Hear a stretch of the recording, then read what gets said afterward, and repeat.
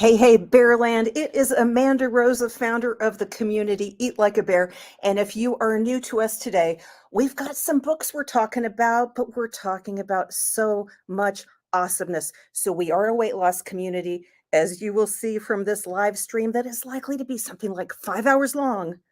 We're a lot of older women. So we make no apologies for that. If you're not a woman, if you're not older, welcome. It's okay. We welcome you as well, but you'll see where there's a little bias around here. Okay, so we're talking about the Ridiculously Big Skillets book today. It is launching today, and I'm going to talk about that. But I want to tell you something. We're like the legit real deal. Okay, so we've been featured in 8 national magazines. I just want you to stick around. I want you to hear what we have to say today. The stories may well blow you away, completely blow you away. That is what we're hoping for. That is what we do best here at Eat Like a Bear. And so I want to direct you guys to some resources in the beginning. So we're going to be talking a lot about like this book and the recipes in this. This is a recipe book. The recipes are highly on point for weight loss. If you search around our, website and resources at all, you'll see we got a lot of fire going on, and the recipes are a key. But I don't feel like that is actually the most important and most special thing that we do.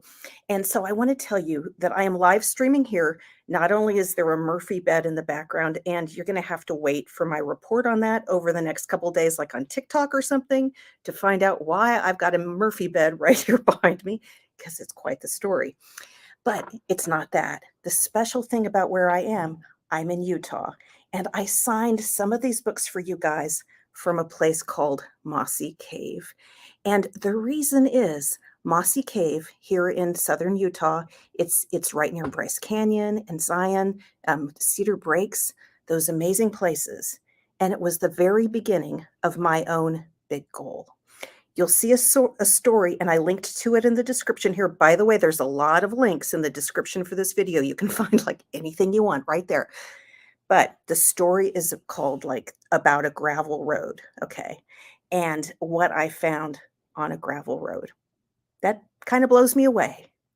And the big sort of moral of the story with Mossy Cave and the gravel road, it talks about like Mossy Cave is a place where the Utah, like early settlers, the Mormon settlers in this area, um, they built a canal by hand. And this is like a 10-mile canal or 5 mile. It's a lot of miles when you got a shovel. It is a lot of miles with a shovel. And it took them a long time. And like one shovelful at a time, they built this canal. And the further we are into weight loss and the success here at Eat Like a Bear, we're really realizing it is like the equivalent of like digging a canal 10 miles, one shovelful at a time. The dedication it takes to lose life-changing amounts of weight, I lost 140 pounds, is very much like that. But the big difference between those early settlers who just like that dedication blows me away, and what we do here at Eat Like a Bear is so many of us start like the shoveling with a lot of doubt that shoveling will get us to where we want to go, where we need to go. We've had a lifetime of diet failures, and the idea that like the shovel is going to matter, like it doesn't seem like you've shoveled a lot. You've shoveled a lot in your life. Doesn't seem like any of that matters. It matters, and we got the shovels. Okay, like this is one of the shovels, and I'm signing these today. I'm signing these today. But you guys, what keeps us shoveling is the results that we get. We get results from recipes, but we get so much fire from the stories of other people with shovels in front of us. And that is the focus of what we are doing today.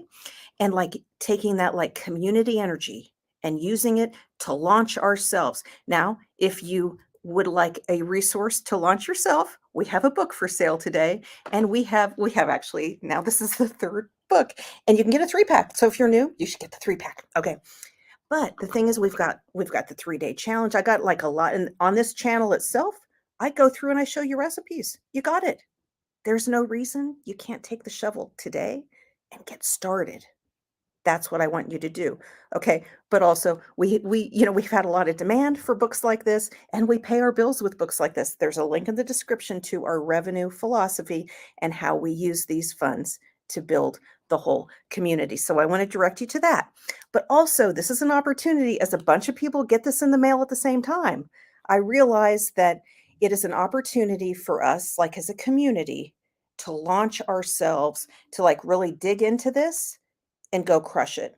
And so I have a little incentive. This helps us pay bills and it helps everyone like go crush it. And that is we're going to watch our sales today. So before I came onto this video, I checked how many of these we have sold just to see if I've signed enough. I have. But anyway, we have sold 739. And I have a goal for us today, maybe even during this live video, I think we can do it, to sell 1,000. Okay. So we're 261 short of our goal. We can totally do that. That's a lot of shoveling right there already. We've done it. We're getting far. Okay. We can get there. Okay. Right there. And so when we get there, because we're going to do it today, what this will, release, unleash. I like that. A prize for everyone who buys. And we're going to do a big April like relaunch, recommitment. We're going to do some group activities with the members of the Deep Den, which is our like private psychology group.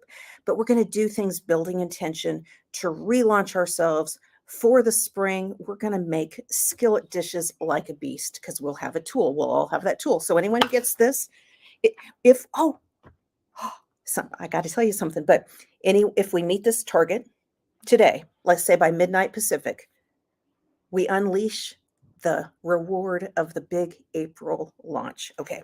And so what you can do to help with our sales is go drop the link to the book and to this live video, like especially in the Facebook stories group.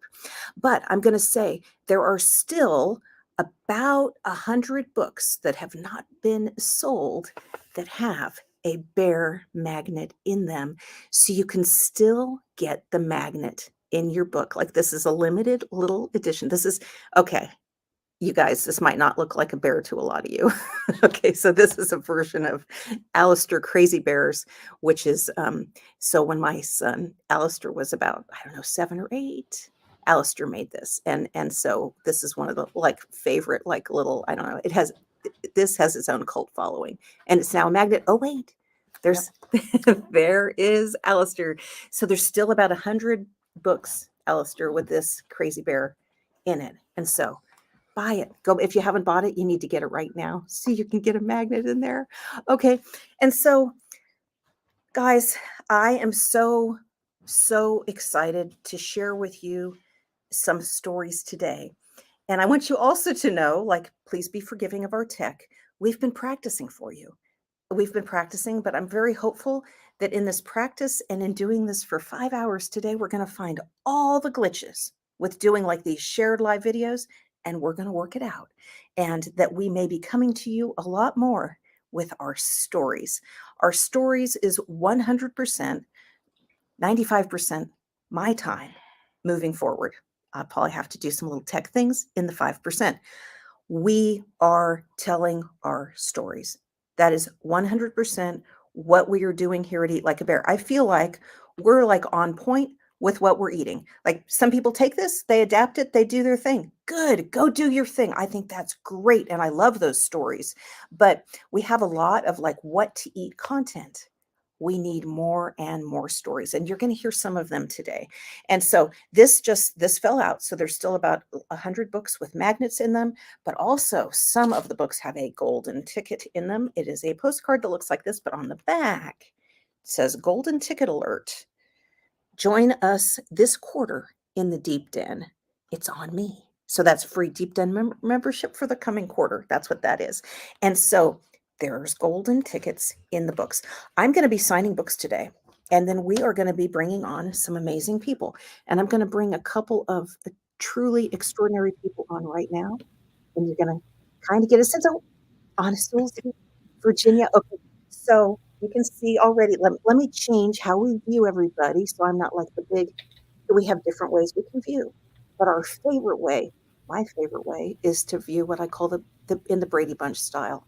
And so as we have more people on here, we will, then have like more, we can have up to 10 people on here, and it's so much fun. Anasul, how you doing this morning? I'm doing great. I'm so excited. We've been waiting so long. Yes. Oh, Virginia, how are you this morning? I am great. I got up. Well, my dog woke me up early, but I it made me get up and go get ready. So here I am. All right. All right. Now, Anasul, tell us a little bit what you're talking about later today. What I'm talking about. Well, what we can do now that we couldn't do before. There's been a lot of changes in people's health, the way we feel, and what we can do. And so that's what we'll be talking about. And really, this will just be a small sample of stories. We have thousands of stories. Yes. Yeah. We do, and we need to be. This is it. I'm excited about this, and Virginia, and I'm excited that you're here today, and for all of your support and your ideas. And we're gonna just keep chipping away at our foundation, so we can really just go out and tell these stories. So, Virginia, what are you talking about later today? I'm going to be giving some prep tips that have come in handy for me in the kitchen and that sort of thing, just to help. I think sometimes when you start something new like this, even if you have a book to follow or whatever, it's just nice to hear like those little nuggets of like, oh, I could do that, and that would make that my life that much easier. So that's kind of what I'm talking about. Awesome. Awesome. Okay. And so now let me just say, if anybody who is planning on being a guest today is out wondering how in the heck do I join today as a guest, you can find the link in the Deep Den water cooler. It's in there, but also you can just always email support@eatlikeabear.com, because I've educated Sander. Now, at that email, you often get Anna as well, but she's busy right here, as you can see. So she's not checking her email at this minute, but Sander is just like right out there. And I said, if there's anything, come in and tell me, because I'm just here yapping all day. So it's good. So yeah, if anyone has any issues, then I think probably the support email is the best way to go. And that's the case with anyone who's trying to buy or having an issue with buying the book today, because we are going to sell 1,000 books, right? Oh, and one is out in the wild already. Go ahead, Virginia. Oh my gosh, I was so excited. In fact, I am gonna try a new recipe today from this book. I because I tend to do like the same thing over and over again, which I think a lot of us do. But I'm trying a new one that I have heard people rave about, and that is the Reuben skillet. So I have all the stuff. I'm gonna make it today. All right. Well, I'm interested to hear. The Reuben, it's one of those things, people, it's a love it or hate it thing because of the flavors. Some of those recipes are, but you never know if you're in the love it camp unless you try it. So, Gotta, and then if, gotta and then go. if you're in the hate it camp, fine, you just learned something. Yeah. So good. Very good. So, all right. Well, so you guys, because I don't know if Virginia and Anna, I think you maybe saw this, but did you see Sandy Oh, posted a number of videos for us that we're going to see all day today. But I thought a really fun one that we can kind of launch with as people come in and we get ready for the top of the hour, which is Jackie Patty, who we will be waiting for her arrival. But the topic is what I can do now. But before that, I want to just highlight one of Sandy's videos, which is she talks about like how she knew she was a bear. And I thought it would be a little fun way to get started. And also to say in the video description, I put a link where if anyone wants to share their version of this type of video, you can do it. Now, be aware though, it is a video prompt that I created, early morning, early coffee in a hotel without makeup. And so it can be a come as you are, because I came as I was. And you could submit your own video that's like you guys are gonna love this. So I'm gonna put it on. It'll take us about 3 minutes, and then and what I'm saying to the whole everybody watching, everybody out there, if you're like, I get it, I want to submit a little video like that, like Sandy did, then there is a tool in the description of this video.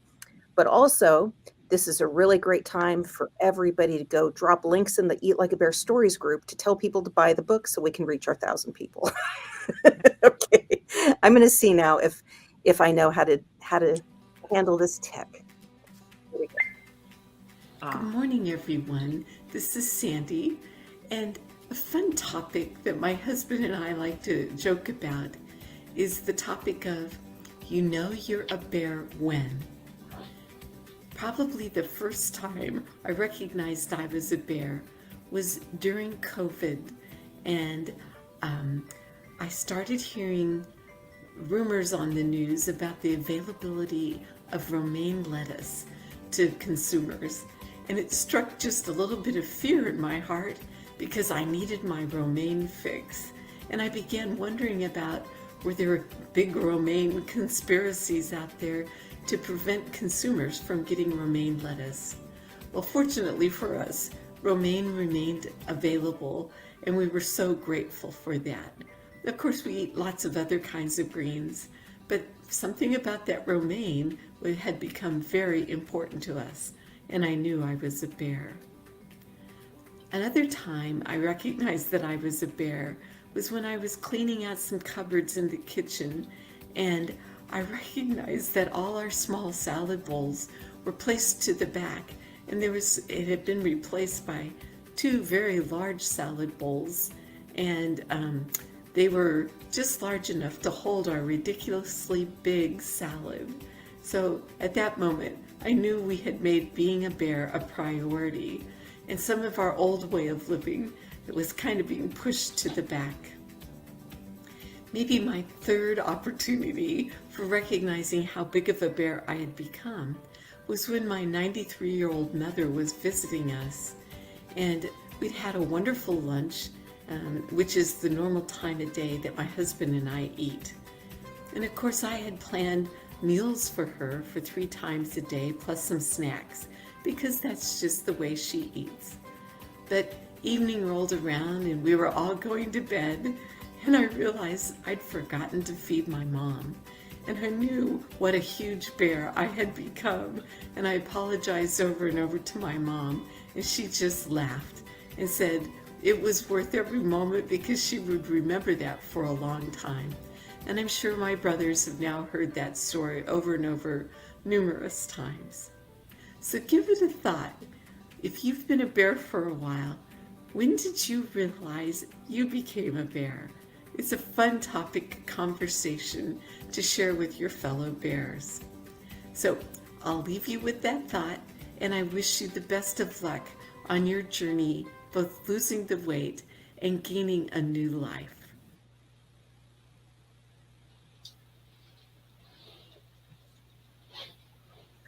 Yes, so this is our nonverbal, like, yay! Yeah. First of all, isn't Sandy precious? Oh my Oh goodness. my God. And So calming. It's like listening to that. What is that? ASMR radio or whatever. Just so calming. I love her voice.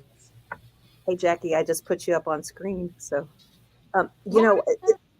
it's funny because Sandy, I feel like when in her comments in the group that that mild mannerness comes out in the comments, but then to see her, like, her charisma, she has a certain charisma, and yeah, like a calming, soothing nature about her.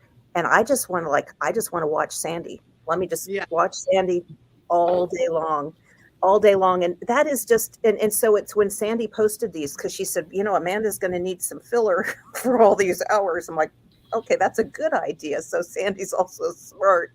And so, and she posted that, and I was so inspired by the things that she posted. And so that is also why, so there's a link in the video description where you can post your own, like how I knew I was a bear, as Sandy directs us to do. There's a link where anybody here who's watching and part of our community can post in there. Now, we might use it publicly, so if you're in your pajamas, just be ready. We're going to see it. But but I was like, we've got to have ways to capture the stories, and that is just 100% where we are going moving forward. That's what we're doing. I mean, that is what we are doing. And so one of the ways we're doing that is with more revenue. So again, this is our sponsor for today, is the Ridiculously Big Skillet, and we're trying to get to we're trying to sell 1,000 today. Come on, we've nearly done it almost. Well, maybe not, but we're getting there. And the thing is, we use our revenue to grow the message. And the main way we are growing the message moving forward, as far as I'm concerned, is these stories. Because it is what happens is there's not a big accident that we're a bunch of older women, because it's people see my case like she was a little older when she did that. And so I've attracted more older women. But Sandy is going to attract people who resonate with Sandy's story. So Sandy has MS and she was in a larger wheelchair. You're going to hear this today. Sandy lost 120 pounds and is in like a smaller wheelchair now, which she's able to get around better. I mean, it's astounding. She was told many times that she can't. And we are the community of I can. And you, yes, you can. That is what we do. And that's what our stories tell. And the more stories we have from people who frankly are not like a 54-year-old white woman, me, that we have like a lot of diverse stories, different weights, all of that. That's what we want to do here. We don't all, it's not about attracting, but we want to attract a diverse group of people, and we do that by telling our stories from that point of diversity. So I'm very excited about this, and I'm going to be like on you guys to submit your stories, and we're going to just amplify them. But I'm going to tell you my own big goal, because I think it's good with any kind of goal, like with weight loss, speak it out, get your intention out there. And I'll tell you, as the leading Eat Like a Bear, it is my intention. I feel like we're so badass in what we're doing that we need like someone with some deep pockets to help us tell some of these stories. And so not just to have like video submissions, but let's take a camera out into the field and let's get some great footage of like this, what we can do in our new life kind of a thing. And that's going to take more money than I have, honestly. So anyway, that is my goal. Like, let's get somebody whose own purpose is compatible with ours, and that we can, and respects our need to tell our stories in our own way, individually and as a community. Mm-hmm. And I know we can find people who certainly have more money than we have with, to do that. And whether that comes from somewhere in the medical community, it could, big hospital organizations, health organizations. What we're doing is very compatible with what is being recommended out there. It might come from big produce companies. So we fill shopping carts with produce.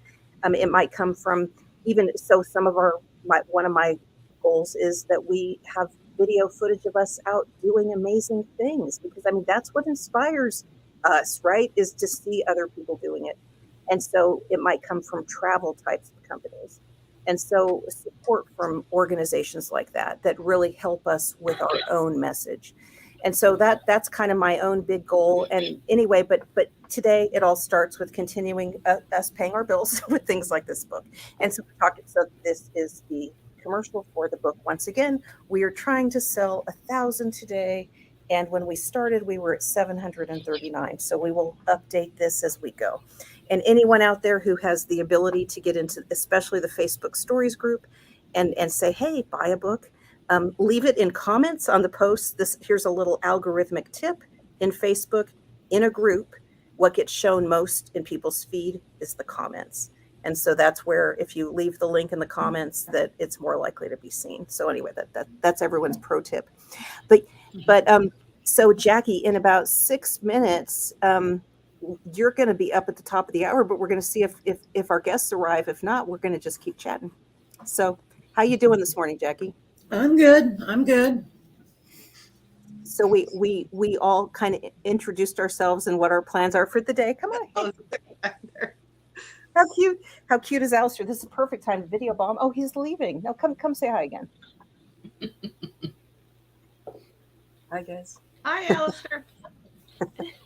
And so so that everyone watching today, so we have stuff scheduled for the top of the hour, and we're going to have guests arriving. But you know what? In our practices, it's kind of funny, because that only occurred to me this morning that we didn't have a time for like, you got to show up by this time. So we're going to be like this. And also that there's not like, you know, flat tires or whatever. But anyway, we're completely capable of just chatting up a whole storm, and we can always watch Sandy's videos. That's right. Okay. Mhm. So anyone who's out there let's see who were scheduled, we're hoping show up today in this next hour is Karen, Linda, and Anne. And so and we will, ladies, will be excited whenever you show up for whichever of these sessions you show up, because we're very flexible today. So let's see, we're going to start with Jackie's topic at the top of the hour, regardless of who's here. And anyone have a little nugget for the next few minutes that you would like to share? When you were talking about someone says we can't do it, or somebody doesn't expect much from us, I remember the first time I was diagnosed with diabetes, and my doctor was insistent, saying, no, nobody gets better. They only get worse. You need to be on this medication and that medication for the rest of your life. And at that time, I came back, a few months later, and he saw my numbers and he's like, wow, maybe you aren't diabetic. Now that was more than a decade ago. That was quite a while ago. And I did pretty well, like Jackie did for a while, just cutting my carbs a little bit lower. But when I put all of these things back together, because later as I got older, it did come back because I needed longer time in between my eating to rest and to heal. And I think about that. And I also think about that doctor. He's not even alive anymore. And my last A1C was in the normal range. So maybe the diabetes doesn't ever go away, but I don't have to have the results of it.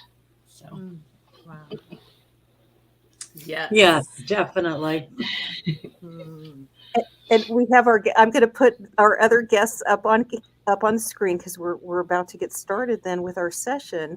And welcome everyone. And I see, and Brenda has shown up. So so Brenda, thank you, because Brenda's probably like, oh, they need some backup. Any of you guys are welcome. The thing is, we're limited with the number of people we can have back here, and so Anne should show up, but there's room for Anne to show up. And then if anyone sees Anne show up and she's here, but you also want to slip in, you can. I mean, we're good and we're flexible today. And so what we're going to be talking about in this next hour is the topic of what I can do that I couldn't do before. And so in my story, I lost 140 pounds, and I go out all emotional talking about I couldn't get out and hike with my sons because I was just limping around my house. And which to me is like a deeply emotional story, but I've been getting I actually have Kleenex right here, because I've been reflecting on what we're doing here, and the point that getting out and hiking, just limping, going from limping to hiking is no sort of record in this community at all. I mean, it was life-changing for me, but I am really extremely moved to introduce to you our community leader, Jackie Patty, on the topic of what I can do now.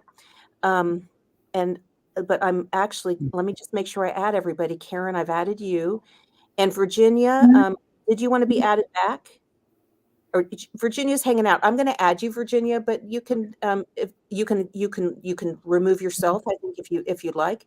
But I'm going to keep. I'm having technical issues. I don't know if it's me or on your side, but there's some. I dropped out, and it's probably my internet. But anyway, here I am. The nice thing too about our system is, if anyone's individual internet goes out, we still keep going. I love it. I love it. I love it. Okay, so we're good, and we're going to just flow with it and see what happens. I am just so honored to introduce Jackie and her story, her personal story about what she can do now, but also leading this amazing group of women who we have to talk to you about this today. Go ahead, Jackie. Hi. Right from the start, things changed dramatically for me. Like Amanda, I also couldn't walk. I'd been in physical therapy as long as I could, and I could only walk a few steps on very flat surfaces. But within a week, I could feel all the way down to all of my toes. And I tried walking and turned out I could. Now, I mean, we're like 3 years later, 3.5 almost. All day long, I do things I could not do back then. I had a home health aide 32 hours a week. I couldn't stand long enough to cook.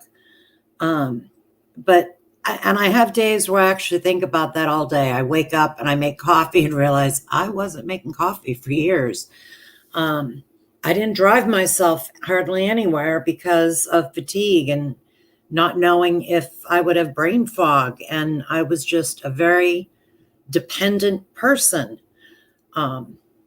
Last night I stayed over having dinner with a bunch, well, not really dinner, but I wasn't eating, but I was with a bunch of friends. I was having coffee that I just went to late at night and came back and didn't get back home till 10 or 11 at night. And I just have a whole life. I went from being a patient to being a person again. And I really cannot over exaggerate what a huge difference this has made in my life. I was looking at a nursing home and now I live on my own. It's huge, huge for me. This every time Amanda does that, she doesn't have to sign anything. Who else would like to? Linda, would you like to talk about what you have? You're muted. You unmute. Okay, I think I'm there. Let me unmute. Now, can you hear me? Yep. Well, finding Amanda and the Eat Like a Bear community has changed my life. For 30 years, I had my doctor telling me I had to lose 30 pounds. It's not 100 pounds or over, but 30 pounds was still impacting my health, my blood pressure, cholesterol, sugar, was pre-diabetic, all of the above. And he would tell me every time I would go that I had to eat a low carb, no sugar, no gluten diet. And that translated to me that life was over. You want fish and salad and chicken for the rest of my life? And he said, well, yeah, that's about it. And I would walk out in despair because I didn't know how to do that. I was worried about being hungry, and I've heard Amanda talk about that. It just translated into, I just can't do this. I don't know how to do this. And then Amanda came into my life through a friend who was watching this streaming because I saw her comment. And I discovered that she had lost 70 pounds in 8 months. And I was taken aback. I was amazed. And I immediately got on the phone with her and I said, how did you do that? I don't have 70 pounds to lose. I have 30. And she told me about Amanda and Eat Like a Bear. And she said, just go to eatlikeabear.com. Just go and just look and just read and you'll find out what I found out. So what I can do now is that when there are bad days and the weight creeps up, I know how to get on that exit ramp, as Amanda talks about, and get right back to the program, to the 1 meal a day. And that's huge in my life. I don't like to cook a lot. And this took all of that away. I can make a meal in 10 minutes. My blood pressure's down. My cholesterol's normal. My sugar is normal. My clothes fit. I walked a 5K yesterday. Yay. And food doesn't rule my life anymore. Other things rule my life. And I can go out and visit my grandkids in Colorado and do snow kinds of things. And you just, like Jackie said, you get your life back and you're a person again and you're not controlled by food. And that's just tremendous.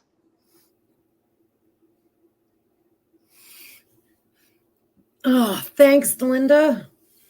Brenda, I know you have an amazing story. Would you like to talk about? I I'm don't know. unmuted now. Yay. I think one of the poignant things that happened to me when I first started, well, let me just state I was very large, very large. And I have more than 200 pounds that needed to be lost at that point. I've lost 120 so far. But my grandchild saw me putting on my socks and he asked me, Grandma, when did you learn to put on your own socks? Because before then, my grandchildren put on my socks and tied my apron and helped me put on my shoes. I could only use flip-flops. I mean, fortunately, I live in Florida, so we all wear flip-flops. But now I can wear tennis shoes. And I can tie them in the middle instead of on the sides. That's but I could not do dishes standing up, and even sitting down I could only do a few at a time, and then I would have to rest. I could not braid my hair because I couldn't have my hands up that long. I could not cook unless I was in my little wheelie chair, which I don't even have anymore. I only walked with a bariatric walker because I could barely get to the bathroom. Now, y'all go to Facebook, you can watch my video of me mowing the yard and jumping on the trampoline and walking the beach. And my next big goal, speaking of big goals, is losing enough weight to go on the lines at the zoo. Come on, Jackie, tell me the name. Zip line? Line. Yes, I want to go on the zip line at the zoo. And you have to be under 250. So I'm almost there. And then the next big thing I want to do is when I get under 200 is go jumping out of an airplane with my son. So I can't wait. I'll wear my little GoPro and y'all can watch me jump out of a plane. Oh. Because I have not been parachuting in a coon's age. I mean, it's been forever. I was like a teenager, so that is going to be exciting. And I'm planning on going kayaking. And all this happened because my best friend Sharon came to my house and said, "You're going to be a bear." And what did I have to lose? I mean, I was dying. I was making preparations to die, and now I'm making preparations to jump out of an airplane.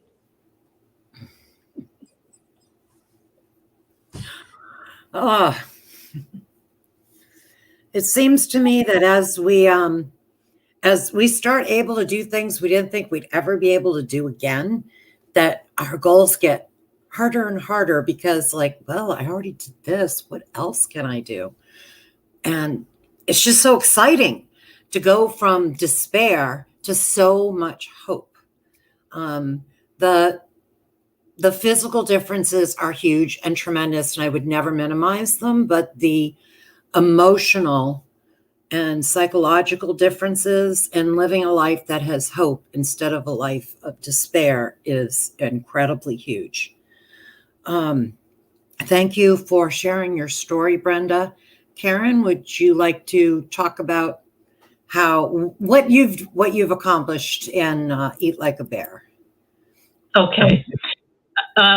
In getting ready for this too, I was thinking about how the universe works in strange and wonderful ways sometimes, because I think the Eat Like a Bear community is one of the best kept secrets.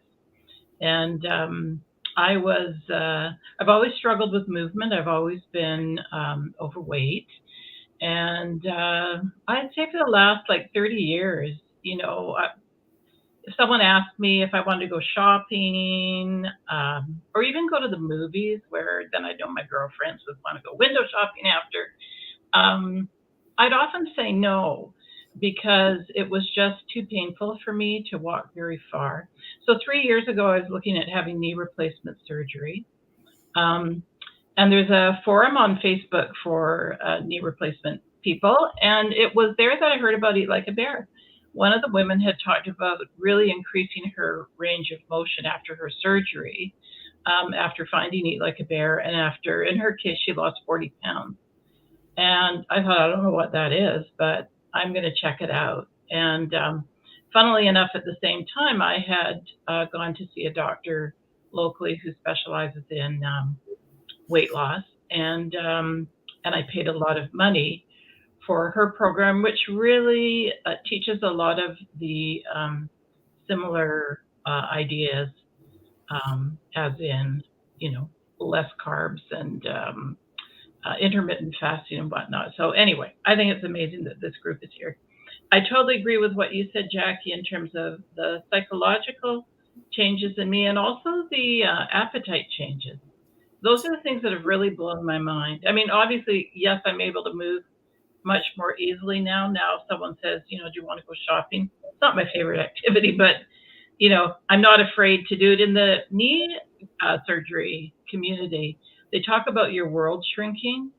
And I think it's true of obesity too. As you get bigger, you tend to say no to a lot more things. And for me, a lot of it was shame or fear of not being able to, fit into a seat or whatever.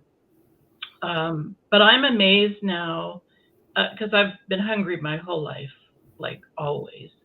And even after a meal, I still wanted to eat more. But now with this way of eating, I don't have that. I don't have the same cravings. If I get really upset or anxious, which is my trigger for sweets, I can still get those cravings, and sometimes I will give in, although I've become a lot more picky. I won't just eat anything. And a lot of times my awareness has really gone up, because a lot of times then whatever I choose, I don't feel that great. Like the first mouthful tasted good, but so I never had any of that awareness before. And I also, I just feel more optimistic. I think I lived in a state of depression and denial before, whereas now I feel like I'm sort of embracing life and looking for opportunities and embracing me, like not being ashamed anymore of who I am and what I want to do. So powerful. Yeah, thank you. That is just great. It's one of the things that why I really love being part of the group, even though I've got my own life back, I could just go on and live it, is because every day there are people sharing stories about how their lives have changed. And it just makes me so grateful to be part of this group, that we are changing so many people's lives for the better. That's what it's about. That's why we do this, and hopefully won't remain a secret anymore. I got my book yesterday, so now I have all three. And yes, mine's signed, but it did not have a golden ticket, I will just say. Did have a cute little Alistair Bear magnet and a postcard, but up how close? There we go. Virginia, would you like to share in this hour too? Sure, I can talk a little bit about the fact that one of the things Amanda talks about a lot, and we've seen a lot of videos, is your why. Okay, so my why in the very beginning was, there's this hill behind my house, and there was this house up there called the Hilltop House.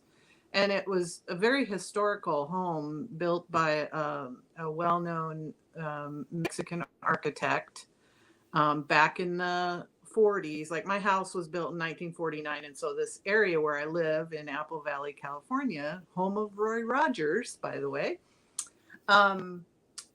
so this Mexican architect built this home for the founders of Apple Valley, and it included inside the house rock formations as part of the living room, and a pool that was half inside the house and half outside the house, and just some really beautiful, amazing features. I mean, it was insane architecturally.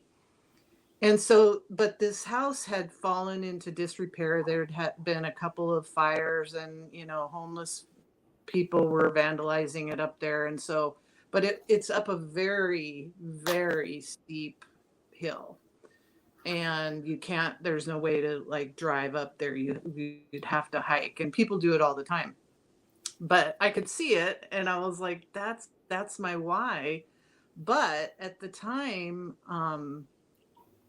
I needed a hip replacement. And so there was no way I couldn't even walk, around the block, let alone up a hill.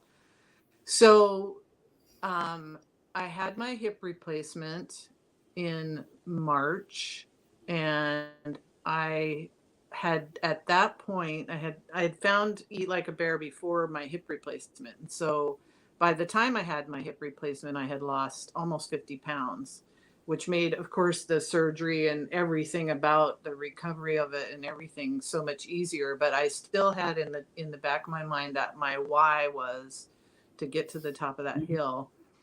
And so through my recovery and my hip surgery, I had my daughter move in with us for a little while. And so she was able to continue cooking my one meal a day, or fixing it or whatever, because when you're in the first couple weeks of hip replacement, you can walk around, but it's very hard. I remember having this thought of how much work it took for me to go to the cupboard and get a cup and get it over to the pot and make my own coffee and then get it back to my chair or whatever I was doing. It felt like so much work at the time when I was recovering. But thinking about how many pounds that I had lost and how much harder that would have been to recover 50 pounds heavier. So my why, as I progressed, was to make it to the top of that hill. And so as I progressed in my physical therapy, my daughter and I walked to the top of the hill. I mean, it was not easy. It was not easy, but I did make it to the top of the hill, and I got to see that house with my own eyes. And sadly, since then, they have demolished it. So at least I have that memory and those pictures of me making it to the top of the hill. So then I did what a lot of bears do, and I'm not ashamed to admit that I gained some weight back. And I think we have to remember that is part of this process. But I knew that this way of life, this way of eating, was the only thing that had ever worked for me in so many ways. Karen, you described that absence of hunger, the absence of the thinking about food constantly, and those things have occurred for me. It's amazing. So my next why is this. I am going to hike with that woman in this postcard. That's my next why. So once I lose the weight that I had gained, which is a few pounds away, I'm going to connect with Amanda, who lives about 3 hours from me, and figure out a way to go hike with her, because that is my why. And I'm really excited to have another goal to meet. I think it's crucial that you have a big why. Like this, to me, just having Amanda go, yeah, you can come hike with me, was like, oh my God, yes, I'm going to do it. And having big goals that if they don't scare you, it's probably not big enough. So, and that's it. Yeah. Can I talk, Jackie? You're allowed to talk, Amanda. So, okay. So, because Virginia has talked for maybe over a year about coming to like my area in the sequoias, which we need to do because we've been working on a trail on the property. The house is not entirely ready for all of you to see it, but anyway, but we're working on the trail on the property. But Virginia, there's something we need to do even sooner and maybe very soon, especially if you're a few pounds away. Because my sister Kimberly, who she should be on here because that would be fun. Kimberly lives in Palm Springs, and Kimberly Right. just said, Virginia should come and we should all meet up in this area, because then Kimberly went on to say a shocking thing. She has never been to Joshua Tree. I'm like, and so we're going to definitely have to also, I mean, this is not instead of the sequoias and like the trail that we're making for you to come visit, but this is in addition to, we're going to Joshua Mhm. Tree. Anyone else who's around there, we're going to have a meetup there for sure. Yeah. So, yeah. Yeah. Oh, Wonderful. I'm sorry. Now I'm all. Everyone breathe. Okay. Are you going to put me in your back seat? Because I've never been either. Well, yes, I think you need to go, or in the like, what's the front seat called? But come on. Shotgun. Yeah, From the old westerns. yeah, for sure. Yeah, Joshua Tree is really cool. It's I mean, it's desert. There's a coolness about it and a certain peacefulness, I think, in it. Yeah, and then the whole area is interesting to visit, but Joshua Tree in particular. So yes, you guys, we need to. We're gonna figure out how to get together too and do these things, and just yeah, we're doing that. And so, because let me just say that in my own life, from the fall of 2021, now is it when the forest burned down was September 23rd of 2021, and it took a year of me just kind of trying to survive. Like, I was in here, I was trying to eat like a bear, but I look back on it and I see how much of my own energy was taken with just trying to, get over it. So I live in the Giant Sequoia National Monument. It's burned to a flippin' crisp. Now, we live in a green belt. And so if you got there to the house, you'd say, oh, this isn't bad, Amanda. But, like 500 feet elevation up, the thing is just crispy, charred, like gone and gone. And those trees were 2,000 years old. So there's, it's devastating. But I feel like I'm moving kind of, I've gotten through some of the stages of grief, and I'm coming out the other end. And so I feel like, okay, maybe like I can help lead like I need to lead here with Eat Like a Bear, and some of that is definitely like in-person stuff. We got to do it in person. And again, this telling the stories, which we're doing that now. See, we're starting today. Just like everybody here who finds us today, you're going to start today because it's the very best time to get the shovel and to start like building that canal. And if you don't know that reference, you can go back to the beginning of the video or find the link in the description about the gravel road and you read that. That's your first assignment. Read the gravel road thing, start the 3-day challenge. If you're new, that's your first shovelfuls right there. And or if you want to just jump ahead and buy a book, because this is our sponsor today, is the book. Okay, and you'll see me over here signing the book if I'm not like totally distracted by the stories and actually listening to stories instead of signing books. Okay, I'm sorry, I babbled. I'm going to turn off my microphone so you guys can talk and hear me. I just wanted to say something. Amanda, I think that's your grief over the forest is such a great analogy for a lot of us and our journey, because there's so many things that I look back and I feel such sadness about, and it's regret about how I felt about myself in a certain situation. For example, I'm reminded when I see my niece and nephew's wedding pictures, and like I'm 3 times the size of anyone there, but those are things I can't change. And I have grieved over. It's really about having felt so bad about who I was. I mean, really, no matter what size you are, you shouldn't be ashamed of who you are. But the reality is, the culture we live in, you tend to feel that way when you're bigger than the average person. And so, like, I feel part of my healing is also grieving those things that have happened, that make me feel bad, but that I have no control over.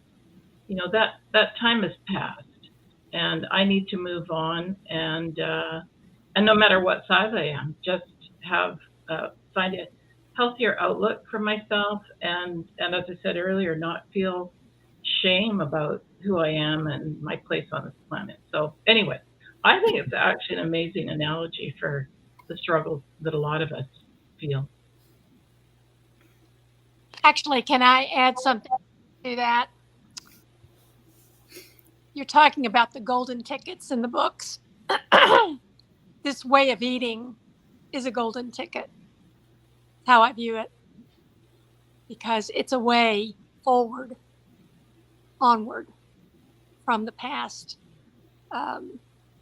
You can't plow a straight line if you're looking behind you.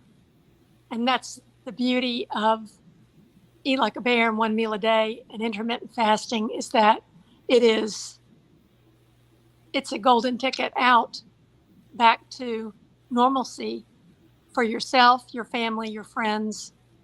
And that's why it's so amazing. And it needs to be gotten out to more.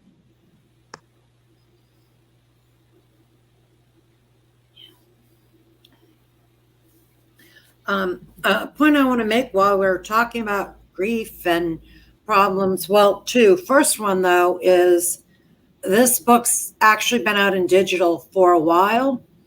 And the irony of that is that before Amanda went through that long period of grief, she had written in this book about good day, bad day strategies.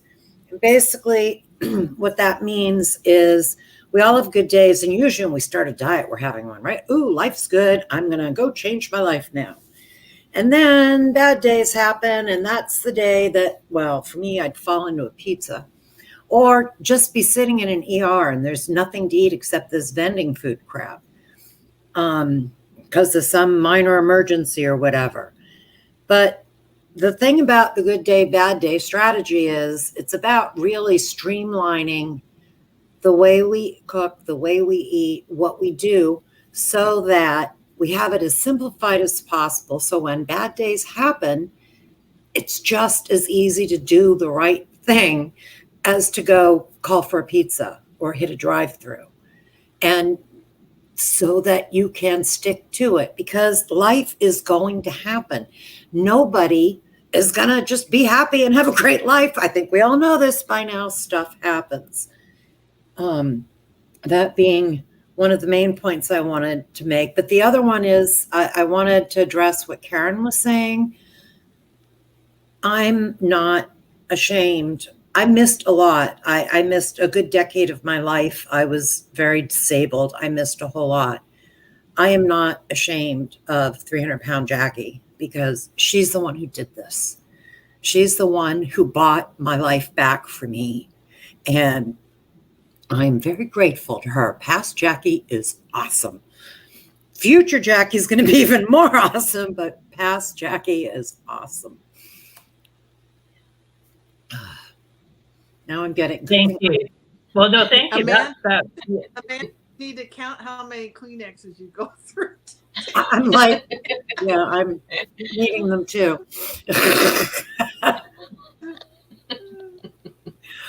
We need a count on another board. How many will we get to 1,000 Kleenexes?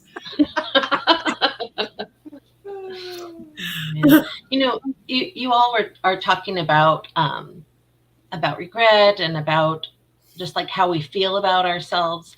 And I will say that I've never, even as a child, did not like having my picture taken. I didn't like it. People were looking at me and I would always make a face. I would never just have a normal picture.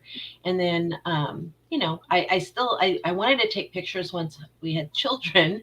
And I took lots of pictures, and I was even in some of them. But, I didn't want to see what I looked like. And it really wasn't about my body or my face. it was about how I felt about myself inside.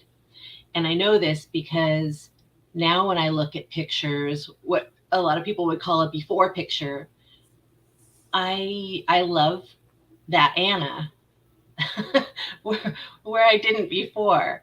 And that's just a lot of freedom, really. It's a big difference in my life.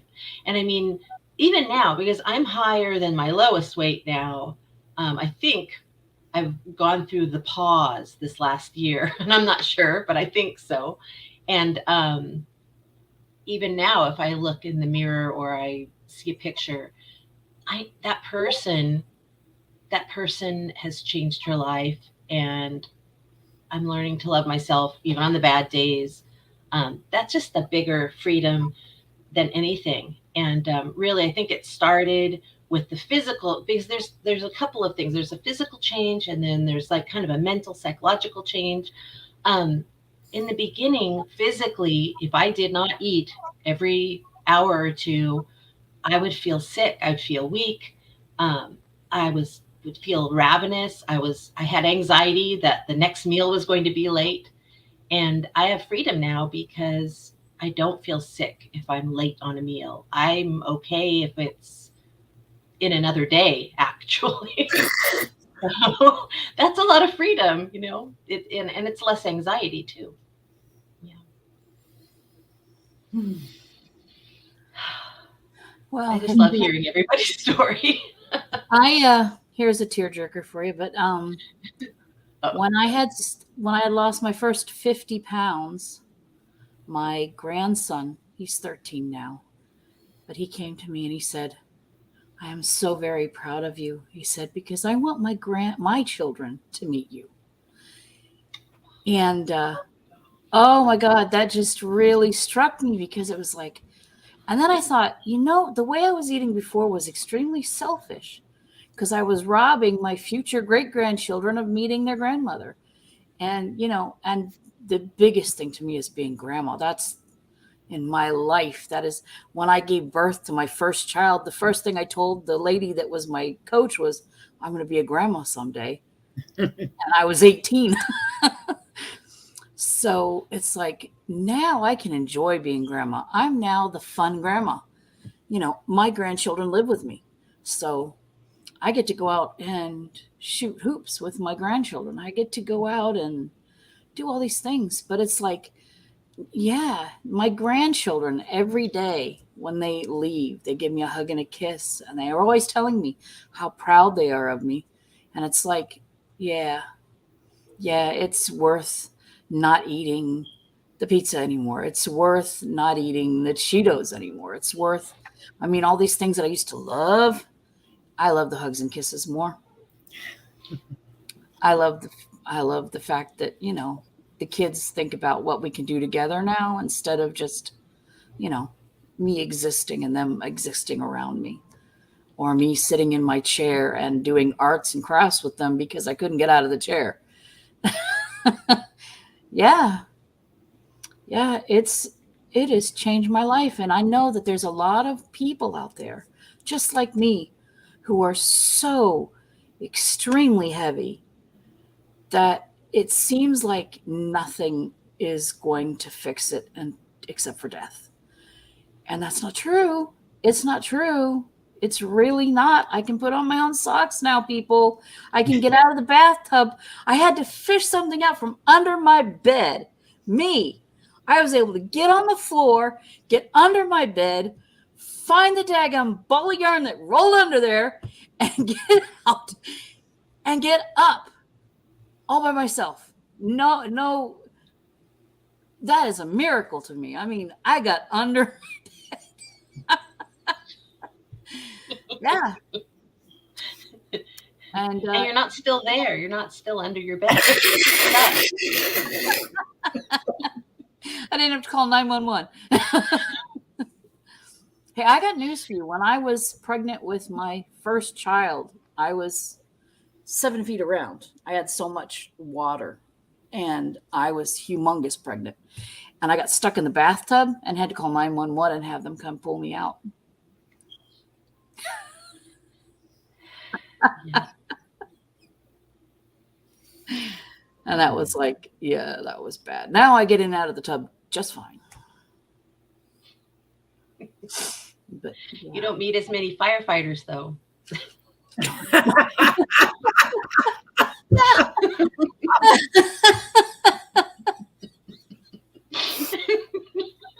The one sexy fireman.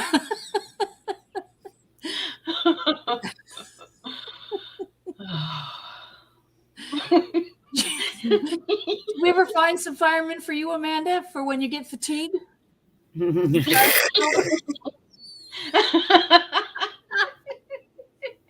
put Sandra in a fireman suit.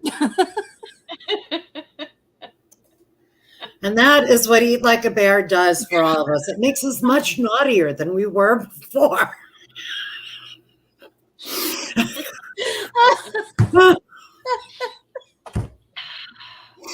Oh. We obviously, there are a number of people who we should not let out.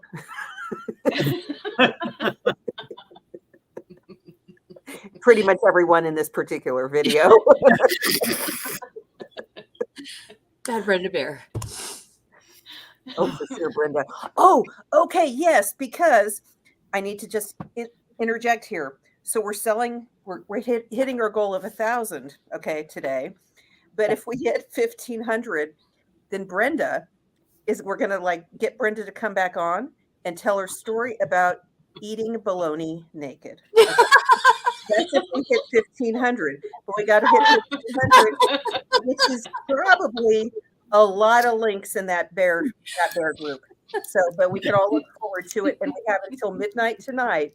And maybe we should have bonuses if we can hit it by the end of this live stream. But anyway, we'll figure out a special session for Brenda to tell us a story about eating bologna naked. In fact, I will also throw in my story about nude sunbathing and a whole other thing. So anyway, and we might have other stories. We should have a hammock story too. I feel like okay. If y'all are wondering, like, is there some kind of like inside joke happening here? Yes, there is. That's the stuff, the Deep Den. And if you need inside jokes, you need to join the Deep Den, which is our member-funded psychology group. Member-funded, little asterisk. What that means is you got to pay to be in it because, that's me passing the hat. But anyway, speaking of passing the hat, we have our sponsor today, the Ridiculously Big Skillet. So there you have it. And we're going to hit 1,000 sales, and we're going to have a big old like Buyers Club April launch. You know what? I'm going to check. I'm going to check right now and see what we've got. And I'll just take a minute to check. Well, while you're looking, Amanda, I just want to say that this is where you can get the bundle. And I am going to click that button right now. And I'm going to buy a bundle because I give my books away. Well, but you know what? But wait a minute, Virginia, because is my volume on? Okay. There's also for people who wanted like evangelists, there's a 5-pack. Each book has its own 5-pack. And so if you're like, I know I want to give all my friends like the salad book or the skillet book, the 5-pack, there's a 5-pack as well. When the first RBS book came out, I did that because I had so many people in my life I wanted to give this to for Christmas. So yeah, I had to have a 5-pack. I'll buy that one too, because I'm going to tell you guys and anybody that's listening that every time there's anything for sale, I buy it because 2 reasons. One is that I want to be able to support something that I believe in so strongly can actually change lives in a way that I've never experienced before. Plus, every penny that I spend is less than what I would have spent to buy fake food that comes in a box and you got to eat it all, whether you like it or not. It tastes like sawdust and all of that. And then also I just heard on the news this morning that Weight Watchers is buying a company that will do teledoc to sell people Ozempic. That's a diet drug. for diabetes, but the side effect, quote unquote, is weight loss. So one of the things that happened to me recently was I started with a new doctor, and the first thing she said to me was, I can give you this drug to help you lose weight. And I was like, you don't know my history. You don't know that I've already lost 50 pounds. You don't know any of that. You're just looking at me right this minute and saying the first thing that comes to your mind is you need to lose more weight. And here's a drug to do it. I just looked at her and I was like, no, thank you. And I'm actually on the hunt now for a new doctor. I want to find one that I feel like resonates with me. But I'll spend all the money on Amanda's stuff because it works. My 2 cents is it's not just the recipes. I mean, the impact of the stories inside the book, the psychology. I mean, I rarely use the recipes because you know me, I'm like, chop it up, put it in, and I'm done. You know, I'm not cooking nothing. But yeah, no, there's like body in those books. There's like meat that you can chew on.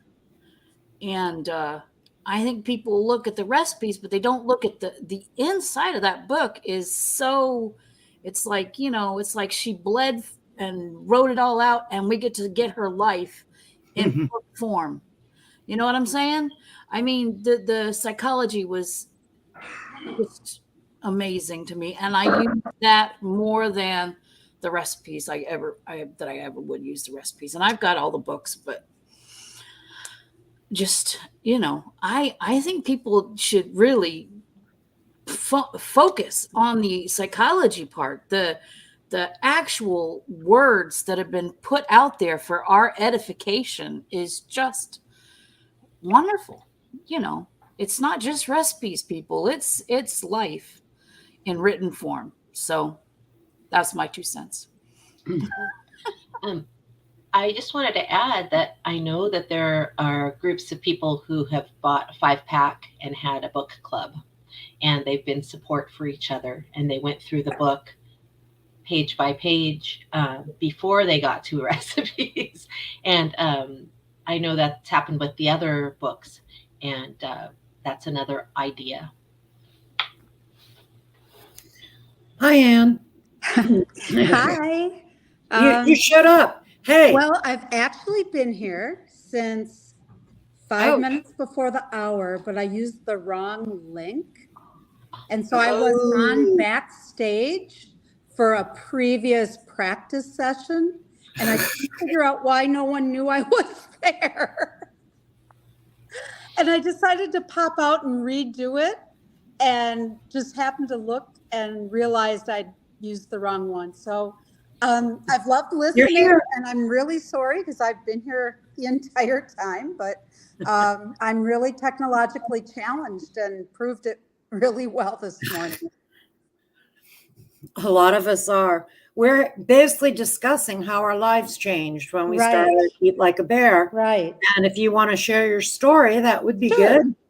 So I joined Eat Like a Bear in June of 2020. And, you know, I, like many, many people in this group, had fought with my weight and been morbidly obese for my entire life. And I'd been on a million billion different weight loss programs and had never been successful for long. With Eat Like a Bear, I thought, what have I got to lose? I really need to try something. I don't want to fight this fight until the day I die. And I'm already, I guess at the time I was 60 years old, and I thought, you know, I can't keep doing this. I just can't. I'm successful in so many other areas of my life, but not this one. And, you know, 9 months later, I was 103 pounds less. And I have to say, my entire life changed. I could physically walk when I wanted to without fear that I wouldn't be able to go more than half a block. I actually did hikes in challenging areas up in northern Wisconsin on bluff sides and things I never would have imagined. I snowshoed for the first time in my life, and I was incredibly amazed at the way my body could work again. My pain that I had struggled with to the point of wondering if it was worth being alive was gone. And I'd had this, whole body fibromyalgia pain for 15 years, and it left. And a miracle had happened. But really, when I think about now, I did backslide, and I regained almost half the weight. I'm now back down, and my total weight loss on Eat Like a Bear is now 70 pounds instead of 100. But I'm going back to 100. I'm on my way. I'm doing well, and this is the only thing that works. But here's what's really the most important change. I now believe in myself. I believe in my ability to treat my body right. I believe that I am and can continue to be successful, and that I'm not telling myself stories and lies. Because when I follow the program, I'm a healthy person who feels great. And that is worth everything. So many of us that struggle with weight loss, we have all kinds of interesting things that we tell ourselves. We have a lot of bargaining. We have a lot of fighting the donut or the Cheeto or the cookie. And we can come up with a million reasons why it would be okay. And every time that we give in, it's like we've cheated ourselves. We've cheated the promise we made ourselves to be better, to be healthy, to be active, to be part of our own lives. And that is the only thing that really matters. And this group has given me the ability to be honest with myself and with everyone else. The support when you slip is tremendous here. I am so grateful for all of you, because I'm not afraid to say, hey, I screwed up. I'm really unhappy with what I did, and I'm ready to get back on track. And I get nothing but solid support and kindness and love. And this group is a place like no other. Acceptance is incredible. Support is amazing. And you can check in, and everyone understands because they've all been there. And that is worth its weight in gold. So thank you. Thank you, Amanda, for giving us this. Thank you, everyone else who is part of this group. I love all of you, and you have changed my life completely. And I'm grateful.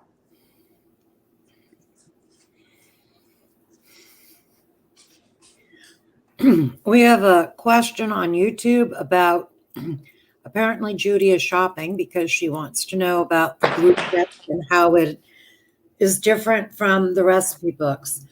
Well, we're going to call these the recipe books.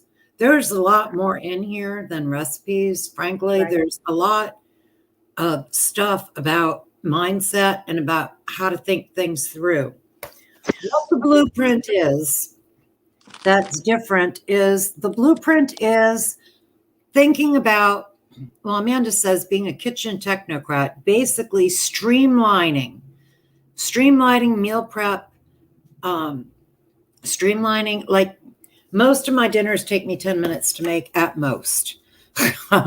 Sometimes if I cook a really big batch so I can eat leftovers for days, it might take 15 or 20. It's really about streamlining, and I think it's probably most useful for people who don't cook a whole lot or don't have a lot of cooking experience. Whereas these books, honestly, even though they are full of recipes, and the salsa verde chicken in this one is really, really awesome, by the way. That's my favorite. I love okra. Those books are valuable for a lot more than the recipes. I don't think the recipes are good, don't get me wrong, but I don't find that nearly as useful as the rest of the books. But if you really want to just focus on food and you don't have a lot of experience cooking, the blueprint might be the best place for you to start. The other question we had over there is, where is the 3 books package? Everything is on thebearshop.life, right? Yes. I always want to say it the other way, thebearlife.shop. I don't know why. It's thebearshop.life. Instead of a .com, a .life. And that has all the products that are available, including our brand new Ridiculously Big Skillet book, which is what we're talking about, that our sponsor for today. Well, and I'll add, Jackie, that if any, especially for the 3-pack, if anyone's having a hard time finding that link, it was in the email that I sent out. Anyone who got the email, but also you could always email support@eatlikeabear.com, because Sandra's over there now, and I think he's ready to just like respond. So any questions like that.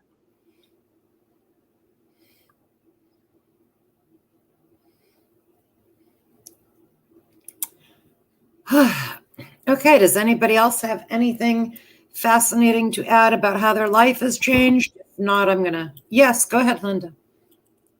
You tickled a point in my head about the books, and I bought the books. So much of the issues that we have with overeating is in our mind. And so much of the book is about what's going on in your mind and how to overcome that. So I agree. It's way more than recipes. You can master that pretty quickly. But to be able to go back and refresh when you're having a bad day, the tips, the proclamations. I think, Amanda, you did an email not too long ago with proclamations. And it's short and sweet, and it just stuck with me. When you're facing the cookie, when you're facing the potluck, when you're facing the small group at church, you can say to yourself, I don't do cake. And it resonates, and it sticks, and you're able to turn around and walk away. And that's been tremendous for me.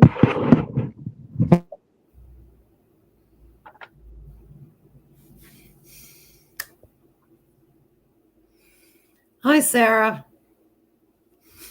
Hello, I've been watching and I figured I'd hop on a couple minutes before my hour starts. You guys have me like tearing up over here, so I need to get a hold of myself. We should get a Kleenex sponsor for Eat Like a Bear. Right? Eat like a bear hankies. Yes. Actually, yeah, that was it Sandy who suggested that? We had a practice yesterday, and she said we should have Kleenex as our sponsor. I thought that was brilliant. Very obviously, that's a good idea. What you got, Anna? Oh, we can't hear you. Yeah. I think you're trying to tell us something. Yeah, in the comments, I was saying Aunt Pat is saying, Amanda, what's current sales? They want to Yes, know because I just checked how it. far I you've just got. checked it, and I wrote this down. So we started this morning, the beginning of the hour at 7:39, and we're at 7:97, and so that leaves us needing 203 to get to our, like, we're all doing the April focus together. We can totally do this, but we need probably more links in the stories group. We should hustle over there and do that. But also, should we sell 703 and hit 1,500? Then we get to hear Brenda's naked baloney story. So just saying. I'll turn off my mic now. Well, I rather knew we wouldn't have any problem talking for an entire hour when Amanda kept saying the top of the hour. But I'm going to hand this over to Sarah because I need coffee and to get rid of some. I'll be back in a little while, but y'all don't need to look at me an empty chair. So I'm gonna head off for a little bit. Well, and and I'll be right back too. Okay, and you know what? So we're just a few minutes from the top of the hour. What I'm going to do is I'm going to put Sandy's video back on, and this is just 3 minutes, and we can all run to the bathroom. But this is Sandy talking about how she knew she was a bear, and at the end of the video, she has a really nice call to action about, like, how do you know that you're a bear? And in the description to this video, I have a link where you can submit. Everybody here watching who can submit their own video about how they know they're a bear. So anyway, listen to Sandy's. This is just precious, and then you can always submit yours too. And then we'll find you in about 3 minutes. And let me start this. And we'll start talking about tips here in a few. Good morning, everyone. This is Sandy, and a fun topic that my husband and I like to joke about is the topic of, you know you're a bear when. Probably the first time I recognized I was a bear was during COVID, and I started hearing rumors on the news about the availability of romaine lettuce to consumers, and it struck just a little bit of fear in my heart because I needed my romaine fix, and I began wondering about, were there big romaine conspiracies out there to prevent consumers from getting romaine lettuce? Well, fortunately for us, romaine remained available, and we were so grateful for that. Of course, we eat lots of other kinds of greens, but something about that romaine had become very important to us, and I knew I was a bear. Another time I recognized that I was a bear was when I was cleaning out some cupboards in the kitchen, and I recognized that all our small salad bowls were placed to the back, and it had been replaced by 2 very large salad bowls, and they were just large enough to hold our ridiculously big salad. So at that moment, I knew we had made being a bear a priority, and some of our old way of living was kind of being pushed to the back. Maybe my third opportunity for recognizing how big of a bear I had become was when my 93-year-old mother was visiting us, and we'd had a wonderful lunch, which is the normal time of day that my husband and I eat. And of course, I had planned meals for her for 3 times a day, plus some snacks, because that's just the way she eats. But evening rolled around and we were all going to bed, and I realized I'd forgotten to feed my mom. And I knew what a huge bear I had become, and I apologized over and over to my mom, and she just laughed and said it was worth every moment because she would remember that for a long time. And I'm sure my brothers have now heard that story over and over numerous times. So give it a thought. If you've been a bear for a while, when did you realize you became a bear? It's a fun topic conversation to share with your fellow bears. So I'll leave you with that thought, and I wish you the best of luck on your journey, both losing the weight and gaining a new life.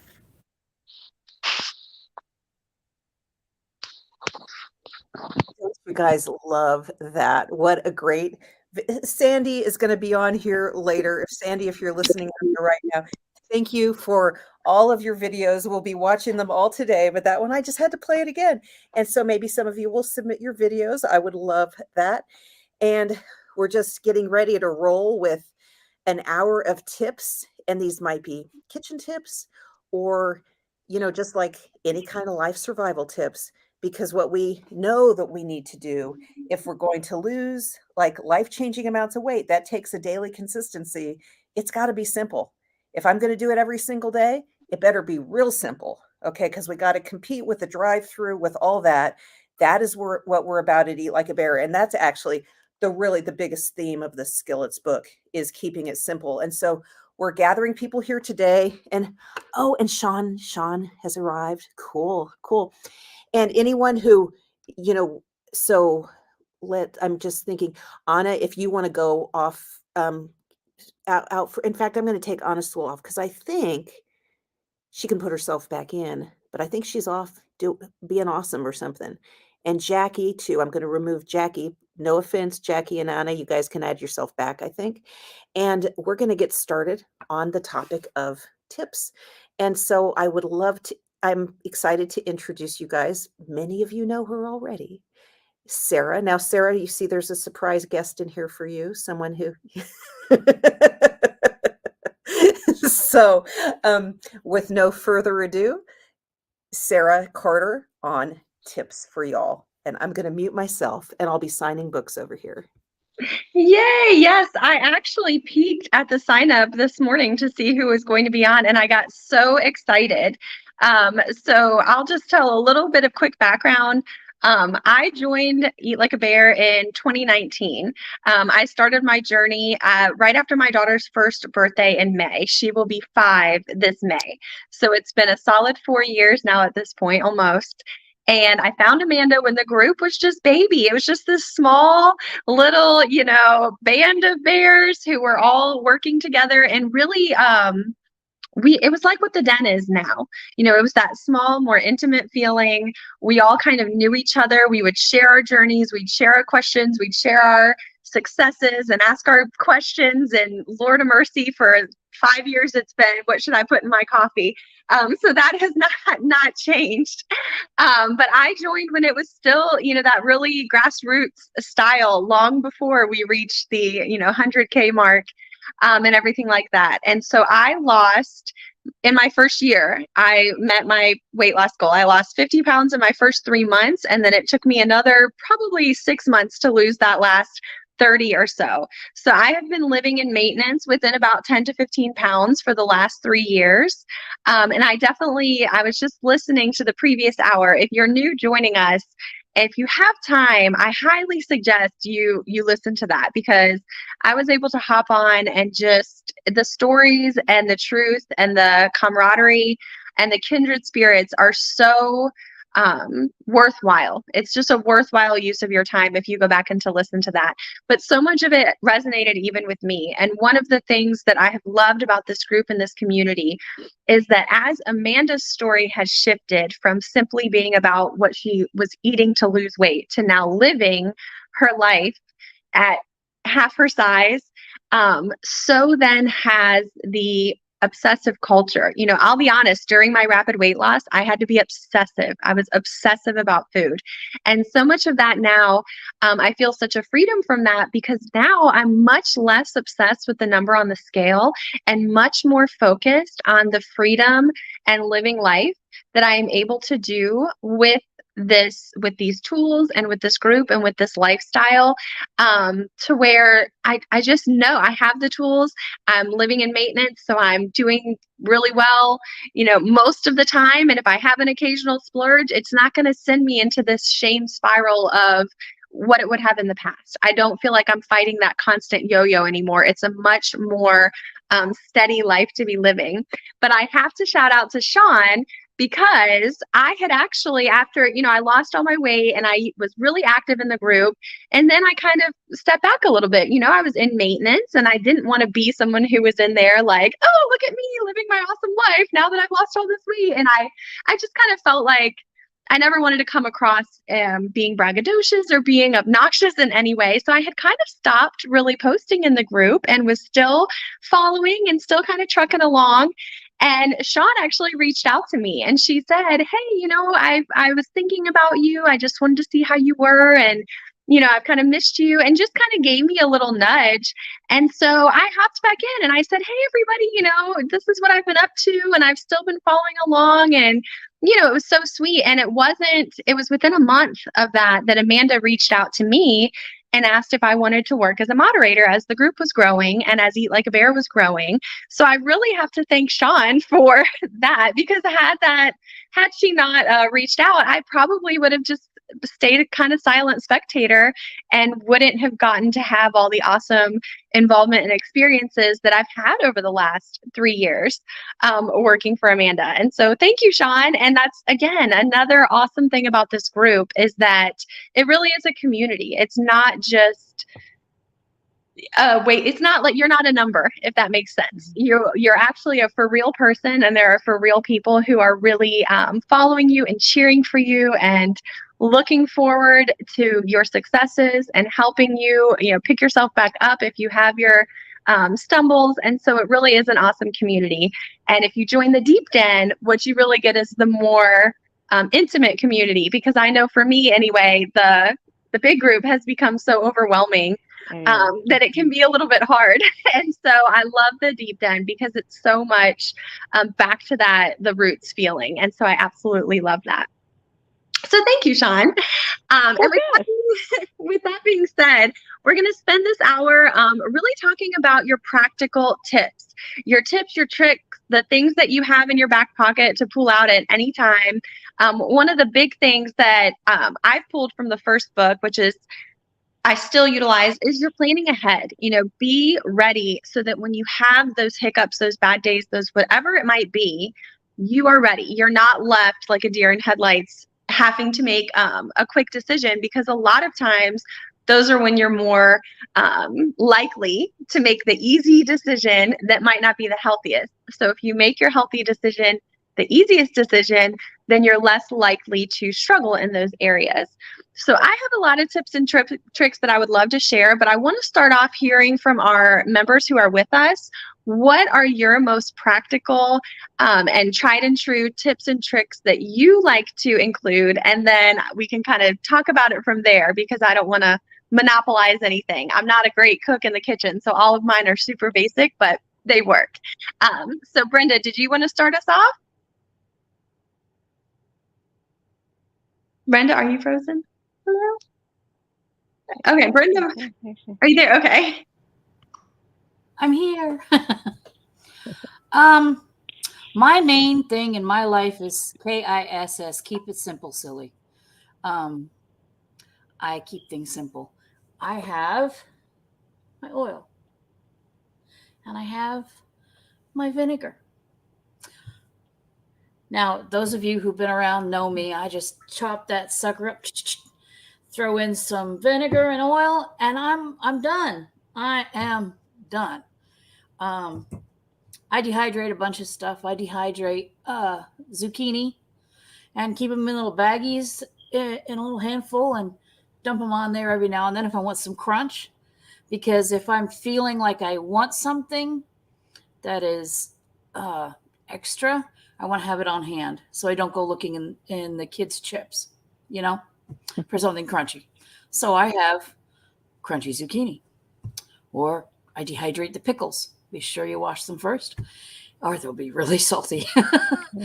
And that's my snack thing. I mean, if I'm feeling snacky with my OMED, I'll throw some zucchini on, and that'll give me a crunch. But other than that, I just keep it simple.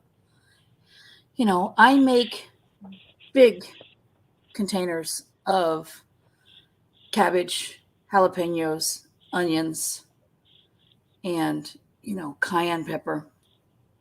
Put it all together, put them in the freezer. The night before, I just pull one out, put it in the fridge for the next day. When it's my time to eat, I have it right there. I just throw it in the microwave. There's no thinking about food at all because it's already done. it's already prepared. If I find myself thinking, oh, I would like something different today. Well, I've got hamburger fried up in Ziploc bags in the freezer. So I'll say, okay, I'll make myself a Big Mac salad. And I've already got the meat in the freezer, and I've already got the lettuce in the fridge. I mean, there's not too much to do. So I can do something different without pulling out one of the kids' pizzas and throwing it in the microwave, if that makes sense. Because on my bad days, I'm lazy as all get out. I mean, I admit it to the world, I am one lazy bear. You ever seen the bear just laying out? That's me. On my bad days, I want to eat, but I don't want it to take any effort at all. And before I read the books, which is part of what I'm saying, the inside of the books are the important part. I never thought to have pre-made hamburger in my freezer and have pre-made lettuce in my fridge. And so that no matter what I'm doing, I have the answer at hand. Within 10 minutes, I'm done and I'm stuffing my face. That's it. It's a bad day. I'm just going to grab something out of the freezer and I'm done. And so for those of you bears who are not like, knowing how to deal with your bad days or the days when the cravings come, you can take those zucchinis and dehydrate them any way you're going to do it. You can stick them in the oven. I got a dehydrator. You can put it in the air fryer and just add a little bit of spice to those boogers. And there you go. You fixed it. All done. Not big calories, not junk food. Boom, done. And then one other thing is jalapenos make everything better. Just saying. Thank you. Yes, those are great tips. And I love that you say the jalapenos, because that's one thing I started doing a lot more with spices. I realized that if my food was spicy, I had to slow down while I ate it. I was a veteran teacher. I taught high school for 10 years. So if you've ever taught, you have 20 minutes for lunch, and that's on a good day. And so I was used to like shoveling my food and hardly chewing. And so I would put spicy stuff because it would make me slow down. And because then I would realize I was full. It would register that I was full more accurately because I actually was pausing in between bites and taking drinks and kind of getting over the spice. Karen tells us that red pepper flakes make everything better too. Yes, so spice is awesome. Thank you. I've never dehydrated anything. So now you've got me. My sister-in-law is coming into town next week and she's a whiz in the kitchen. So I might ask her to help me dehydrate some stuff to try that. It'll be interesting. Okay. All right, Sean, are you ready? Do you want to share with us? So these are kitchen tips, right? So I'm a single person, so I'm not cooking that much anymore. Well, you can do kitchen tips or any of your tips. Well, I would say because I've been in maintenance quite a while. I've had big life changes last year. Mid-year last year, I changed careers, and that was huge. And I wondered what the impact would be, from being, I was a nurse, home health nurse, and I've actually lived within minutes of my job for years. So to go home and eat my big salad, it was really easy. Back when I first started, it was, if I had to have a little bit longer than an hour, I took it, to get done. But I would say as far as a tip for anybody who's starting out and in the middle of the weight loss process is to have the foods that not if you don't have your plan, then at least have your cupboards and refrigerator stocked with what you're going to use, the things that are useful. I mean, I would see so many times people would question Amanda over and over, but now what about this and what about that? But just get your greens and get your proteins and get your nuts and get your measuring cups. Please use your measuring cups because you'll all of a sudden have a 3,000 calorie salary if you're not careful. I can build one of those still to this day, trust me, if I wasn't careful. But yeah, just keep the things on hand, and the planning can come in more specific increments if you want it to be. I'm going to have the Big Mac salad today. I'm going to do a skillet stir fry type thing the next day, however you want to do that. But just keep things on hand. And to this day, this is my 5th year, and I still keep things on hand. I'm in maintenance, so I do 2 meals a day. I do breakfast and I do lunch. I rarely ever eat after that. So here's my kitchen tip: don't eat dinner. Don't eat in the evenings. I hate it when I hear people say, "Well, I want to eat with my family," and I get that. I absolutely get that. But when you're actually in active weight loss mode, that's like, to me, you're just kicking yourself down. I don't know. I think it makes it harder. Some people can do it, and it works for them. But I was like, that's just not something I like to do. But anyway, so back to the kitchen. Just keep things on hand. Just keep the things on hand that work. Keep it so it's quick and doable, because when you're going for your one meal a day, you're hungry and you're ready to eat. And so I wanted, sometimes I would get frustrated just thinking stirring that salad together was taking too long, because I was ready to get into it. But that's, for me, that's the basics of it, is just to keep things on hand. And so then likewise, if you're going to happen to be out, or that you're going to be somewhere, and like I've got grandkids who have evening birthday dinners. So it's like, okay, Nana, you can't, so I plan on those days. Even when I was in weight loss mode, I planned for, I'm going to eat a lot less during the day today, because I know I'm going to eat a little bit tonight. And I tried to keep it a little bit, I did not overindulge, but plan. And whatever that looks like for you in your life and your family, and keep the foods handy, have an idea of, what your week's going to look like if you can. And there are going to be those times where you didn't plan. And I know Amanda always stressed this: when you walk into those situations, you get something to drink and you visit with people, and you're there and you're present and you're enjoying the people around you. I had to learn, and I think this is a big thing, that we've made food a social pastime. We've made it a medication. We've made it a therapy. We've made it all the things except what it was supposed to be for. And it's difficult. It is difficult. And I feel for people who have young families and got kiddos coming and going, and they want this to eat or that to eat, because you, as their mom, you want to do those things, or as their grandmother, you want to do those things. And so, but yeah, to relearn all that, and to say, you do not have to be putting food into your mouth and chewing it, swallowing it, to be a part of a group and to be socializing and be present with your people. So, I don't know. Those are just the things for me that with my family, as I said, my kids are grown. I've got grandkids about, and my grown children, but I'm telling you, and it's not a perfect process. It's never perfect, because every day is a new journey. Every day there's going to be something come along that's going to try you to, where are you at with your journey, and are you going to make the right choices today?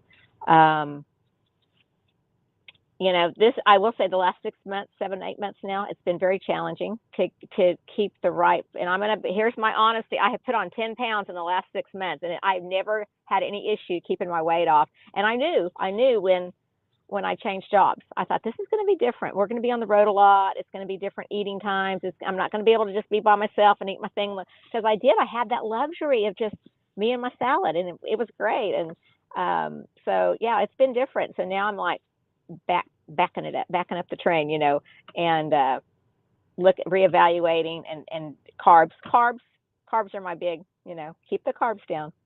So yeah, those are, I don't know if I've really been much benefit in that area. Like that. Thank you. Yes, no, that's awesome. And I think the attitude of, even if things fluctuate, it's not the end of the world, because you've got all the tools. It's a constant. Yeah. Exactly. It's your battle is never finished, but you can keep on winning the whole time. Yeah, and I love what you're saying about keep it simple. I remember way early on, this is when Amanda was, recording her little YouTube videos without the same equipment and everything. I mean, years ago. And my mom called me just cracking up and said, she is just so funny. She just got on her video where she's literally like portraying the group about salads and was like, y'all, it's a salad. It is not that complicated. I know. Just like, laughing because it is. It's so simple that I feel like so many people want to complicate it, when really it is that simple, that exactly build your base, add your toppings, keep it in the framework, and you're done. So that's awesome. There are some people asking questions in the comments. So if keep asking questions, because once we finish with Virginia, we'll come back and we'll be able to answer some of those. So we're not ignoring you. Keep asking your questions and we will address them. And then we'll hear from Virginia with her tips. Hey, okay, here I go. So, one of the things that I do is I chop and prep salad. And this is a bag. It's a gallon Ziploc bag. And this would be the equivalent for me and my husband. This would be one meal, like one for each of us. So this whole bag is like two. So when I make my salad, I end up with two of these in the fridge, which is equivalent to four salads, RBS. But I also do coleslaw. So this one is coleslaw. And this can be either coleslaw or tonight for me, it's going to be a Reuben bowl because I've never tried that recipe and I've heard people talk about it. So yesterday in my Instacart, I got the ingredients I needed for that. And so I have those things, like those are ready in the fridge at all times. So let me give you an example. Yesterday I batch cooked taco meat and I weighed it and put it in little containers, and then we'll eat the same thing like usually a couple days in a row. But I change my food up more because my husband does not particularly care for cooked vegetables, but he'll eat a salad all day, every day. So I was preparing myself that I would be ready to have that Reuben bowl. But in the back of my mind, I knew that I had forgotten to buy apple cider vinegar and I wasn't sure if that was in the recipe or not. So in the back of my mind, I thought, well, if it all goes awry, I can just have a taco salad because I already have the lettuce all made up and I have the meat all cooked and everything's ready to go. So always kind of having that, like, what if this doesn't work, then what can I have next? And so I have my freezers full of things that I can just like grab out, already weighed out bag of chicken, let's say, for example, and I can throw it in with some cauliflower and some broth and some other stuff, and I'm good to go. Let me give you a tip on frozen cauliflower. Comes in where I get mine anyway, comes in a 16-ounce bag, which is a little too much. So when I get my frozen cauliflower, I buy 3 bags of frozen cauliflower and then I separate it out into 12-ounce bags and put those back in the freezer, because then I know I can just literally grab those and off I go with, just minutes to make a meal. The other thing I've found is, this is my fog, my Eat Like a Bear seasoning fog. Because I discovered after doing this for a while that Amanda puts the same 4 spices in everything in equal amounts. And I don't know, it's magic. However she figured out these recipes, it's magic, because I'm just gonna say I've not had a bad one yet. And so I use that in everything. And this is huge. And I make this full, so it's like a cup of all those 4 ingredients that go in there. And I'm ready to rock and roll. I got everything like set to go. I have to say this Ridiculously Good Skillet book is absolutely full of recipes that I still haven't tried yet, because you kind of get your favorites going. And so once I did the salad, I'll have to tell you this. So when I started Eat Like a Bear, I was eating just the RBS, the salad. And I started to have some digestive issues. So I reached out on the Facebook page and I asked, and of course, a lot of people have had this. And so I ended up switching to cooked meals, which then allowed my system to kind of relax or reset or something. I was able to eat. I was like almost in tears thinking, oh, this thing that has worked for me, eating this salad, I'm going to have to stop doing it. I can't. I was like almost in tears. And when I finally got the answer from people like, oh, just try the cooked ones, I was like, oh my gosh. So immediately, I bought the digital version and off I went. And I ate those cooked ones for a little while. And then I was able to transition back to salad, and now I can eat either one. It doesn't really matter. But I love my cooked meals. I really do. They're so comforting, warming. Just like I just love them. Like sometimes you're just not in the mood for cold salad, and so that's where those come in. Another thing I do that is sort of preppy. Um, I'm okay. So, Sarah, I'm a former teacher also. I taught elementary school, and so I love anything that is like school supplies. So somebody came up with these magnets that they're right on wipe off magnets, and you can put like what I do is I put the recipe title, and then I actually have a little number on there because they correspond to my little file box where I keep my recipes. So I can go, oh, I'm going to have that, whatever it was. Here's one. Pizza in a bowl tonight. It's on the recipe card. And I mean, you'll see these Zuppa Toscana, well-loved and used cards. Can you see all that mess on there? So what I do is I go through what I have in my freezer, and I decide what recipes I can make.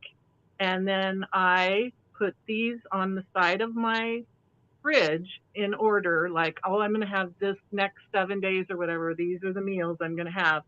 And then once I have it, I turn it upside down. And then that kind of keeps me focused on, oh, I still have, 5 things down here that I haven't eaten yet. And so I know those items are in my freezer because before I put these on my fridge, I know that I have everything I need to eat these meals. So it kind of helps you remember, because I'm a spreadsheet nerd. I tried making a spreadsheet of like everything I had in my freezer and my fridge, and I just couldn't. So this is really the simple way to go, I have all that stuff in my fridge or my freezer. I know I can grab it out. And like I said, once I've eaten it and that's gone, then I flip it over so I know I don't have those ingredients anymore. And it helps me, I think. The other thing a lot of people ask about is like, how much does it cost to do this? And you can do it for free. You absolutely can do this for free. You do not have to buy anything, even though that's kind of why we're here today, is so that people will buy this book. You can do this for free. But the other thing about it is it really saves you money at the grocery store. Now, I know a lot of people love Costco. I hate Costco. I will not go there. And luckily for me, I can buy whatever I want through Instacart at Costco, and they just deliver it to my house. Well, so my daughter asked me one day, but Mom, you got to pay all the extra fees, and then through Instacart, it's a little bit more expensive. And I said, okay, I'll challenge you. You go to the store and buy what's on my list, and don't buy anything on impulse. Try it. She couldn't do it. So you see what I'm saying is it saves you so much money by just buying these simple things and eating once a day. Saves you tons of money. So not only can you do it for free because there's so much information in the videos and on the Facebook page and all that, but it saves you money when you really get in the groove of it. You're not buying all that extra stuff. So those are my tips. Yes, thank you, Virginia. Yes, a veteran bear, if you can't tell. Virginia is full of wisdom. Thank you so much. Brenda, did you want to say? I see you unmuted. Or did everybody unmute? Yeah, I just wanted to say that the Instacart is my go-to now, and because they line things along the aisles in such a ways that they're like, come, take me, grab me.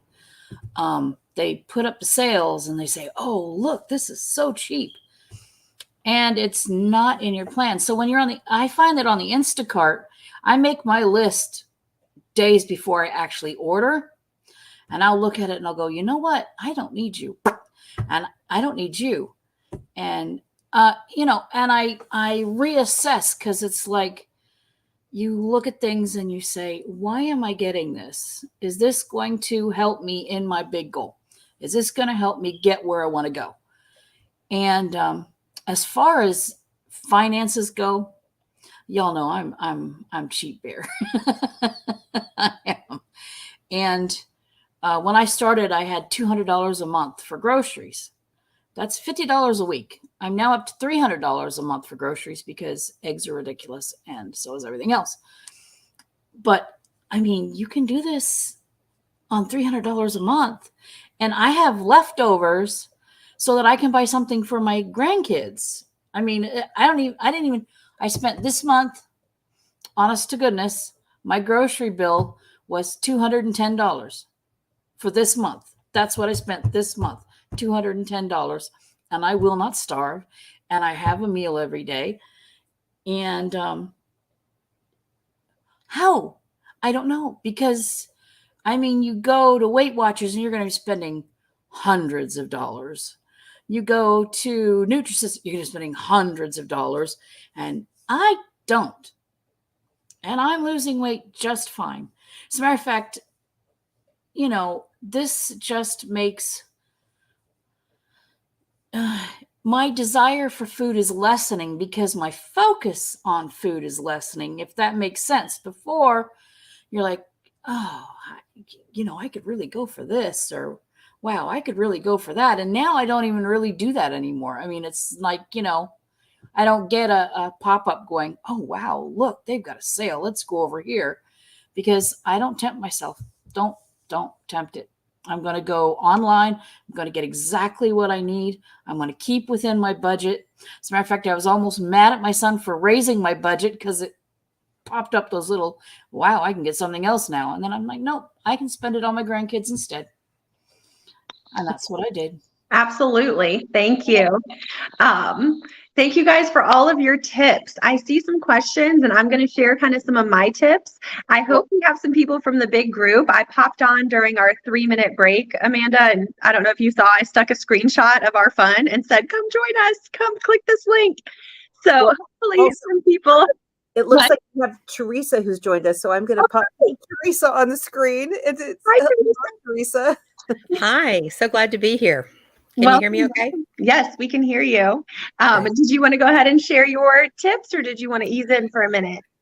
I can ease in for a minute, and I might reply to some of the questions because I've been watching some of the questions. Okay, awesome. Well, I'll go ahead and share some of mine, Teresa. It might help to mute when you're not talking so there's no echo or feedback. That's kind of what we have learned. I see a lot of people who are kind of asking, they're maybe just getting started. And so I do want to take a couple things. I know it's all of us have been bears for a long time, but I want to think back to the very beginning, because so many of our people are joining and they're new. And I know there's that fear there. What if I'm hungry? Or what if I get bored with the food I'm eating? Or what if I am still doing all the cravings and it's just too hard? So what I have said from the beginning, get through the first 2 weeks. For the first 2 weeks, I am not going to lie. It is very difficult. It is, you will go through withdrawal symptoms, like your body will physically withdraw from the sugar and from the wheat and from the carbs, and you will stink. At least I did. My body odor was terrible. I was in Louisiana in, the heat of the summer, taking 2 and 3 showers a day. You probably will have headaches. You will you'll find the bad breath. I mean, there's a lot of physical symptoms that you'll go through that are very difficult, and it might be easy to want to call it a day.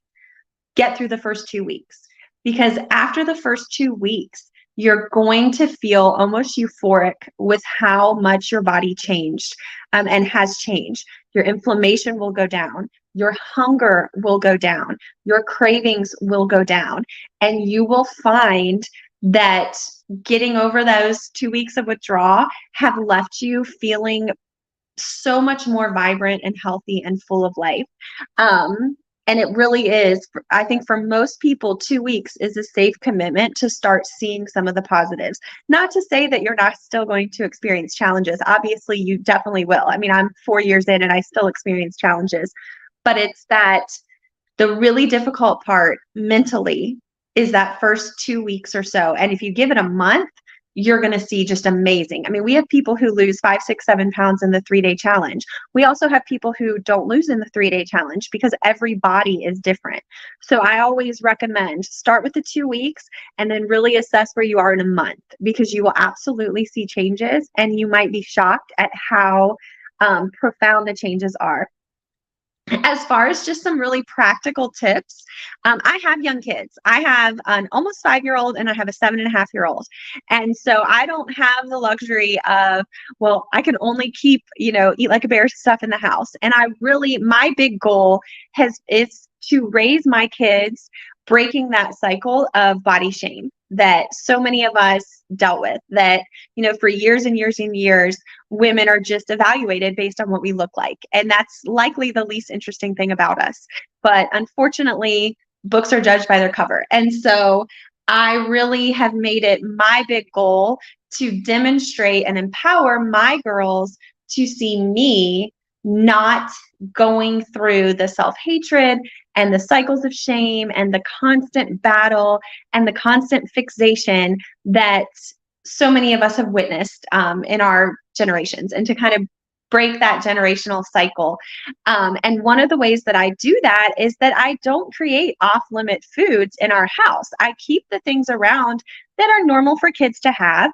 And everything we do is, we talk about moderation and healthy choices, and that has sugar in it. So it's going to give you a quick burst of energy, but once that energy's gone, you're not going to feel very energized. So why don't we have that little snack and then join it with a protein, and really educating them with that, as well as to make it easier for me to stay away from the junk. I buy everything prepackaged in individual packages. Because I've said this before, I buy like the little scoops of Nutella that are like individually packaged, because I can recall times going with like a spoon and eating, 2-3 spoonfuls of Nutella, and that's like 700 calories in 5 minutes, right? And so I know that even if I'm having a rough time, I'm probably not going to go into the pantry and individually open 10 containers of Nutella and like lick them clean. So I buy things in individual packages that are kind of my foods that I don't eat. That way it's not tempting for me to go in and raid the pantry. I can't sneak it. You know what I'm saying? It's going to be really obvious if there's 20 wrappers of fruit snacks laying out that somebody got in there, as well as finding my favorites and not being afraid to be boring. There are like egg roll in a bowl is my favorite meal. And I feel like as a society, we sometimes convince ourselves that we have to cook something different every single night. We have to provide a different meal. My kids are happy eating the same 5 and 6 meals all the time. In fact, when I make something new, it's like, what you want me to eat? What? Like, I made a quiche the other night for them and I had to call it egg pie to get them to eat it, and they liked it and it was a good thing, but it was like, can we just have spaghetti? Can we have chicken nugget? Like, so we don't have to get into this rule for ourselves that you have to eat something different every single day. I'll cook the same 3 and 4 meals for 2 weeks in a row until I get tired of it, and then I'll switch it up, because if I'm enjoying it, if it's in framework, if it's hitting all the markers and I'm feeling satisfied, why do I have to fix it? And the other big tip I have is frozen. I keep a stocked freezer. My husband hunts, so we use mostly deer meat. I use deer sausage and ground deer meat for the majority of my meals. So we have that in the freezer. I keep frozen vegetables on hand at all times. That way, if I haven't gotten a chance to get my fresh stuff, or if it's, been in the fridge a little bit too long or I've run out, I always have frozen vegetables that I can pop into the microwave, and I can go from nothing on my plate to a full meal in 10 minutes or less at any given time, because I keep the frozen stuff on hand. Yes, absolutely. Sean says, yeah, me too. And then the final thing that I really want to drive home is adaptation. Amanda creates these recipes so that if you are someone who likes to follow a very specific recipe, you have it and you can follow it to a T, and you are in framework. You don't have to track anything. You don't have to put it into an app. You don't have to write your calories down, nothing. She's done all of that for you. But if you're someone who, like me, that when Virginia was talking about planning and magnets and flipping it upside down, I thought that is why I taught high school, because I could never have taught elementary school. I am so like everything about what she said was overwhelming to me. And when I get overwhelmed, I tend to just want to walk away because that's not my style. I'm more like, I'm going to make sure I have everything so that I can go to my freezer with no plan in my head, open it, boom, frozen broccoli, frozen peas. There's my meat. I'm going to have a hot meal right now. Or I even freeze my coleslaw, the giant bags of the tricolored coleslaw from Sam's. You can throw those in the freezer and then cook them in a skillet. And they make an excellent, I make a fake sauerkraut. I use my pickle juice because I love pickles. So I will cook the coleslaw in the pickle juice and it makes like a salty, you know, poor man's sauerkraut, let's call it. It's not the fancy stuff, but it's easy. And I can do it in just a few minutes and I can keep it frozen. So I'm never without an option to have, which makes a huge difference for me as well. And then the last thing, I don't make the homemade dressings. I've said this before in the group, but I prefer to get my extra fat or my extra calories from more like cheese or nuts or some toppings like that. So I opt for a lower calorie salad dressing. I use the Bolthouse yogurt based salad dressings. That's what I started out using. Now that keto has become such a thing, you can actually find a lot of low carb, low calorie salad dressing options at the grocery store. Bolthouse is just kind of what I know and familiar with. They have a lot of different options. Most of them are between 15 and 40 calories per serving. So even using a half a cup, you're only getting maybe 100 calories or so. And I like to do that. And that way I can add some cheese or some nuts or something to my salad that I enjoy more because I want to walk away feeling satisfied and you want to walk away feeling satisfied. So you don't want to begrudge yourself. And if you're somebody who's like, grumble, this isn't satisfying because I don't like this part, change it. Adjust it, make the minor adjustment so that you're actually excited about what you're eating. And if you're feeling satisfied about what you're eating, then you're not going to feel like you're sacrificing anything. I can tell you from my entire first year of my rapid weight loss phase, I never once felt like I was sacrificing because what I was gaining was so much more profound. The way my life shifted, the way my energy shifted, the way my spirit shifted, my hormones. I don't have the medical science to back it up. So I will just say anecdotally, personally, my hormones changed and leveled out and I experienced a lot of positive changes from that. Migraines went away. Symptoms of PMS drastically changed. I just experienced so many positive changes in my body that never once did I feel woe is me, or that I was sacrificing anything. I instead felt the opposite, that I was letting go of so much and just feeling such a euphoric joy at what my life was becoming. Just recently, the girls and I went on a Disney cruise with my mom, and there was this big, at one of the stops we went to, there was this giant, like on the ocean obstacle course. I don't know if you guys have ever seen those. It's like a big blow up thing. And so my daughter could not wait. I mean, she threw her life jacket on that they gave her and was out there before I could even blink. So I, swim out to monitor. Well, I didn't have a life jacket on, so I wasn't allowed to get on the obstacle course. And I tread water in the ocean for 2 hours while she played on this obstacle course. And it felt, I could do it. And I wasn't winded and I wasn't miserable. And I honestly didn't even notice that what I was doing was a challenge until I had other people commenting to me about it. And I had multiple people who were like, how long do you have are you sitting on a life jacket? Do you have a raft under there? And I was like, no, I'm just watching my kid, They're like, but you're not floating on something? You've been out here. I've been out here for an hour. You've been out here for an hour just treading water. And I didn't even realize that I should be like impressed with myself until other people were commenting on it. And 4 years ago, I probably would have been at the beach waving. And so that's the thing where, like Sean mentioned, life changes. I moved for the 7th time in my marriage last year. We came to a new state, left all my friends, everything shifted. So if I've gained a couple pounds this year with that change, I'm not going to sit there and crawl into a hole because it's not about that. It's not about if I'm in this size or one size up. It's not about these little tiny minute changes. It's about the overall life that I'm able to live by using these tools and maintaining the big goal in mind. So that's my kind of little experience. Teresa, were you ready to share, or do you want me to hit some of these questions?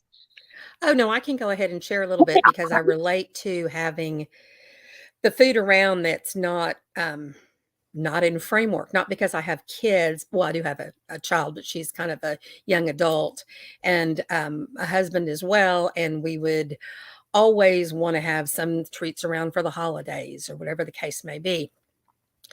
And the idea of getting single servings is so helpful, even though it may cost a little bit more. In the long run, it's so much better.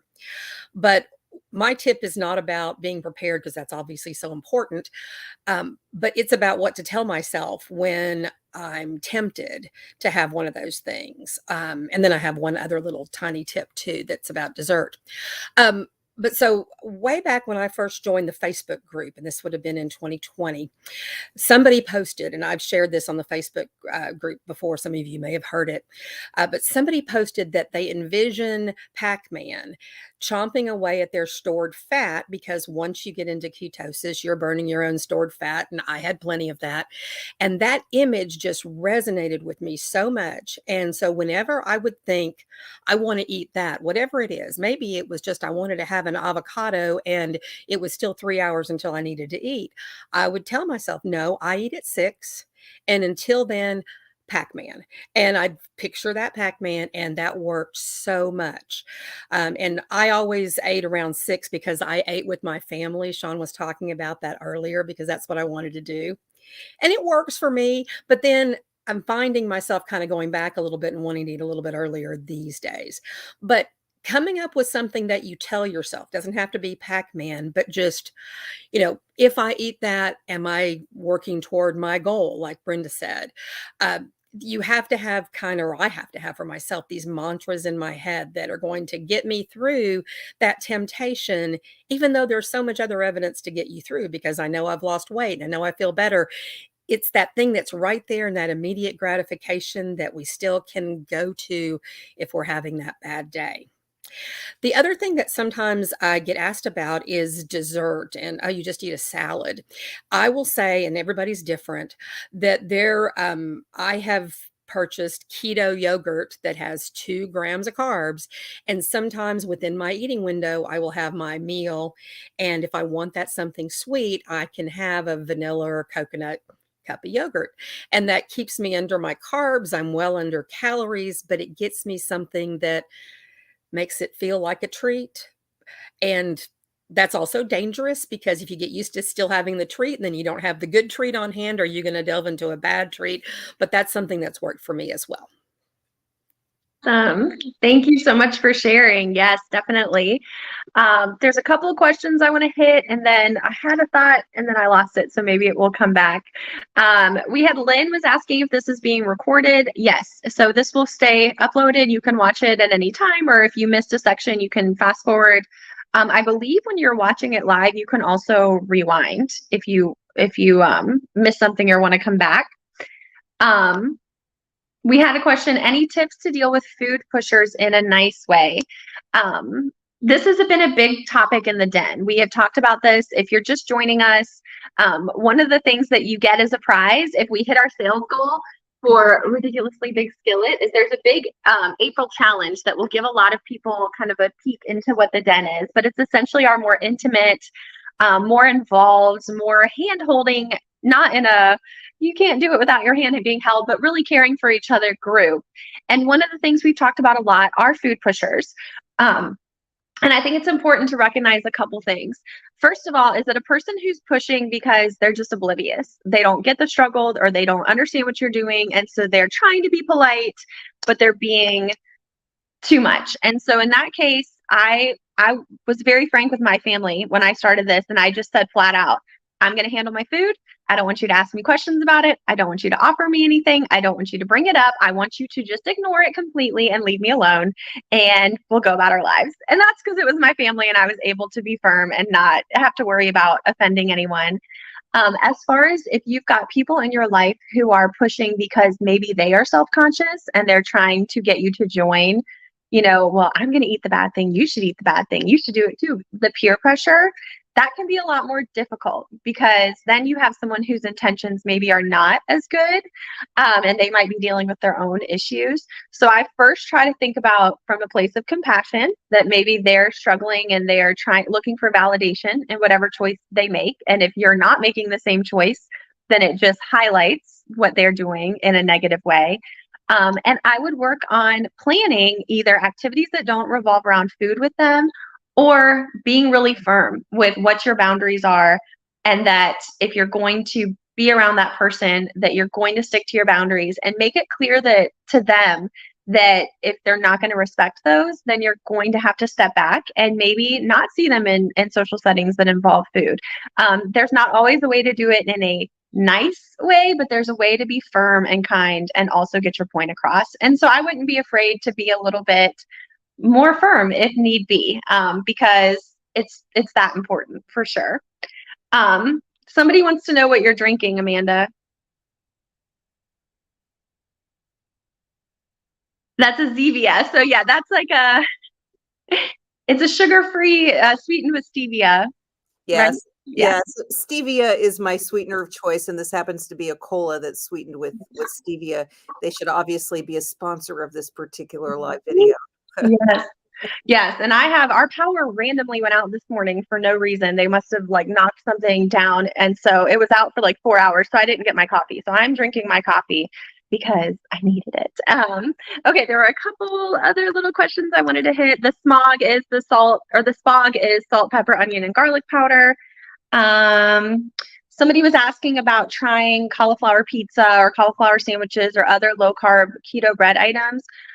For the most part, our most successful cases, now there's always exceptions, so this is not any statement of judgment. If it's working for you, let it keep working. But our most successful cases, and most of the longtime bears will tell you that their biggest success came from cutting those products completely, at least during rapid weight loss. And there is a reason for that. And Amanda talks about it in her books and in many of her videos. It's training your brain.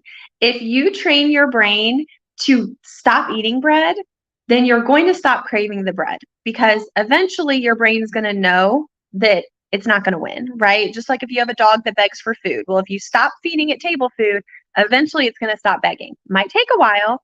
Some dogs are more stubborn than others. My 13-year-old dog will probably beg on his deathbed, but still, eventually they will stop. Well, and it's the same way with your own brain. If you constantly feed bread, even if you're feeding fake bread, even if it's keto bread, you're still telling your brain bread, bread, bread, or dessert, or whatever. And you're not actually getting rid of the habit. You're just substituting a better habit, which is still better. I mean, I'm not saying that that's a problem. But what can end up happening then is on those bad days or more challenging days, it can be easier then to let the non-keto stuff, or maybe you don't have it on hand, or it's expensive and things like that. Whereas if you live that life of no for the things that are not serving your big goal, it becomes easier and simpler to maintain and to just keep the habit what it is.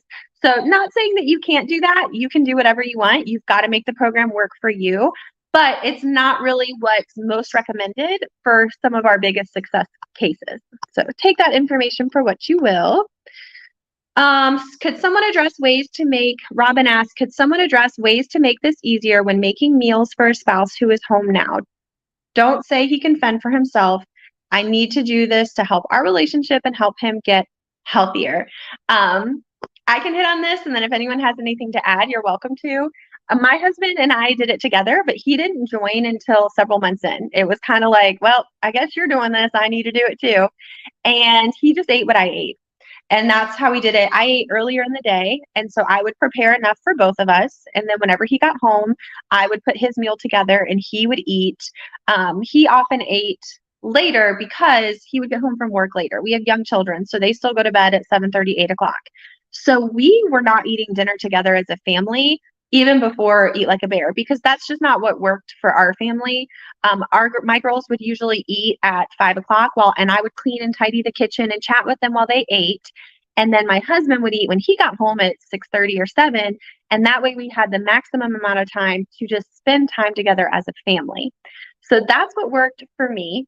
If your spouse is not doing this way of eating, what I would suggest is to share as much as you can. You're going to eat a protein each night, right? So whatever protein you're putting on your salad, make that the protein for the night. Maybe instead of having a base of lettuce for your spouse, you do a different side. Maybe you're doing the cornbread or the stuffing or the beans or whatever the case may be.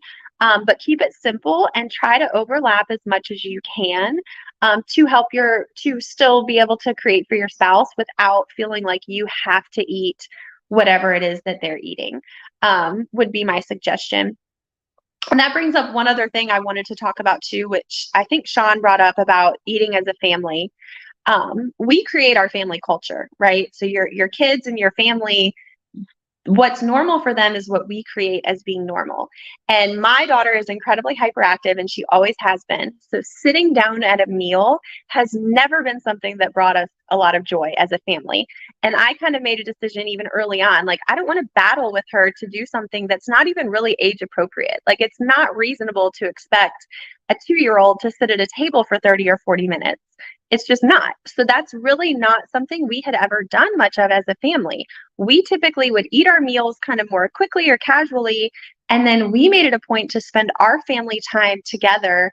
Each evening, we'd play games, we would have dance parties, we would, the kids would put on a little show, or we would do fashion shows, and I have videos of them like, here comes the princess dressed in this dress, and that's how we did our family time together. And so it wasn't a huge shift for me when I joined this way of eating, because we already had not created a culture in my house that revolved around mealtime. Because of my husband's work and travel schedule, and just because of our life, it wasn't conducive. So we still have, and I would argue to say we have more genuine family time together now than we ever would if that was forced around a table, because my kids that's just not where they are in life. And so now it's not a battle. Each night we do fun things together as a family that don't have anything to do with food. So I don't worry that they're not going to be raised like without those core memories, because their core memories are going to be, dance parties and playing Go Fish for the 1,000th time and doing gymnastics and doing yoga. We even do like the cosmic yoga together and things like that. So it's okay to create a culture that fits your big goals, and don't feel like you're, again, sacrificing it just because it might not be what seems to be the most common. Okay, does anybody else have anything to add for that before I move on? Yes, Brenda. Okay, let me mute. I was just going to say, from personal experience, I started eating keto 1 meal a day, and I was using keto recipes and keto food, and I gained weight. Because just because it's keto doesn't mean it's not calorie heavy. And the majority of keto food is very calorie heavy. So even though we generally don't count calories because we're eating a ridiculously big salad, if you go over into keto, then calories matter. Because if your maintenance calories are, say, 1,800 calories, but you're eating keto and putting away 3,000 calories in an hour, you can put 3,000 calories away in an hour easy. Trust me. Then you're going to gain your weight back, even though you're eating 1 meal a day, and even though you're eating keto. Keto isn't the key, because it's the whole package. You've got to not be keto calories out the wazoo and thinking you're still going to lose weight, because it ain't going to happen. I tried it. It didn't work. I gained weight. It was not worth it. And then I make meals for my family, and we do kind of the same thing. It's get them fed, get it done with, go find something else to do. Like, we have puzzles and we have board games. We got board games out the wazoo over here. You would not believe. That's what we do. And we do not sit around the table and eat. It'd be really hard to find a table right now, because it's just, can't find the table right now. There's tons of Boy Scout stuff on that table. But the thing that hit me was I used to be known as the cook, and I was a baker. I made fresh bread almost daily. I made sure that everything was from scratch, blah, blah, blah. So I found my identity in that. And now my identity is nothing to do with food. I mean, no.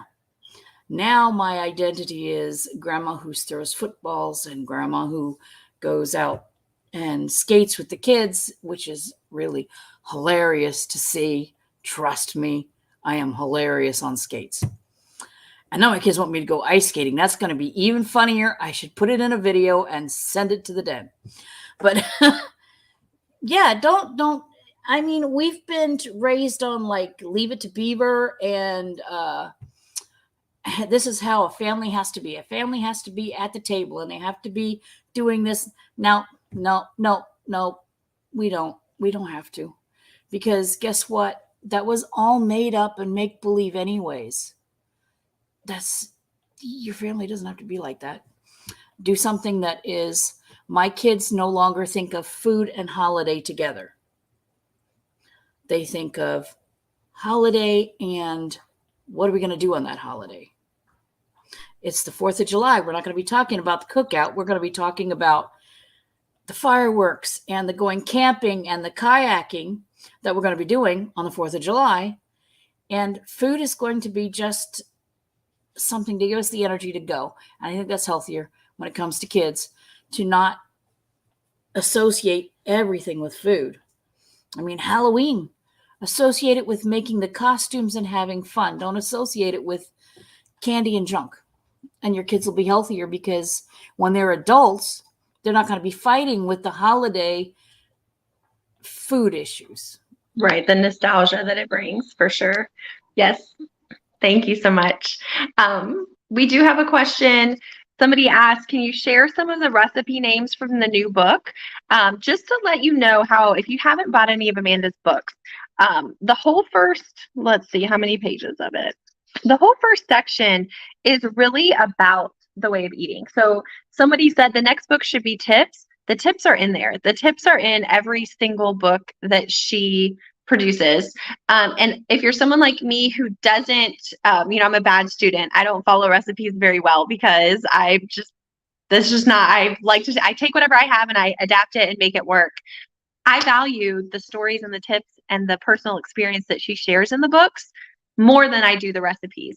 And I'm probably in the minority, because I know a lot of people really, really value the recipes. But I just want to let you know that that is in there for every single book that she puts out. The personal stories, the reasoning behind it, the way she implements it, are all available. And it's really awesome to have that. And then this book is broken into, we have skillet dishes, sautés, soups, pureed soups, and then some cognac noodles. She's got a whole section on variations you can do. And then just like in the original RBS book, gives you a 6-week plan. So 6 weeks worth of meals. Buy this, make this, and you'll have 6 weeks. As well as she has applications and adaptations that's really helpful as well. So if you're a vegetarian or vegan, if you need to do 2 meals a day, because I know for medical reasons, some people do have to do 2 meals a day. So you are getting jam-packed. I mean, it is absolutely jam-packed with what you're getting.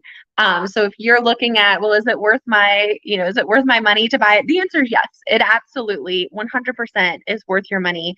And if you're somebody who wants everything to be laid out for you, and so it's an absolute no-brainer, her books do that. The original does it with the cold salads. This does it with the skillets. You can combine the two. You can absolutely pull from both. Take the 6-week plan, and maybe you do 1 week of cold, 1 week of hot, whatever works for you, but it's 100% worth it. And if you're somebody who is like, I want instant gratification, I don't want to wait for the hardcover book, it is available in digital and has been. So you can buy it and download it almost immediately. Print it out if you want, and you've got your own book and you don't have to wait for shipping. Or if you're not in the States, that's a great option to do as well. Debbie said, can't wait to get your book. I can't wait for you to get it either. And many of the books, Amanda, you can correct me if I'm wrong, but they're still being sent out with the magnet and the postcard, right? So Am I on? Okay, I am on. Okay, let me just check because we're right on the cusp of running out of the magnets, I think. So let me see what we've got. While We okay. so we're I'm gonna say we have like okay, so we're at 838. So I need to make a new thing. 838. That means how much to a how much to 1,000? 838. 162.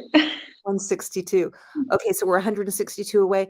I think we have like the magnets in like the next 40 orders. And so there's still magnets. There's no postcards in the next batch, but because the postcards ran out at about 600 books. And then, but these magnets, you guys, so anybody waiting, do you guys feel like Jerry Lewis, like we're doing our telethon here? Like, okay, so in the next like 30 books, you still I think are going to get the magnet. Gosh, I hope if I might have the numbers a little bit wrong. Your best chance that there's still a magnet in the book is that you order right now. Okay. Now, we also need to then get, so what was it? 100 and how many left? See, I've already forgotten. 162. 162. We need 162 of you to buy the book, to unleash what we're called. You got to buy the book. But you get the book, you get the recipes, you get all the tips that are in the book. Some of you get the Alistair magnet, and you will get the April accelerator. So this is like my best telethon marketing voice. You'll also get the April accelerator, but we need 162 of you to lock in and buy the book. Now, if 662 of you buy, then we also get to hear Brenda's naked bologna story, or like eating bologna naked story. And so go in. I think we need at least 162, but we really need 662 so we can hear the story from Brenda. Yeah, and what? I need to get the table of contents on the sales page so people can see because all the recipes are right there. And so I need to add that. I was just looking at and realizing it's not on there. I want to say something. So this is, I'll just do a quick little Zuppa Toscana. If you've ever eaten at Olive Garden, Zuppa Toscana. Okay. So the first time I made it, I was shocked at how good it tasted and how similar to the Zuppa Toscana at Olive Garden. And now 3 years almost into my journey, we went to eat at Olive Garden the other day, and I thought I would be seriously disappointed to eat their Zuppa Toscana now because of this. I mean, there's so many recipes that you would blow your mind. Clam chowder with cauliflower? Are you kidding? That cannot taste as good as clam chowder. I love it. I love it. There's so many that are just like, they'll blow your mind. And they're so simple. So simple. Now, I hate tracking. I would not be right here today if I had to track what I eat. I wouldn't be. I just wouldn't do it. That's just not ever going to be part of my thing. So I just want to say kudos to Amanda for realizing how important, these simple recipes are to people trying to do this very simple thing. I know in your book, in the tips section, it talks about that, that our whole lives have been focused on what we eat all day, every day, how many times a day we eat every single day of your life. I'm 63. You know how many decisions I've made around food? And now I can just like, I got this stuff. I'm going to eat this and I'm done, and Amanda calls it drawing the bright line and walking away. And it's an absolute freedom that I've never had in my life before this. And that's why even, gaining some pounds back, I know that the freedom is here and this is the only place it is. I'm not going to find it somewhere else. There's not going to be some magic drug my doctor's going to want to give me. There's just nothing else. And so this is my way of life now. We do go out to eat with friends every once in a while, and they know that we eat at 3:00.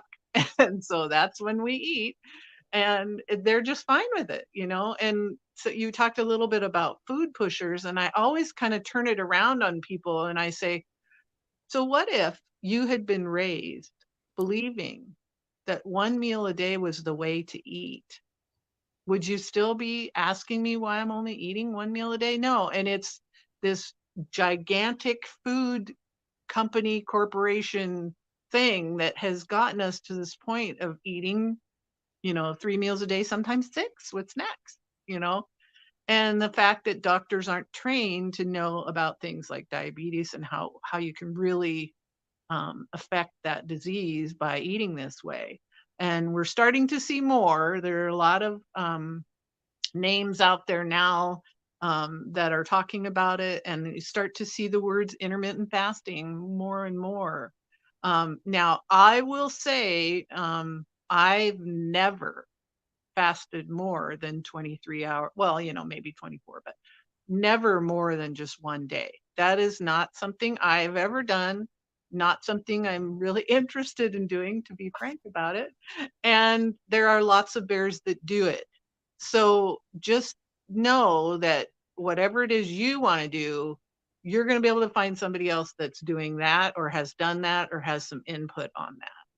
I'm really glad you said that too, because I know at least for a while there, it was almost like a competition. I've gone 4 days or I've gone this many days. And I know for some people that might be immediately like, if you watch TikTok, immediately no.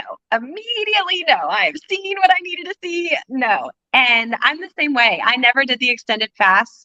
I did 1 or 2 that were like 48 or 72 when I was early on. And that was really to try to kickstart if I kind of hit a stall when I was still, those last 20 or 30 pounds are a lot harder than the first 20 or 30 pounds for sure. But beyond that, never did an extended fast, never fasted more than the 24 hours on a regular basis.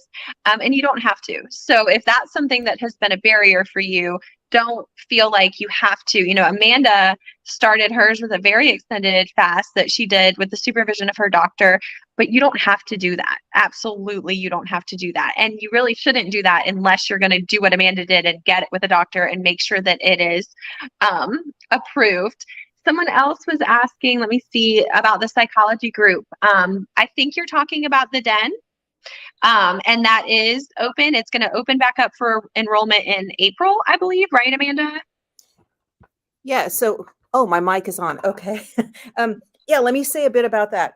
So what we're going to do, because we're going to meet our goal. We got to sell now another 150. It looks like I might be our 60, something like that, somewhere in there. We're going to do it. And then you'll get a taste of what we do in the Deep Den. And so that is a psychology group. It's not open for new members all the time because we're kind of working on a cadence, and part of that is going to be like, a beginning, an entry point, and then like, going through as a group on things. And so when we hit this sales goal, you're going to get a taste because we're doing our big April thing, which will start probably in late March. We'll have maybe about 10 days where we're really working up and building up our own intentions for like a giant launch. And so of ourselves, wherever we are, and making improvements. And that's what we're going to do. But to give you a sense, because we talked, the issue came up about like keto foods, and can you, what about like the keto, the breads, like the, or like chaffles, which were very, very popular, and they still are. And the issues, the issue that Sarah mentioned of like essentially those just like sort of tantalize you. I mean, they're easy to overeat. They tend to have more calories. I don't find them to be as filling. But to give you a sense of the type of things we discuss in the psychology group, I was just looking up our schedule for next week. We have the topic, see if you can even see it, in week 10 is called Food Value and Food Reward. And there's a really interesting thing you guys should all know about the keto foods. And any kind of thing that's like a class of comfort foods is that there's something in our brains that is triggered when we eat things like the biscuits and gravy. And it doesn't matter if it's keto or not keto. And it triggers us in a way. We have such a high value for the taste, the experience of that food. We want to keep eating it. And I mean, duh, because it tastes good. We want to keep eating it, but it like keeps us, like, we don't become satiated with those foods. We want to keep eating them. Interesting point. A salad, it tastes good. You know, the flavor's there. Now, I get that it's not biscuits and gravy, but this is kind of the point. The flavor is there. It's filling, it's satisfying, and it can bring you to satiation at a point that you can then walk away and like not gain the weight. You can lose the weight. You can walk away. You can be happy and satisfied with it.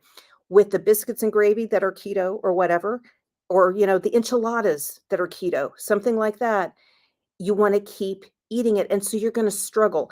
Another one of the topics in the deep den, it talks about like a big thing, you guys, the deep denners knows, I talk about like the internal battle that we have, like fighting our own, like there's always the part of you, I'm telling you, it's always going to be there that wants to eat that thing for sure. I don't think that's ever going away.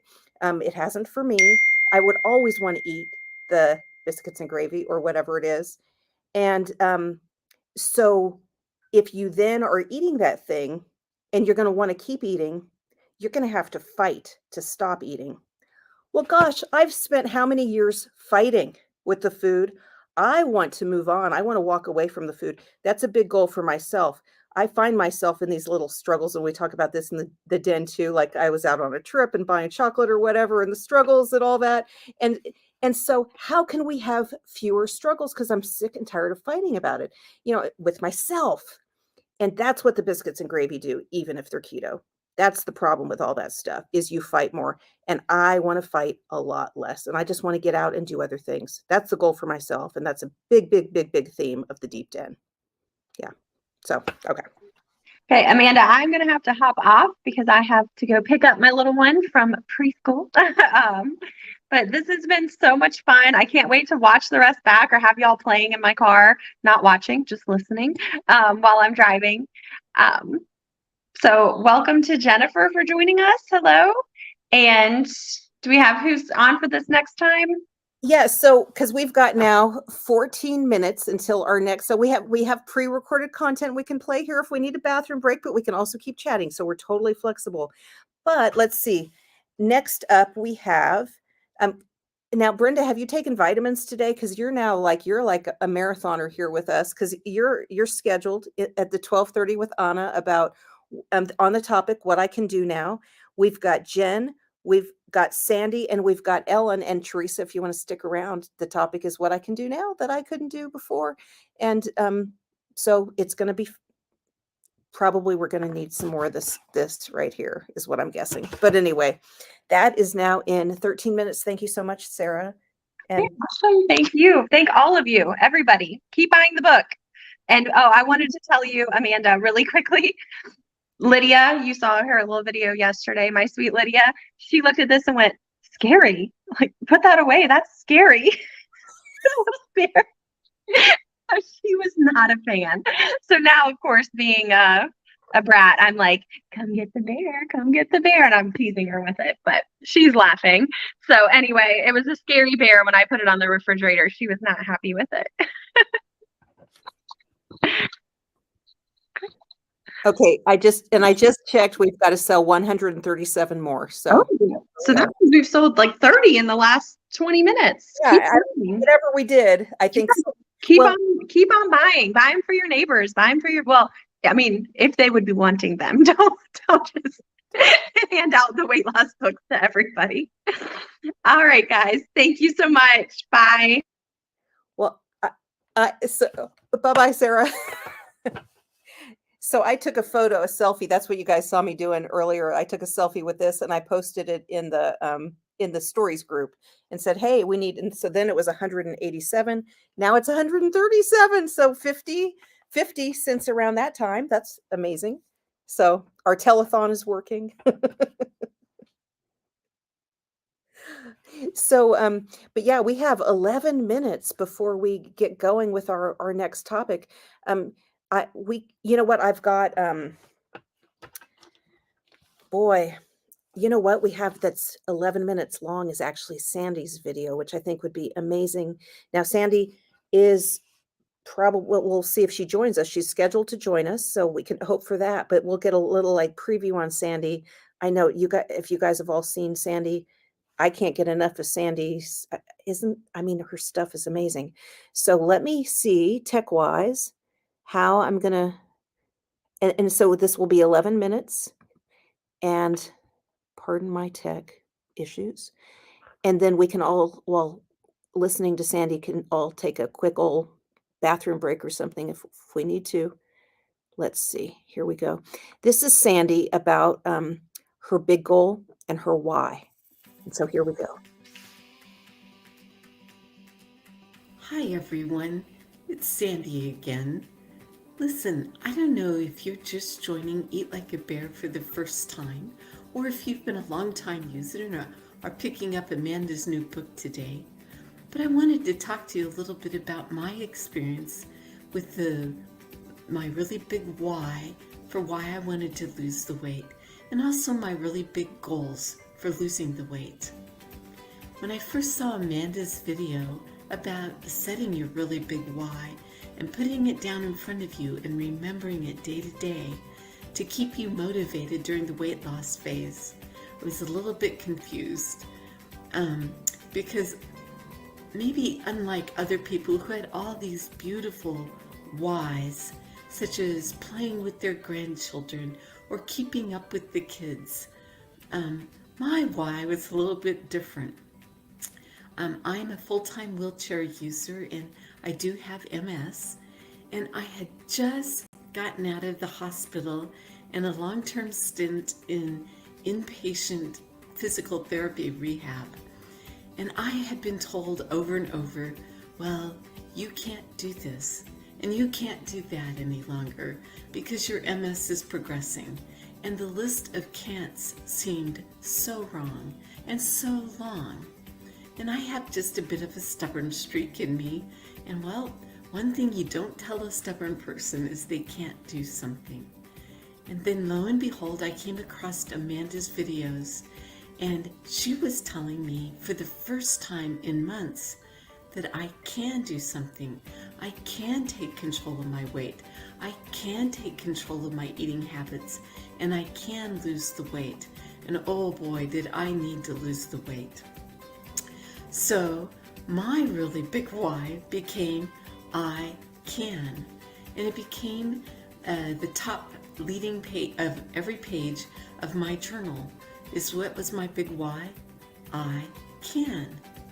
And for me, that was a huge motivator, in addition to the fact that I really wanted to take the weight off. So my why was simply, I can. Then she suggested we set really big goals, and I misunderstood that at first, and I thought she meant don't just set 10 pounds or 50 pounds or even 100 pounds as your weight loss goal. Set really big goals. So that's what I did. I decided that I needed to lose at least 120 pounds. And so why not? So that's what I set as my really big goal. Now I can't stand, due to my MS, I can't stand on the scale at home to determine what my weight is day to day or week to week. So I was dependent upon the wheelchair scale at my doctor's offices to tell me where I was at. So at first I didn't know my starting weight, and I was on Eat Like a Bear 6 weeks before I went to the doctor's office. And that day I decided that was going to be my starting weight. And then it was another 3 months before I went in again, and I saw how much weight I'd lost. And so I sat down and made myself an Excel chart about, okay, this is what I'm averaging for my weight loss per month. And that means I'm losing this much per day. And I set up this elaborate Excel chart, and I would open that up day by day and let it calculate where I'd be at today if I stayed true to the program.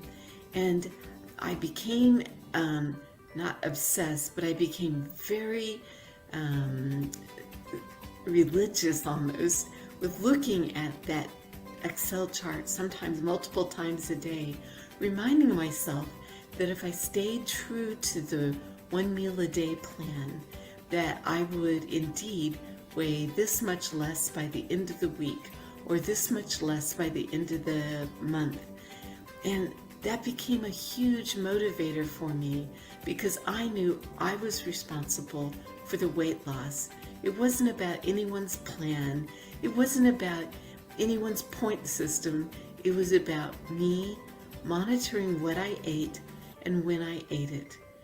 And that helped me start this new lifestyle and maintain the new lifestyle as time went by. Well, then about a year and a half in to my weight loss, I joined the Deep Den, and I started to hear new messages from some of Amanda's various videos. And I realized that I'd set my really big goal incorrectly. I was letting it be all about the weight. And her point was, make it about your life. Set your really big goal about living your life. And what would you do without the weight? And I realized that, well, I could do that too. My goal had all been about losing the weight, and that is an important goal. But what would I do? What would sustain me in this life if I didn't have all that weight? And so I sat down and really thought about it and decided, I want to get out and move. I had been somewhat athletic before the MS struck. And I wanted to move again. And so I decided I would take up swimming, because that would be something I could do. I might not be able to walk on land like you landlubbers, but I could get in the water and figure out how to move again. So that became my next really big goal. And I got into the water and good things started happening. And so here's what I've been learning about setting really big goals. They start to morph and become more magical and even bigger than you ever thought it could be. And so I would urge you to really sit down and think about, what is it I'd like to do in my life if I didn't have all this weight kind of holding me back? And then, just as soon as you can, on even the smallest measure, start living that goal. I thought if I could just get in and out of the pool, that would be so wonderful, and I'd figure out the rest from there. So I set up an appointment, and I had someone teach me how to transfer from my wheelchair to the pool lift, which is just a chair that gets you in and out of the water. It lifts you in and out of the water. So I set up an appointment, and I was scared to death because I knew I couldn't do that. It would take me a long time before I could do that transfer. But by the end of the first 10 minutes, I was easily able to transfer in and out of that pool lift all by myself. And lo and behold, I was in the water ready to start. It was a wonderful surprise. And there'll be a video around about my recommendations for getting in and out of the pool and using the pool as a wonderful source of exercise when working on land is just a little too difficult for you. So I highly recommend becoming an aqua bear. It's been a lifesaver for me. But now that I've been in the pool for a bit, my goals have gotten bigger and bigger. First, I decided I'd learn to swim a lap. Now, it's a backstroke, it's not a crawl. That's one of my next really big goals. But I achieved that. And then I decided, well, let's see if you could swim a quarter mile. And indeed, in no time at all, I was swimming a quarter mile. Now I'm up to a mile on certain days. It takes quite a bit of time for me to swim a mile. But my goodness, I could have never imagined that when I first started setting these goals in the water. So now I have several other really big goals. And one of them is to start seeing if I can walk with a walker. And At the end of the coming year, my goal is to walk 150 steps using a walker, and that is if I can. I've already started. I'm about 30 steps in with little breaks in between, but it's exciting because I've been told over and over I can't walk anymore. Well, let me tell you, Amanda was right. You can. And of course, I'm realistic. I may not be able to do trails someday, but man, I might be able to walk out to our back patio and enjoy a sunny day and do it without my wheelchair. So we'll see. We'll see what the progress is. But I strongly recommend you set your really big goals and think about them seriously, because you are who you are inside and out. And your weight doesn't change that.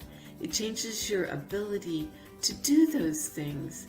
But as you lose the weight, you can rediscover some of those abilities. Now, I'm never going to be a gymnast, but I never wanted to be a gymnast. And, so be realistic about your goals in the sense that make them who you are and enjoy achieving your really big goals and watching them grow out from under you into something even bigger than you imagined. So as you lose your weight and come into maintenance, I wish you the best of luck with yourself and your really big goals and rediscovering the joys that are in your life that make your life worthwhile. Good luck, everyone.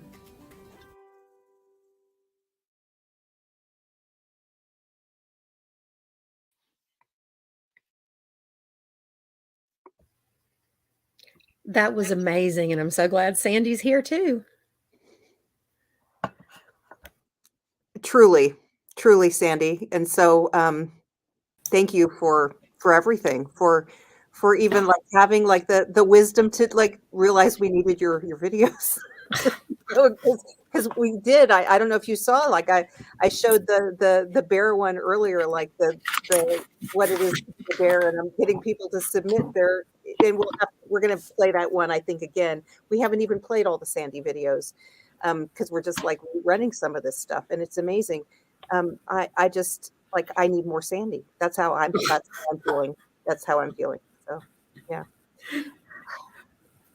Wow. You guys make me blush. Thank you. And so for you guys out there watching, so you know what, we'll do the full Sandy, like after this, we've got more Sandy. And so amazing. But so not just in Sandy's story, but also in, like, it made me realize, like, wow, how could we, because we had some problems even downloading Sandy's stuff, and it's like, this is 2023, why are we having problems, and we need a better tool. And so I went out and I got a tool, and then Brenda submitted one, and we'll have to play hers too. And just thought, like, this is what we need to do, like, immediately. Because, I don't know if you guys, I want to have like the big camera crew to go out and like film everybody or whatever. And, that's really expensive. And so we're not anywhere close to that kind of a budget at all. But, this is the total, like, scrounger way of sharing our stories, is like, we have these little slick ways to submit things.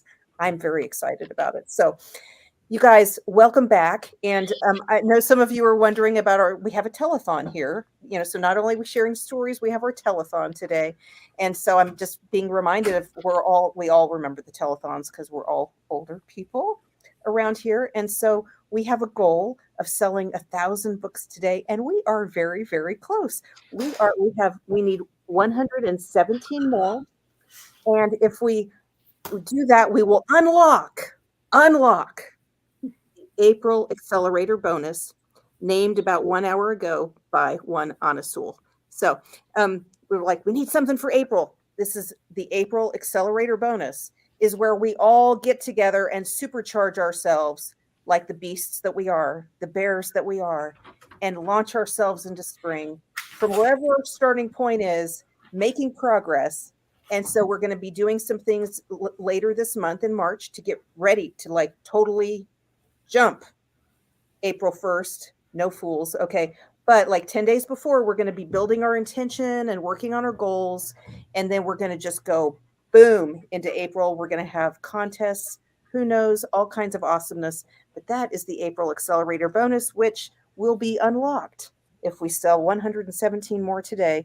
And it's for everybody who buys today. So the cool thing is, then once we meet this, if we then meet the 1,500, because, so if we sold 617, that then unlocks Brenda telling her, Baloney. yeah. So how do we say it again? So her eating bologna naked story. And so we do need to really try to sell through that today. But if we don't, if we only sell 117, everybody who buys today, even if it's 118 people, that 18th person gets it too. So we all then are doing the April Accelerator bonus. And that is why you all need to buy today. If you haven't, what are you buying? I'm glad you asked. You're buying the Ridiculously Big Skillets book that is shipping today, the first day ever. And there's a bunch of signed copies, waiting for you. But I feel like the big thing to me, I'm feeling it, like the energy of our push. We're doing it. And it's something we've started to do in the Deep Den, but we're doing it big for April. And so thank you, everybody. We've had, what a great morning, and what great stories already. Here's Alistair. Hey. So you want to sit right here? We're going to squeeze in. Okay. So, sorry. Can you tell we're getting tired? So, I'm going to pass it to Ansul and say, I'm so excited. This is another session on the topic of what you can do now that you weren't able to do before. And that is where we've needed the boxes of this sort of thing in previous hours as we're hearing the stories. For me, it was my big goal was to hike with my kiddos. And I am so deeply touched by the stories that we have, by I just can't even. I'm glad I have this. Thank you guys for being on, and thank you, Anna, for leading us today in this discussion. So Anna with her own great stories. So take it away, and I will turn off my mic. Thanks, Amanda. Well, yes, my sound is on. I have been here since I saw Amanda and smelled her fishy salad in our parent teacher lounge, and I just want to tell you that it has changed my life profoundly. I'm not a 100-pound loser, but I did avoid having to go on diabetes meds. I worked in a hospital. I saw patients. They would go from floor to floor, being diagnosed with diabetes, kidney complications, heart complications, all of these things. And I did not want to end up there when my doctor told me it was time. So this made a very big difference in my life, and it gave me some freedom too, where I wasn't tied down to a meal time. I didn't feel weak if I was late on a meal, and I'm able to do more with my life and just to have ideas and hope. So I will say, I'm going to read you just the tiniest bit of my story that is on eatlikeabearden.com. When Amanda told me about her new way of eating and not eating in 2017, I didn't know what to think. I was 50 years old. I had had an emergency hysterectomy and several transfusions the year before. I was in my biggest sizes ever, 18 to 20. My biggest non-pregnant sizes, and had just been pressured by my primary care to start diabetes meds as my A1C was fully in the diabetic range. My blood pressure was rising. My liver was showing unhappy labs. I'd just been appalled a few months before at my oldest child's graduation ceremony when I saw the pictures that my dad took. My fleeting thought was that at least I was brave enough for a picture and that maybe it would be a before picture someday. I was proud, embarrassed, brave, and sad that day after seeing Amanda's progress, her smile, her excitement, and ability to hike again with her family. I still didn't start. After reading several books by Dr. Fung, I didn't start. I finally jumped in after I got food poisoning and couldn't eat it all without pain. I did start with a 2 to 3 day fast and electrolytes. I knew it was possible. I knew some of the science. I needed my digestive tract to heal, and knew that I would be fine. And I was better than fine. In a surprisingly short time, my A1C was normal. It's still normal several years later, and I dropped 5 sizes. I will say that I'm not at my smallest size that I achieved, but even as I've gone up and down a little, I've maintained a normal A1C, and I just feel so much better in so many ways. So I would love to hear. I want to hear. One more thing, really quickly. I have made all these collections of stories that people have shared, and they cover so many things: autoimmune disease, sleep apnea, and snoring. I can't tell you how many people who have had to be refitted for their machine, or they've had to turn it down and then stop using it. Blood pressure, hypothyroidism. Some people, especially the ones where it was an autoimmune, they've seen some improvement. So we're seeing all of these wonderful stories. And right now, I think I'd like to start with Brenda Bear. And I want to hear what you can do now that you couldn't do before. I want to hear about your fun and your freedom. Well, I want to start by addressing the insulin, because when I first started being a bear, I was on 97 units twice a day. I am now on 0 units, 0 times a day. I take 5 units if I'm on steroids, because steroids will raise my blood sugar, but I have normal A1C. Now, I also know that I will keep a normal A1C if I continue eating like a bear. If I go back to eating the carbs, I will not be a normal A1C. So it's not like I am cured. I am, I guess you could call it in remission. I'm in remission from diabetes because I'm eating properly. Things I can do now that are exciting is, do you guys remember when Fred Astaire danced with the mop? Yes.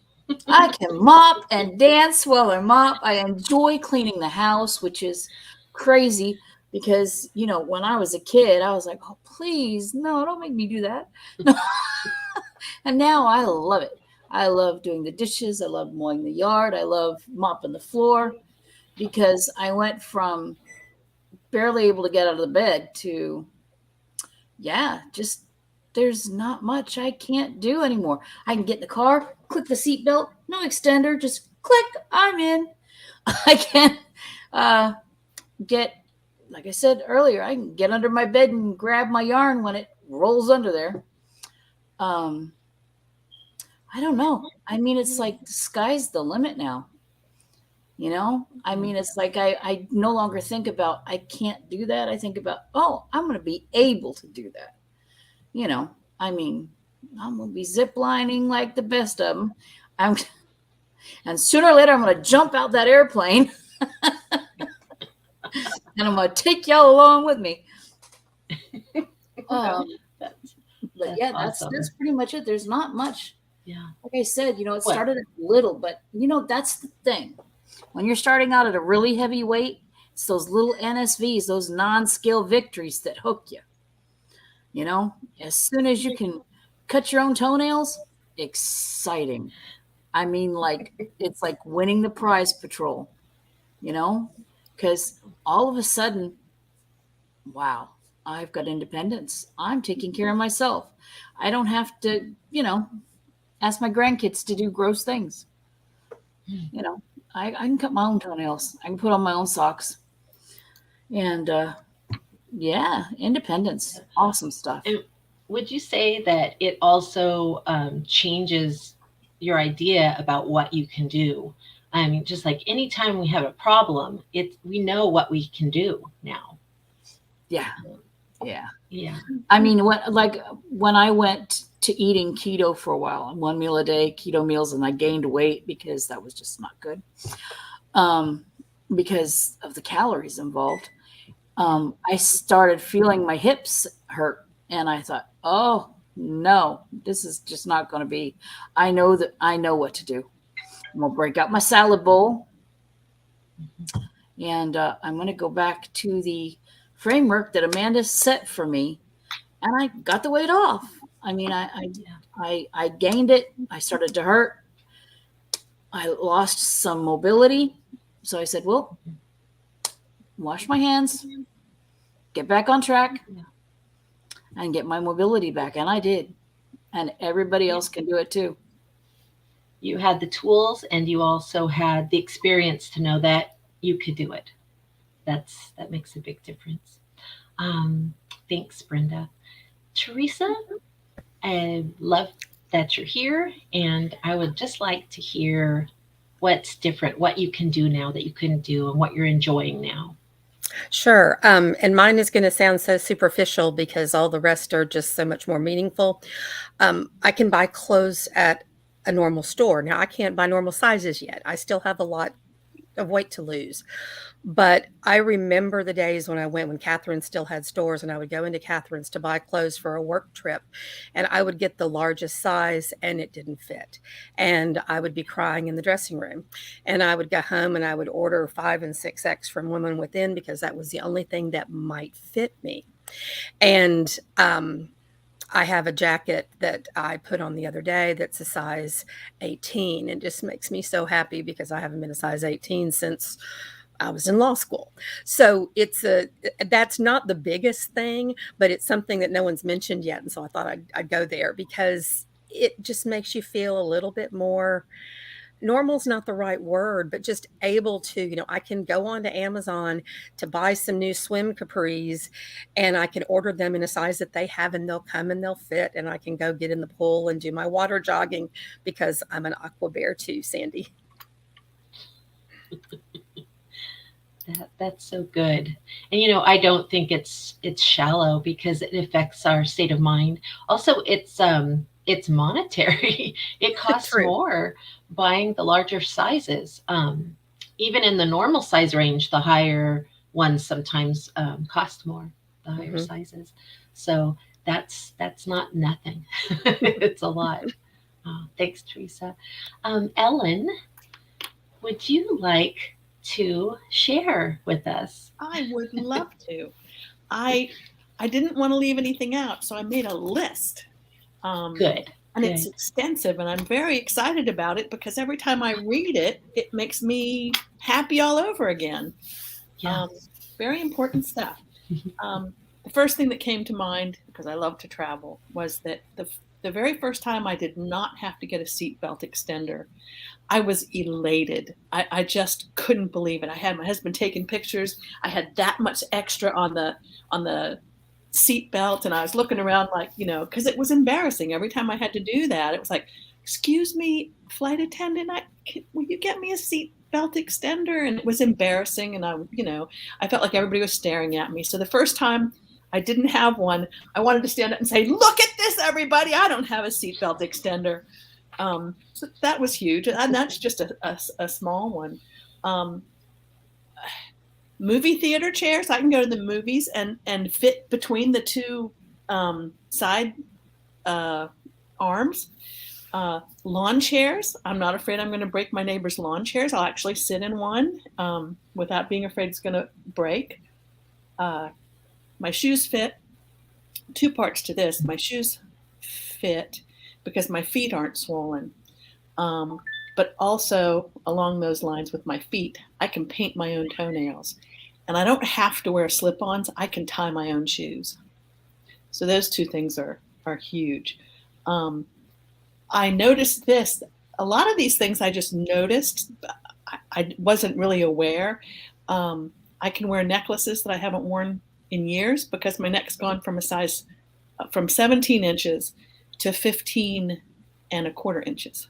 So Wow. I couldn't wear this necklace before, so I can wear much shorter necklaces. I'm shopping. I think it's very important shopping in normal clothes sizes. I wore a 30-32 in pants and a 4X shirt. And sometimes I can get a large now, but it has to be a big large. And I'm looking forward to having that be, continue to get good. I can wear my wedding rings and they fit, and I can take them on and off. So that's pretty exciting. The seat belt in the car fits better. I can go up and down stairs without it hurting my knees and getting really winded.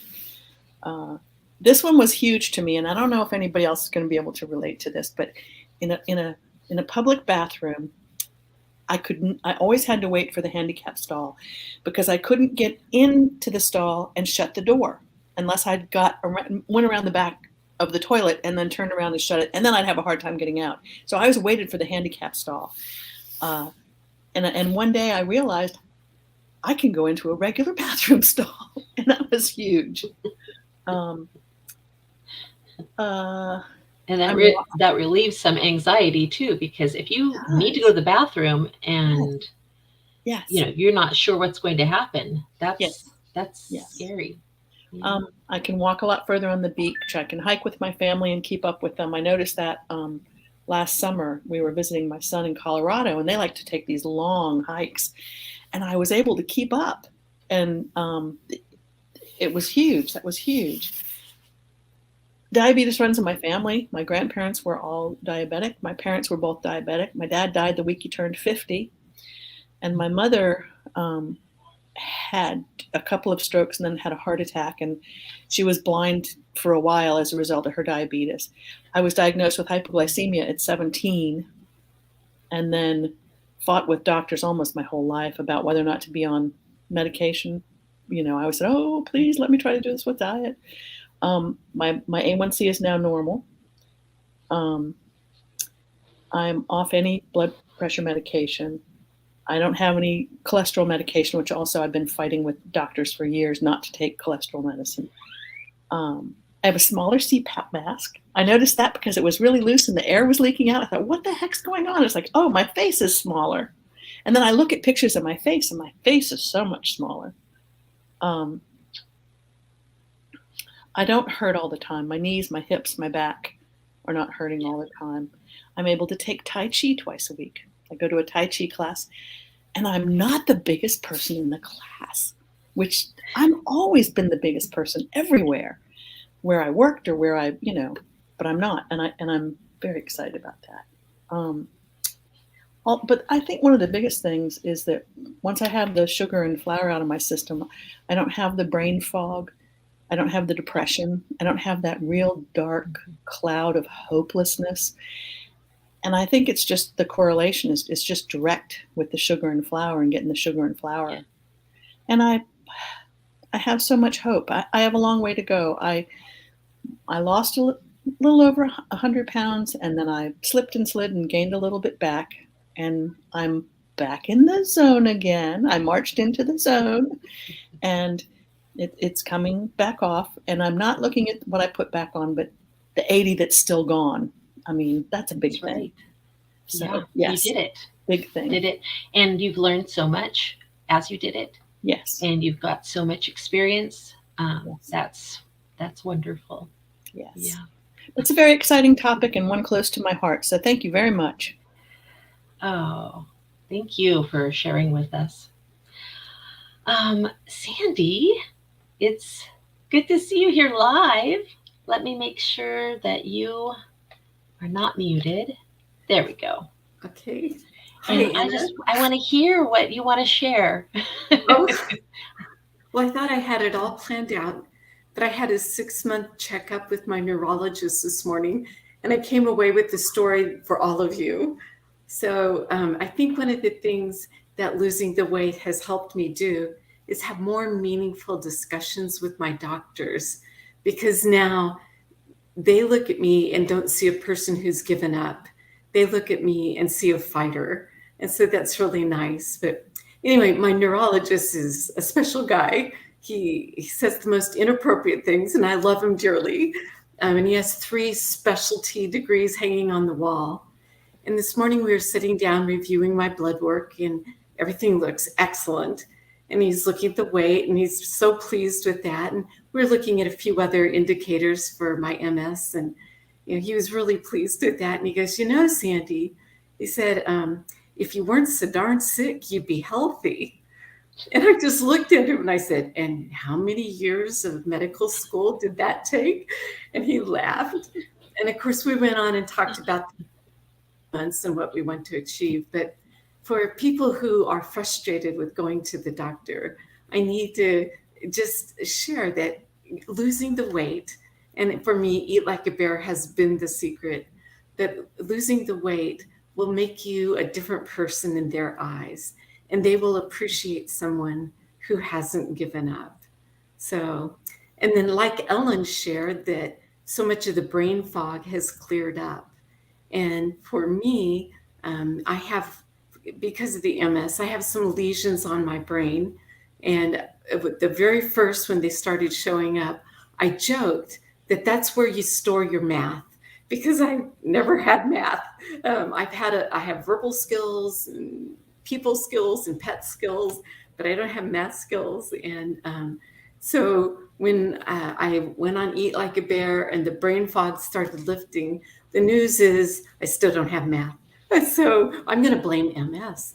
But I married math because my husband's an engineer. So that's a secret. Marry math if you don't have math. So, and then like Ellen also explained, my wedding band now fits and it didn't before. And so that is such a thrill to be able to wear my wedding band again. I don't know why, it's such an intimate connection, I do believe. And then last night I shared, I think one of the big things I've experienced on Eat Like a Bear is the responsibility to change my mental state and to look at triggers and to look at responsibility and all that. And so one of the things I recognized on an early trip into Sam's Club is that I am triggered to eat by the color red, because so many snacks are red. And so after I got back in the car and calmed down and said, no, I don't eat these things, I really had to look at, it was indeed the color red that was triggering me. So I decided I needed to change what red meant to me. And so that was spring. And so I decided to plant a red patio garden. And I got every red flower that I could figure out to get. And I grew maybe 6 big patio pots of red flowers that bloomed all through the summer and into the fall. And now when I see red, I let myself think of the patio pots. And those snacks and stuff have kind of gone by the wayside because they don't hold a candle to the beauty of what nature offered me. And then I also shared that I'm really glad I can stand being around red now, because I like to wear a lot of red since I'm a Kansas City Chiefs fan, and one of their main colors is red. So now I can go out in public, like during the Super Bowl, and see all that red and think of my garden. So that's kind of the big changes, some of the big changes I've seen. Yeah, you really retrained your brain to change the association of the color red, and we can do that with certain times of the day, or what we do with certain people, what types of activities we do with them. There's that's actually a very big part of changing. And the other thing I wanted to say, both of you, Ellen and Sandy, you're talking about the brain fog, and we've talked about like depression and things like that. There is an aspect of depression that there's some inflammation is part of it, inflammation in the brain, which it's a complex subject, but that is why probably some people are saying that they feel better. And it's not just about losing weight. It's because that inflammation and that fogginess can change, and that can change really quickly. So. And of course, there are studies that show that the ketones that if you add that above and beyond the glucose that your brain uses, it adds that much more sharpness. And they've shown with dementia that those that are put on a ketogenic diet like this, their brains actually function, that much better because they're burning ketones, and there's some efficiency to that. So there's also some realness to just having the ketones from your ketosis period. Yeah. So Yeah, it's true. Yeah. So as our insulin levels go down and our ketones go up, there's benefits in more than one way, and that's really awesome. Thanks again, Sandy, and also for your wonderful videos. You're welcome. They're awesome. Thank you guys. Thank you guys for being my support group through and through. I love you all so much. Jen, I would just love to hear what you have to share with us today. Well, first, I'm going to do kind of a silly thing, but it's kind of a fun thing too. These are size 26 pants, and you can't really see, but I'm standing in one of the legs. I didn't think I was able to do that yet, but I am standing in one of the legs. And then these are size 10 jeans that I was able to zip last night for the first time. So anyway, now I can take those off and sit back down. So that's what has changed for you. I mean, that is amazing. It is. Yeah. Just to see the difference and to feel the difference. Absolutely. Yeah. The feeling of just being these days is a whole lot better. Yeah. I'm basically 105 pounds down from my heaviest when I started in January of last year. I had reached that place where I was like, okay, I'm going to try one more time, and then I'm done. I'm done trying, because it's been a painful part of my life, my whole life, basically. I look back at some of my old high school pictures when I was not that big, but I was teased because I was big. And I think, man, what I would do to be back there, But it's really sad what happens to us sometimes when people can be cruel and set unrealistic expectations of what we should be.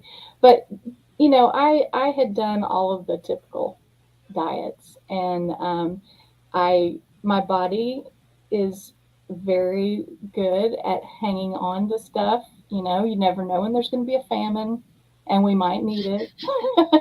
So my body was just very, very good at doing that. So I worked really hard for the first 6 months or so on my own, just trying to watch what I was eating. I knew the right things. I was, low carb and whole foods, and just grinding away at it. And when it started slowing down, that's when I started looking for additional support. And I found Dr. Fung's books, and then on their Facebook page, somebody recommended I go check out Amanda Rose. Just Google it. And I'm not sure. It may have been somebody on here in this group, or it might have been Jackie. I'm not even sure. But anyway, I found this group, and I've loved it for the communication and the support and the camaraderie. And,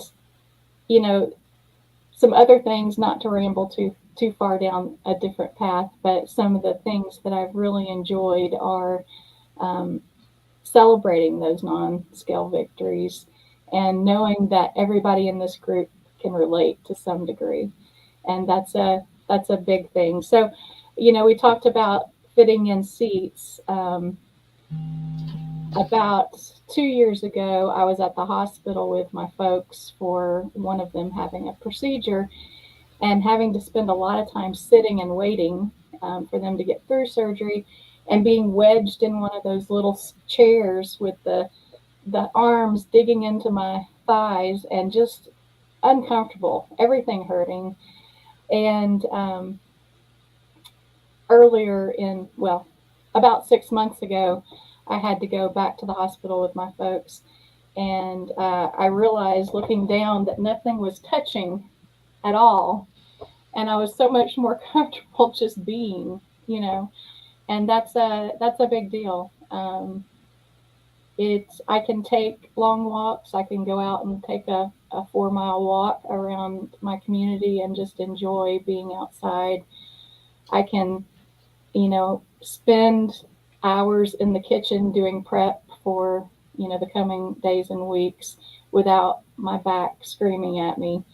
I can go for a hike, and to that end, I ordered some books. Well, it's backwards, but it's basically hiking waterfalls in Georgia, where I am, and South Carolina and Alabama. I've got a Tennessee one, and I'm not afraid, and that's probably the big thing. I'm not afraid to go try things. Before, I just didn't think I could do it, and I really couldn't, because if I went out and did much, I would immediately get overheated and would end up with a migraine, and I would pay for it for the next 2 days trying to get rid of this headache. And now, we went out on my first waterfall hike in February, and we did about 2 miles of pretty extreme hiking, and we just took off. My husband and I just tackled it and got really hot, but I didn't pay for it for 2 days. So that was a blessing. I was still red-faced for quite a while, but I didn't have to pay for it for forever. And now I can soak in a beautiful deep tub that we have in our bathroom, and I don't feel like I'm all squished. And so lots of great things. I could go on, but I'll wrap it up there. That is so cool. So it really changed everything, because it's not as much fun if you go have fun and have to pay for it for 2 days. That's right. It's not. I mean, there's a little soreness or something, but where you just are hurting that much, it just makes it hard to go back out and do it again. So yeah, that's awesome. And I just love your pictures and the waterfall. Thanks. That's amazing. Oh, wow. Well, we've talked about quite a few different things. Has anybody heard something when we were others were speaking that gave you an idea of something you'd like to add? Oh, I will say I was able to give up my CPAP, so I'm not using that. That's a big one.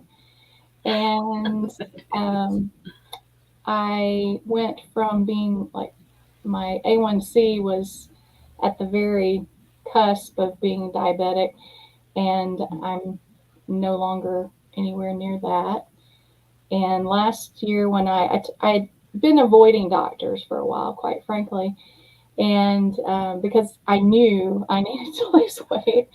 And so anyway, last year I set up all of the appointments. I did everything, that I needed to do. And,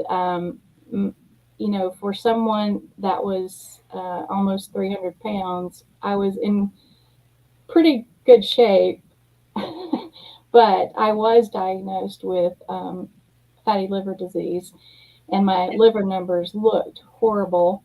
And I mean, there's really not a whole lot you do for that other than lose weight, right?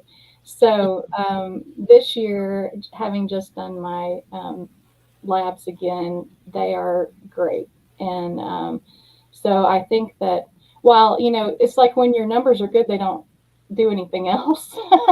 So they didn't have me redo any scans or ultrasounds to, check. But because at this point, it looks like I've reversed that. So I'm just going to claim it as a complete reversal and be happy with that. Yeah, so many of us started off with elevated liver enzymes, and so many people were thinking, "Oh, liver, that's just alcohol that will mess you up," but it's not true. Um, Insulin resistance will show up. One of the symptoms almost is the fatty liver, and it's amazing that we can change it like that. I mean, I think mine changed only in about 3 months. Yeah. So Yeah, I don't know how long it took for mine. My A1C, I got one of the home test kits, and yeah, I think probably in about 4 or 5 months, I was out of any kind of danger zone with that. Um, but yeah, I was going to tell you something else about that, but it went out the other side. that happens sometimes. Squirrel ran by. Right. Well, on this theme of what's different, what can we do that we couldn't do? What types of things are we thinking about doing that we dare to think about doing now, that we dare to dream about doing? Maybe everybody could, yeah, Ellen, you start. Just share what you're thinking about doing now. I have not ridden a horse since I was 21 years old, and I wouldn't even if someone would allow me to sit on a horse now, I wouldn't do that to the horse. But when I get down to my goal weight, I would love to ride a horse again, because I really enjoyed that. You just gave me chills all over. I just can't wait to see that picture. Oh yeah, And we'll have pictures. And to see your smile. Oh, I'll be smiling. I will. Yep. You will. It's just the first thing that came to mind. I mean, there are a lot of things that I look forward to doing, but that's one that I haven't done in a long time that I'd really love to do. And get rid of my CPAP too. Well, sure. Yeah. Sure. That's very good. Yes, Brenda. I get rid of my CPAP. So, you did? Oh my gosh. That is amazing. Yes, and my blood pressure, I got rid of that because I was low last time I went. And so. Oh, so you had to stop your medication because it was making your blood pressure too low. Yeah, it was making me dizzy. It was too low. Yay. And that's great. Okay, I was a recluse, very rarely left. I mean, I didn't leave the house. Honest to goodness, I didn't leave the house. But Amanda kept saying about going out and hiking or going outside, and then we went through the whole thing with the deep den about just at least go get some fresh air. And it's become my whole focus. I mean, I went out, I got bird seed, I bought a bird feeder, I got my bees flitting around my backyard, and I got butterflies, and I'm planning on getting little what is it called? You know, the bamboo set that makes the noise that goes, and you got the water. Like clack. Yeah. Yeah. So I want like a little waterfall kind of. My little meditation center, you know? Wow. And then now it's like, oh my gosh, I can't wait to get outside. It's so exciting to be outside. I mean, I don't know. It's like a whole new world, you know, it's a whole new world.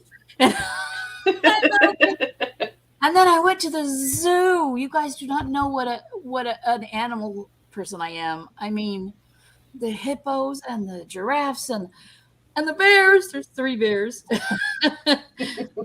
And I'm going to the zoo again. Our last one got rained out with a thunderstorm. Darn it. But we're going again, and it's like, I don't know. There's something about when you're outside in the sun with the wind and everything, it changes your brain chemistry. I don't know how else to put it. It's like, it's hard to be depressed when you're outside.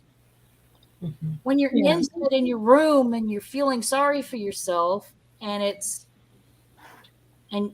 and or even when I'm just having a bad day and I go outside and sit outside, and it's like, wow, this is great. I can go outside, and all of a sudden I don't have that what is my grandson called? The blue meanie funk. Right. Yeah, it completely can transform your mood just being outside.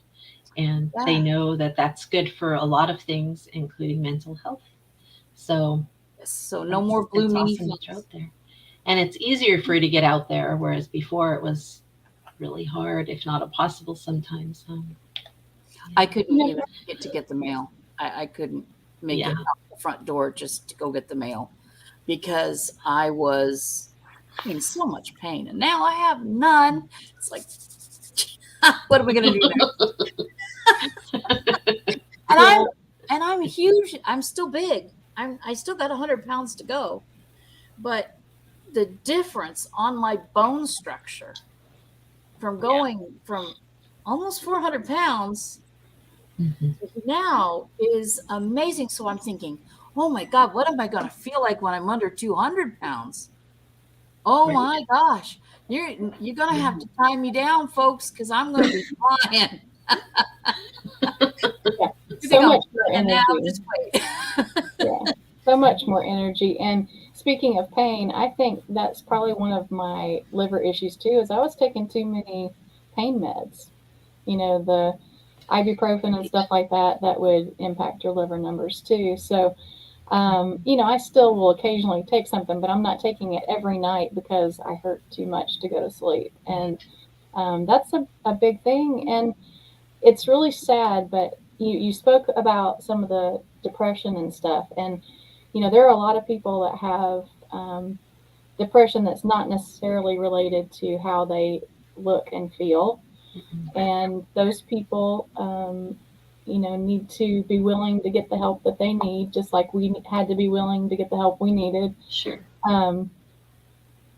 But you're absolutely right. Getting out and being able to do these things and not hurting makes you want to do more. And my parents live literally across the street from me. And for the longest time, I might go a week without going across the street to see them just because I spent most of my time laying around, you know, and not really feeling like, you know, getting dressed, putting on the shoes, walking over there. And now, you know, I go see them every day and, you know, help them out. I'm able to help them out. And that's a big thing for me. And I'm going to try not to cry. But my dad has Parkinson's and he needs support. And my mom provides that. But she can't always do everything. And they're across the street. And I can do that. And I will continue to be able to do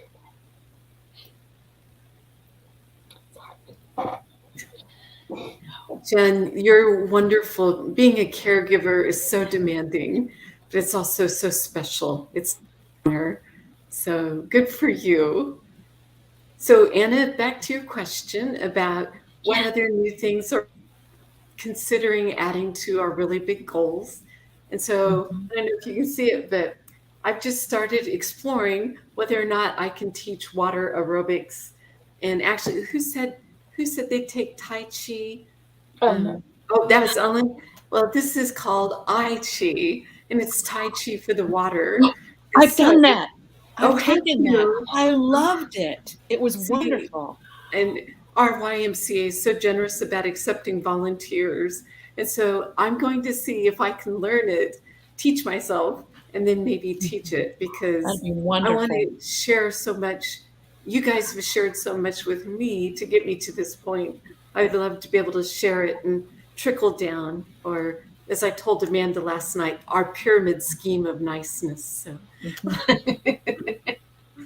You know, Sandy, I'm so glad that you were brave to ask somebody how to transfer to be able to get into the pool and start all of this. If you, I mean, that was a big obstacle, just the thought of doing something different. And and you did that, and now you're training to be teaching other people. Well, it's such a long journey, but everyone has that story, because even starting down the 1 meal a day path takes courage. You It don't know what does. your outcome is going to be, but you really try to claim it, that we didn't give up, did we? And so why should we give up now? And we can keep expanding our lives even further. So about 2 years ago, I ended up with a pretty deep wound on my derriere, and I had to go into a specialist wound care clinic. I know that part was embarrassing, but I would sit in the waiting room, and all their chairs would be the really big extended chairs, and people would come in and they would fill those chairs just with one person.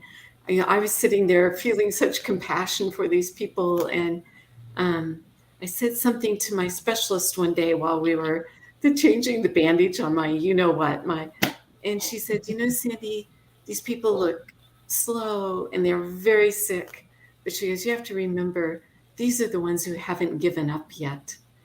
And I don't know why that moment just struck me. And there's so many people out there looking for an answer who haven't given up yet, but everything around them indicates that they should.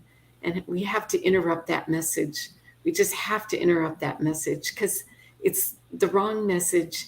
It's coming from the wrong places, and we're allowing ourselves to listen to it. So I'm so proud of the people who have every reason to give up, but they haven't. I'm so proud of those people.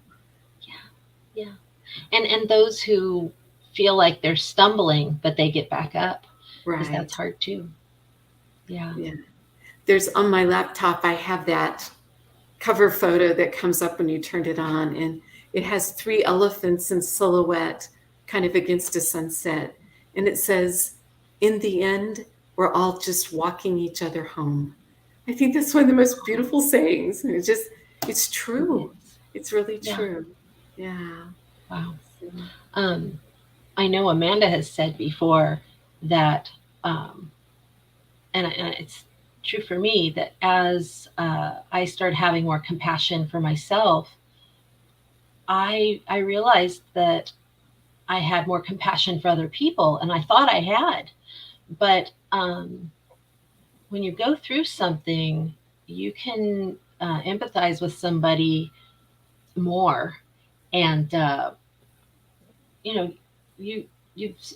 many of us have said how people treat us differently, but I think the biggest one is how we treat ourselves, and we treat others who remind us of ourselves. That's a big difference. Right. Yeah. And listening to how you talk to yourself, it's just shocking to me how often I have such negative things to say to myself. But if I can pull up my bootstraps with what I eat, I can also pull up my bootstraps with what I say to myself. And I don't deserve those thoughts, but they're coming from me, and I have to take responsibility for that. So, right. And just like if somebody does something that wasn't helpful to them, the same thing. Like the other day, I was saying horrible stuff to myself just because something went not how I expected, or because I was tired, and all the things piled up. I didn't have to keep doing that. As soon as I noticed it, that was already a sign, because before I would talk to myself mean all the time. I didn't even know that I was doing it. And so just the fact that we're more aware, that's a good step. And also we can recognize it if we hear like our kids talking bad about themselves or whatever. We can say, wait a minute, don't talk like that about my son, my daughter. Don't do that. Yeah. Yes, Brenda. That brings me back to when we did the affirmations. Starting out your day with affirmations puts a mindset to where your day is going to be more positive, just because of the affirmations that you did in the morning. It's like it's setting yourself up for success instead of failure. The way we talk to ourselves and acknowledge ourselves is either setting ourselves up for success or failure. And so that was like profound. When we did that in boot camp, that was like, for me, that was profound. The idea that I was talking to myself and I got up and I got dressed and I positively went through my list of 5, or my list of 5 ended up being a list of 22. Okay, so my list of 5 kind of grew. But, you know, or looking yourself in the mirror when you're washing your hands and going, you're going to have a good day because today is a good day. It's storming outside like crazy, but I'm going to have a good day. And because I find that the weather can affect me at times. And gray days were not my favorite days, but affirmations, I'm going to have a good day today. This is not going to affect me because I am doing wonderful. I'm going to go and I'm going to read all my old posts. You ever want to get a kick in the butt? Go read your old posts. Yeah. And see Old journals. Yeah, absolutely. It's like, wow. And journaling is so important because you can go back and you can have affirmation even through the journaling. And so that's my 2 cents. I mean, I think everybody should do that every day. Get up, do your list of 5 or 22, and affirm yourself. Look at yourself in the mirror and go, wow, you're looking pretty good today. I'm impressed. Look, your chin disappeared. What happened to your chin? And look, bat wings. I love my bat wings. I used to not have bat wings because my arms were so fat that they filled out. I got bat wings. I love them. And I used to love my grandmother's. You're reminding me. I used to go up and just touch her. I thought it was dough because she would always make dough, and I would just touch it. And you know, we tell it like it is when we're kids. Oh, this is nice. This is my warm grandma. My grandma had the best elbows. She had Play-Doh elbows. I used to sit and just play with those. Loved her elbows. But yeah, it's like, and our idea of beauty needs to change. Because people say, oh, bat wings. And I think, yeah, bat wings. And, you know, I mean, there are war wounds, you know, I've got some war wounds, and boy, are they a doozy, and I love them. I mean, yes, my belly has deflated, and yeah, it can be annoying. Thank God for Jackie Patty's videos that showed me how to deal with that. But it's like, but I don't care what Hollywood says is beauty. I'm beautiful, and I'm going to tell myself every morning when I wake up, you're beautiful. You are. Amanda, did you have something to say? Oh, because we're right at the bottom of the hour. Oh, we can just chat forever if we want to because we're in charge.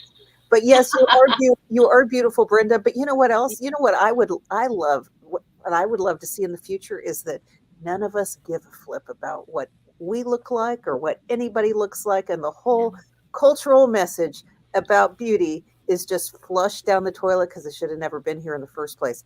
And I think about like our big goals, and the big goal is exactly what like Ellen is talking about, like this idea, like, wow, I could get back on a horse, and in picturing like our vibrant life. That is the big goal. Does any other picture of us actually matter? I don't think so. And when you look at like the failure that is the disaster that is the weight loss industry, the entire industry is focused on beauty and pant size and all those things that really those things I don't think they touch our heart actually in a deep way. It's like this cultural layer that we have. And so if we just let's stay focused on what matters. And so I don't know if our culture will ever be able to walk away from that awful layer that it has, but we can, and that's where we need to be focused is on that. Yeah. Yeah. And so I'm really excited. This too, in terms of telling our stories. When Ellen jumps on that horse, we're going to need to see it, Ellen, I because know. It's yeah, true. yeah. So, Yeah. and we're going to need to see all of this because we got to document this stuff. Yeah. And then that's what shows people too, like this is the stuff that matters. We all know that. We all know it. As soon as one of us tells the other, we know it's to be true because it touches our own hearts. But there's so much, we've heard so many things and there's so much baggage and whatever else. And so what we're doing is helping people see like this is the goal that matters. And there is a path. And it's like when I started this video this morning, if any of you heard that hours ago, it was about this canal. So I have a link in this video post. We're not ending, but we can keep going. But it sounds like I'm about to end. But in the video post here, the description, there's a link to a story about Mossy Cave and the gravel road. And it is about right near here. I'm in St. George right now. And about 2 hours from here is Bryce Canyon. And there's a place called Mossy Cave that has a canal that was hand dug with shovels 150 years ago or whatever by early Mormon settlers, just one shovelful at a time. And what we've come to realize, because we have so much experience in the group now, that this kind of meal framework works. People can take it and adapt it and find something that works. I think there's probably a lot of paths, but we know like just implementing this is kind of like that one shovel at a time. The Mormon settlers, that what they knew is if they kept shoveling that they would get there. It was just a matter of just putting the shovel in another time and just having that consistency. And all of us as a community, we're providing that evidence that is just like keep shoveling. And who was it earlier who said you can't plow a straight line if you're looking behind you, like let's focus on the future and what we are going to be doing, not what we're going to look like, because I don't think that ever mattered. It's never driven success, apparently, for any of us. And I don't think it really drives success in society. So, yeah. Okay. I'll pass it back. I will turn off my mic, and I think I'll have another soda. So, Amanda, my grandmother used to say they're called memories, not directions.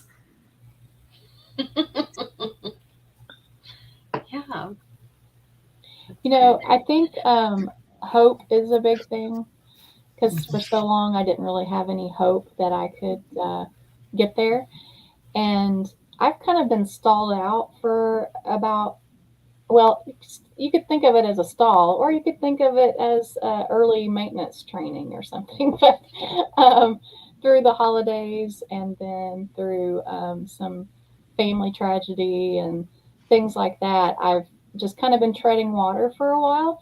But I've always known, even through some of that I know how to do it. I have the tools, and I will get there.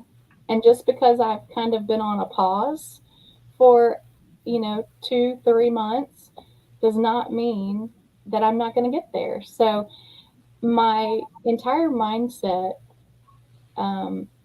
started with desperation last January. One more last desperate push, because I've been successful my whole life with various things. I can be successful here. And Amanda talks all the time about adjusting it to meet your needs. And, that's the thing. We've got the support, we've got the framework, and we've got the hope, I think, because we've seen it work for so many people. And it's huge. And so thank you for all those who've done that, given us piles of evidence. And one of these days I will be more evidence when I'm hopefully half my size from where I started. So Jen, just remember that treading water is not sinking. That's right. Treading water, you're still got your head above the water and you're in good shape. That's right. Thank you. That's what you're doing. Wow. Oh, I had a thought and it's gone. It'll come back, I'm sure. Um, oh, it was a good one. I should have written it down. Hmm. Well, is there anything anybody else would like to add? Because I've really loved hearing what you had to say. Um, Hearing stories from people who, oh, I remember what it was. Hearing stories, people who are like us, show us what is possible, and then being able to communicate with those people helps us too, because we have community and we have accountability. Even if it's just, I know I'm going to talk to them tomorrow. I know I'm going to post something tomorrow. I want it to be good. But um, I just want to say that so much of the time when we had tried to, when we maybe had given up a little because we tried to do what the doctor told us to do. We tried, oh, I'm going to do 6 meals a day to keep my blood sugar even. Oh, I have to have this huge breakfast, even if I'm not hungry. Um, all of those things that we were told, or once you have diabetes, that's it. You're just going to get worse and worse and worse. All of those things that we were told, and then we find out if we do some things a little differently, if we give our bodies a chance to rest and heal in between our meals, if we make sure that our meals don't raise our insulin levels a lot, if we do things that make us happy, all of those things, it really changes. So we can beat our head against the wall over and over again by trying the same thing, or we could try this, which is what we did. And now all that effort that was banging against the wall, or that was dealing with trying to ignore what was happening, or feeling the shame or whatever that we were putting on ourselves, all that energy can go to get us somewhere rather than just beating our head against the wall. So is there anything that you guys remember being told that just wasn't true? I don't know. I was told that I needed to eat every 2 hours to keep my sugar steady. And I'm so glad I didn't listen. Um, but then I just found another doctor. I'm I'm the kind of person, it's like, I'm not buying what you're selling, so I'm going elsewhere. Um, but I found a doctor who was like, okay, we'll try this out. And at this point, I had already been able to reach my toes. And I found a doctor who was willing to work with me through everything. And that's the one that gave me the standing ovation when I hit the 100-pound loss. And now I've got another one because she went to the VA. The VA steals all the good people, I'm telling you. Because we've got a new VA and they stole all the good people. But no, I found another good one. But it's the same thing now with her. She was going over all the notes, and the doctor sent her notes saying, this is my bear. So now this doctor calls me her bear. And she put in there, because the first doctor bought the book. And anyway, it's like, don't, just because they're a doctor, just because they're a expert, does not mean they know jack. Well, they do know something, but they don't necessarily know everything about you, and they're not the last word. But they're just parenting, and a lot of times they're just parenting what they were taught. It's Well, not, they don't have any classes in nutrition anymore. My daughter's a 4th-year medical student, and she has had 0 classes on how nutrition affects your health. Yeah. And my doctor, and once you're a doctor, it's hard to find time to study all of the new stuff, and that's not necessarily that's controversial or whatever. Because I know about 20 years ago, I wanted to host a talk about sugar, and the hospital would not let me use their room because they said, oh, it's too controversial talking about sugar. Mm-hmm. And I do know that when I was a nutrition hostess, we were giving, we were supposed to give diabetics things like pancakes and things like that in the morning, and fruit. They're supposed to have fruit, and it was to counterbalance their meds. But yeah, there's a lot of things that used to be controversial that are just kind of common sense now. So I do want to share some of the things. Let me see. Lori, oh, I can show it. I hopefully this won't go across everybody's face, but if it is, it'll just be temporary. Lori Beth was told that she would never keep it off, and she's kept off over 80 pounds for 22 months. Wow. That's awesome. And let's see. Oh, and also, they told Lori Beth that because of her surgery causing early menopause, she'd never be a normal weight. But she showed him because and that's the thing. As we're sharing our stories, she saw other women older than her who are postmenopausal and do it. And I mentioned earlier that, I believe that I might, I'm 55 now. I might be in menopause. I had a surgery earlier, so I don't know for sure.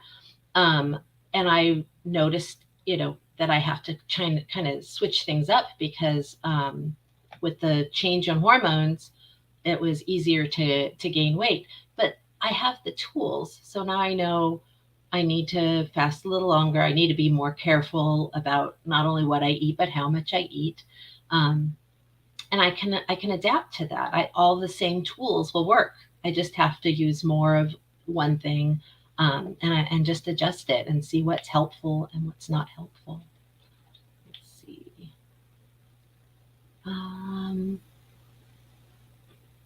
Oh, that's the same thing. Somebody said I needed to go give my folks a hug after this is over, and yes, I will go see them. You do.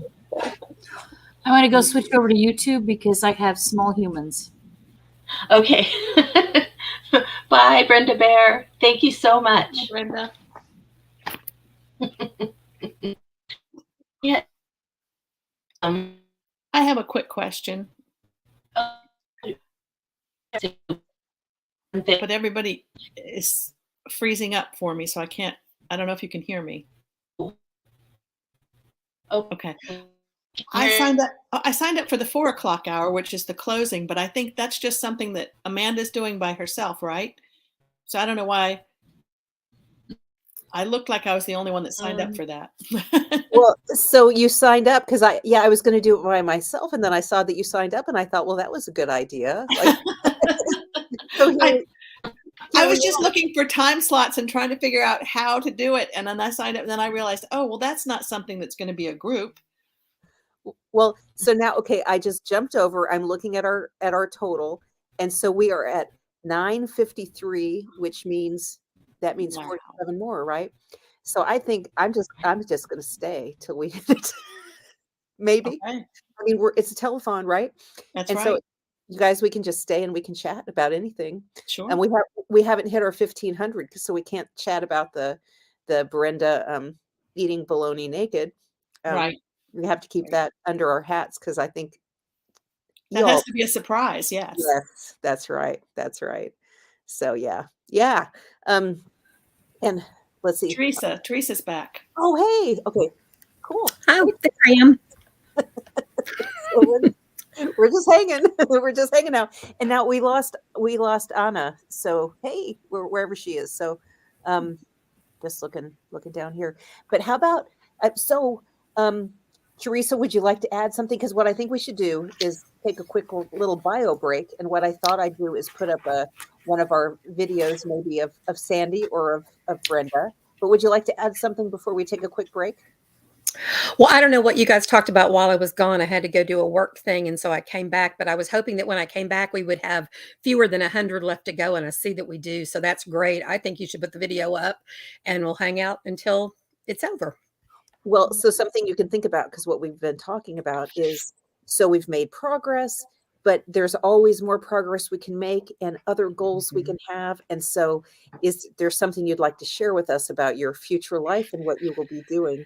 So you could do that now, or you could wait, or whatever. So Well, it's hard because, as I think a few of you guys know, because I jumped on one of those project things, I lost my husband about 3.5 weeks ago. And so my future life is kind of weird now because that was unexpected. So I'm trying to figure out what's next. But right now, what's next is moving into April and keeping this all going. And this is a good start for me for that, because, I have evidence from the past and more to go in the future. So right now I don't have, something new. The one thing that I've always wanted to do, and so when people talk about a big goal, I've always wanted to ice skate, but I'm getting too old and I'm too scared that even if I could do it physically, I might fall down and break something. So I'm going to have to find a different big goal that's not ice skating. Can I tell you something? I don't know if I'm muted.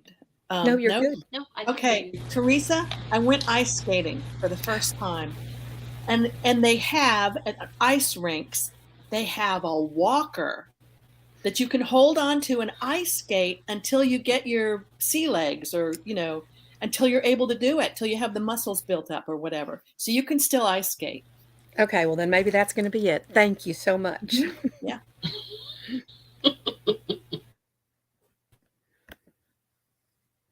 like, oh wait, and I'm in charge. Oh no. I know. Well, like, I just got back. Well, so it kicked me out completely. Oh, really? Well, see, that's the beauty of this. Someone gets kicked out, we're still on. We're still all here, So, okay, we're going to take a quick bio break and we're going to put on to see if I can do it again. You know what? I'm going to put up. I'm going to go ahead and put up Sandy's video that I think this is now the third time we've put it up. At least we should put it up like a dozen times, because it's Sandy talking about like the moment she realized she's a bear. And she has a call to action at the end about like what is the thing that makes you realize you're a bear. And the thing is, in this video description here on YouTube, there is a link where you can submit a video just like Sandy. Now it's a general, you'll see I might even be in pajamas, but you'll see that I was just testing it. So it doesn't ask specifically for this, but throw it in there, like get in that link and just throw it in. But this is such a great video. So we're going to check out Sandy for a few minutes, and then we'll be back and we'll chat and we'll check how close we are to our sales at that point. Okay. Just make sure you don't have a whole lot of wind going on when you're trying to make one of those videos. Oh yes. So right. It messes up the sound. But I want to say, Ellen, I feel like that was amazing. So you guys, Ellen used this and she did it outside and it was like all windy. You couldn't hear her. I mean, for anything. For anything, Ellen. I kind of got a little bit, but I definitely know what your point was. So Ellen was outside and she's like, I'm going to take you on a walk.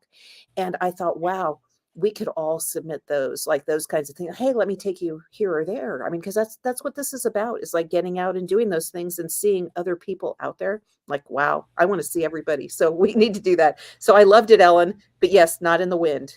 Okay. So hold on a second. Courtney is asking, is the printed RBS, cooked RBS ready to be ordered? I just want to say yes. Look in the description, and you will find the links right there in the description. I want to make sure we didn't miss that. Yes, our sponsor for today is this book, and so we're working on 1,000 sales, and when we do, that will unlock the what did we decide to call it? The April Accelerator, which is a big old community push. Anyone who gets it, you're gonna be part of our like big old giant kickoff where we're talking about simple meals, because we're all gonna have the same book, and we're also gonna just supercharge ourselves in April. So let me just check. We'll see how many we are away, and then we'll hear Sandy. And I'm just sharing on the screen that Anne says, today I celebrated the launch of the Ridiculously Big Skillet book by ordering the book for myself and making it to Wonderland. $199 point to. It's not easy, but it is simple. So that's awesome. You pat yourself on the back. You can do anything. That is awesome. We're 40 away, and so we're gonna hear Sandy and her moment of realizing she was a bear. You guys are all going to submit your videos in the link in this, but don't submit them yet, because what everyone should do is get into the stories group in Facebook and drop links and tell people to buy this so we can hit our 40. Because I think that's driven a lot of this in the last couple of hours, because I've been over here like, doing this in the group a little bit. So, okay, here we go. More Sandy right here.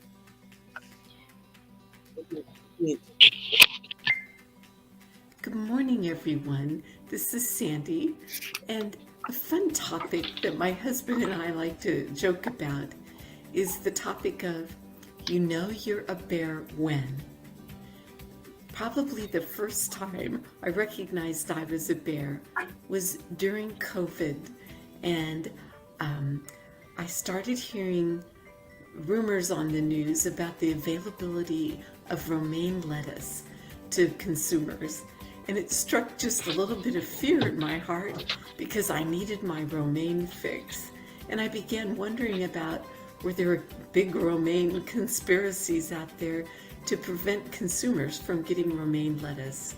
Well, fortunately for us, romaine remained available, and we were so grateful for that. Of course, we eat lots of other kinds of greens, but something about that romaine had become very important to us, and I knew I was a bear. Another time I recognized that I was a bear was when I was cleaning out some cupboards in the kitchen, and I recognized that all our small salad bowls were placed to the back, and it had been replaced by 2 very large salad bowls, and they were just large enough to hold our ridiculously big salad. So at that moment, I knew we had made being a bear a priority, and some of our old way of living was kind of being pushed to the back. Maybe my third opportunity for recognizing how big of a bear I had become was when my 93-year-old mother was visiting us, and we'd had a wonderful lunch, which is the normal time of day that my husband and I eat. And of course, I had planned meals for her for 3 times a day, plus some snacks, because that's just the way she eats. But evening rolled around and we were all going to bed, and I realized I'd forgotten to feed my mom. And I knew what a huge bear I had become, and I apologized over and over to my mom, and she just laughed and said it was worth every moment because she would remember that for a long time. And I'm sure my brothers have now heard that story over and over numerous times.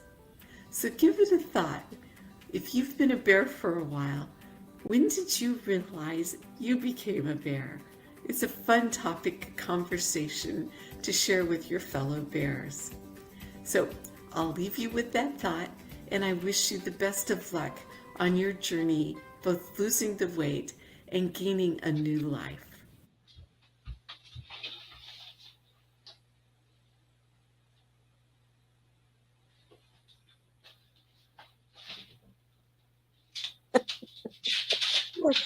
So with somebody, let's see, I'm going to turn off Anna Sewell's mic. I wonder if that's where our background noise is coming from. Well, so I wonder, do you guys have any memory of when you first knew you were a bear? Because now I'm wondering, like, how would I even think about that? Because I didn't even know I was a bear until, well into it. Didn't know that any of this was happening.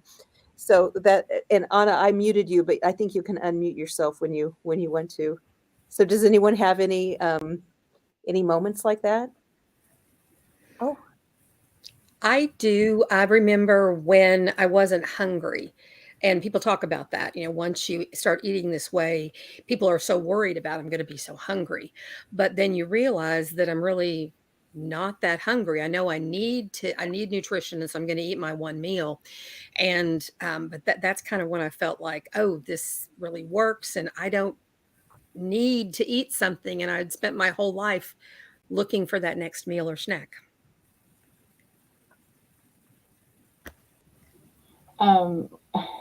I think Lori Beth said something about this on the YouTube chat over there, and I'm the same way. When I realized that I could eat an entire salad entree at a restaurant, because I used to not be able to eat, or I didn't want to eat a salad that's ridiculously big, and now I can, and it might be too small. So there you go. I find that I often talk in Eat Like a Bear memes to people. I use those memes over and over. One of my favorite is just because the progress is slow, quitting doesn't make it go faster. I use that over and over in physical therapy. And That is that's a good my one. mantra. Yeah. But I got that from Eat Like a Bear. Oh, thank you, Donna. I realized I was a bear many times in many ways, but talking about NSVs, and then having to explain what an NSV is to someone that's not in an Eat Like a Bear. Oh, it's non-scale victory. There's a lot more to life than losing weight. There's, and then having to explain non-scale victories and how important they are. Mm-hmm. But Sandy, will you repeat that again? Because I want to write it down. Oh, I think it's like this, Ellen.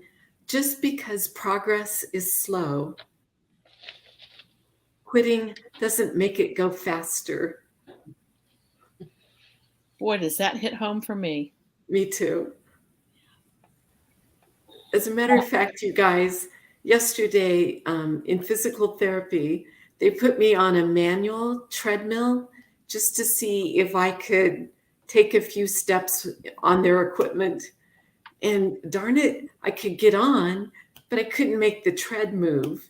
And so I got off and I asked one of them to show me so I could model it in my head as far as what the walking looked like. And so my therapist was really kind and she hopped on and the tread just moved right out from under her. And she goes, I really don't know what your problem is. So I got back on there and I was trying it again and I couldn't make it move. And she goes, oh my gosh, she goes, you're so light. It doesn't move under your feet. So we had to increase the incline and let gravity help me move it back. And I thought, boy, that's a non-scale victory if ever there was one. So, yay, I get just incline. been frustrated. But it was a I didn't know non-scale you. victory. Yeah, I didn't know you could be too light for anything.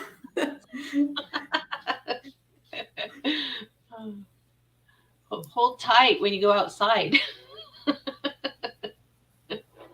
Well, I have to share what just came in the mail. Yay!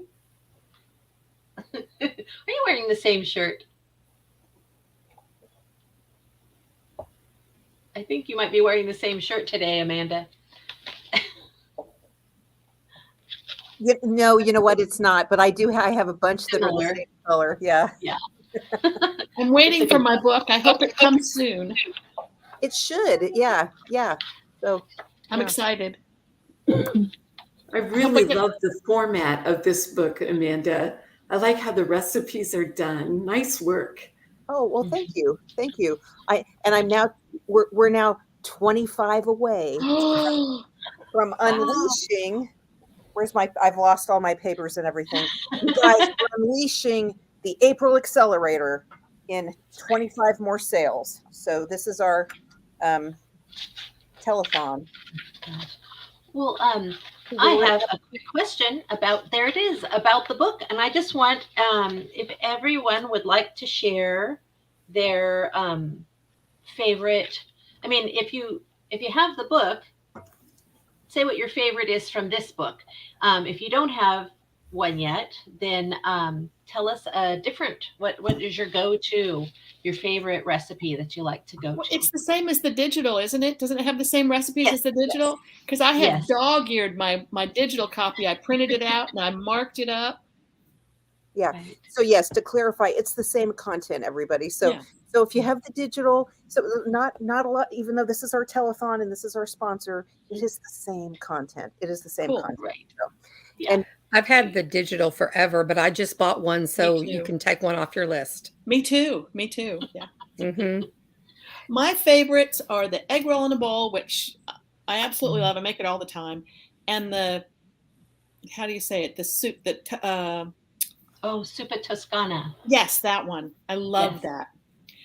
And I don't make it very often because my husband's a vegetarian and he doesn't eat any meat or anything, so, or poultry. So I make it for special occasions for myself. Well, that's good. That's yeah, because awesome. that one's all about that sausage flavor. Oh, it is all about the sausage. All Yeah. about the sausage. And I love Yeah, 'cause sausage. you can modify anything, but certain things, of course, it's going to taste different if you change out the protein.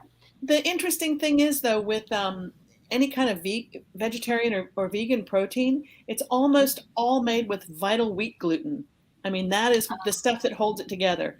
So I don't use that at all. Yeah. Like they have wonderful chorizo and sausage and stuff, but it's all wheat. So that makes it hard. Yeah. Sometimes I'll make 2 pans though and do his and hers. Right. Well, anybody else want to share their favorite? I'm going to go post in the stories group, so that's what I'll Oh be. yeah, go ahead. Go sell some more books. Anna, I really like just the soup recipes in general. Yes. And we have friends that like to come over. I mean, that sounds like we don't have many friends, but we have several different groups of friends that like to come over. And the deal is, I'll make the soup if you bring the crackers. And the rule is also, you take the leftover crackers home because we don't want to start any chain eating at our house. So just the soups in general, I have wonderful ideas in here. And like you were saying, you can modify anything and flavor it differently if you want to, but these are easy and it just makes it look so effortless. And I like that part. Yeah. So, well, especially on a day that's not a high energy day, you know that you can make anything very quickly. So that's helpful. I wish that I had thought there was someone that was chatting on, I don't know, before this group got together, and they said that they have a really hard time because she wants to cook for her husband, but she doesn't know how she can follow and he can follow. And I was listening. I was in the audience. I wasn't a guest at the time, so I couldn't say anything. But I think it's really important that I think that's true for a lot of people. And I know I have to modify things because my husband eats a whole lot more carbs than I do. And so I do things like I made him a big pot of vegetarian chili, and then I was eating something else, and then we both had a big salad. But I try to make him things that I don't really like because it makes it easier for me. I made him what I think is really horribly gross. I made him this big homemade cornbread with fresh corn in it because I don't like that. It's yucky. But he loves it. Temptation. It's not a temptation. So there are things you can do like that and still coexist and eat at the same time and eat together. I mean, I know not everybody does eat together, but it's something that's important to me. We like to eat together and we eat the one meal, and he eats a lot more carbs. But yeah, as long as I prepare, and he still works full time and I'm retired, so I do most of the cooking. But there are ways around it. I think it's not about the food or what it's about motivation, that there's always a way to find what will work for you. Just always. So I know that was not related to what we're talking about, but I felt compelled to say it. No, well, it's a frequently asked question, how to navigate family meals, and it's on the frequently asked questions section of eatlikeabearden.com. Also the bear facts, FAQS.com. There's one about family adapting for your family meals. And anybody who has tips or anybody who has a specific question can ask right there in the comments. Cool. So I just wanted to make sure you all knew about that. I was trying to decide what my favorite one was, and it's not just my favorite, but it's also an example of how I always modify it. It's the salsa verde chicken. And I mean, I've always made like salsa verde chicken, but for this recipe, it does call for okra, but it is just fine with green beans or cauliflower. I don't know. Oh, I would love it on maybe on a bed of shredded cabbage too. So that's another option. Oh, and this was good too. We tried this the other day. Cheeseburger in a bowl. That was good too. So anybody else want to share a favorite or any favorite meal or one that you go to that you have over and over again? Because there is a salad that I would have over and over again, but it's not really, it's just kind of, see, that's the other thing. Once you've made enough of these recipes, you can kind of modify so much that it's almost a new recipe with your favorite flavors, as long as you get all of the, you have to work a little bit harder because you need to make sure that you're not going too high on your fuel or whatever. But if you're switching out your protein and still staying within the framework, you can make just about anything. Yeah. I made a really good soup last night. Of course, as far as family goes, my husband will not eat fish, does not like the smell of fish. But we made it for the rest of the family, and then we made him something else. Sometimes that happens. Yeah. My go-to is, I'm sorry, Amanda, do you want to go? Go ahead. My go-to is just a simple taco salad. I will get, a 5-pound thing of meat and season it and then freeze it in small single servings so that if Ron is traveling, I'm not cooking for anybody, much less myself. So I just will nuke the meat and throw it on a salad. So and I enjoy the spicier things too. So, and I can have taco salad for 3 days in a row if I need to. So that's an easy one for me. And then as far as from the new book, I like the ham and cheese soup. Yeah. My mom made this one for us one time, and it was quite yummy.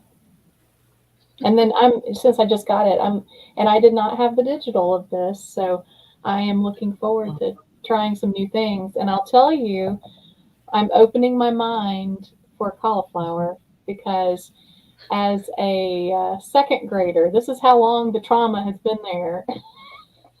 I had horrible cauliflower, and I have not eaten it since. So I'm looking forward to trying some cauliflower recipes. I'm going to give it a chance. Start off with one of the ones where it's in soup. Okay. Yeah, maybe. Jen, maybe there's a saying, there's a saying out there that, like they say marijuana is a gateway drug for harder drugs. Well, cauliflower is a gateway vegetable. So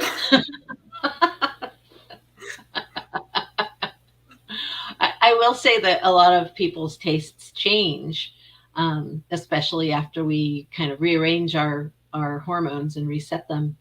A lot of times, like if I come off of a fast, the first time it happened, I was craving salad. I was craving, like now I just can't get enough arugula. And all that happened because I think in a way, what it was is I stopped the physical addiction part of my trouble with food. And it's almost like that there's a physical component and then there's a psychological and a mental component. And once the noise of needing to eat all the time. Once that noise was down, probably, all of those hormones, I was able to have crave stuff that was good for me. Um, so who knows what'll happen? You don't know. And I would definitely try it more than one way because, it's all about what flavor you're adding and the texture. So. So I'll recommend start with the clam chowder. I think that's a good because That's a it's good got one. some nice flavors in there, and I don't feel like it has a strong cauliflower taste. I feel like anyway, that's what I'd start with. But also a little shout out. So I was over in Facebook updating the post. Oh, and by the way, I think let me. Yeah, 13. We've got 13 to go. 13 more of these, everybody. So a word from our sponsor. We're here till we sell another 13 because then that will unlock the April Accelerator bonus that we've been talking about, where we will all launch ourselves into April with the details in this book. So some of that content will be focused on people like digging into the book. One of the things that I talk about in the book is something Virginia was kind of touching on this earlier, is this issue of having your simple favorite recipes that are like always in your back pocket, that how to just that keep the stuff in the freezer or wherever it is, that stuff's always around and you can always compete with the drive-in. This is key. But I want to give a little shout out because I was over in Facebook and Jan Whittle posted and she said that she did her part. She bought 7 books. 7 books. You only need 2 more people to buy 7 books.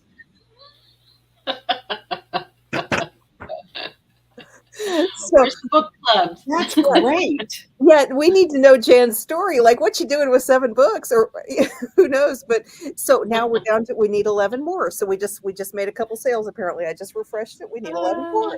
11 well, more. I knew you were going to send me one, but I wanted to buy one on the link, so I sent one to my mom. She doesn't know yet, but I sent her a book. Oh, and she's going to get a magnet then, probably. Yeah, probably. Okay. Yeah. Well, cool.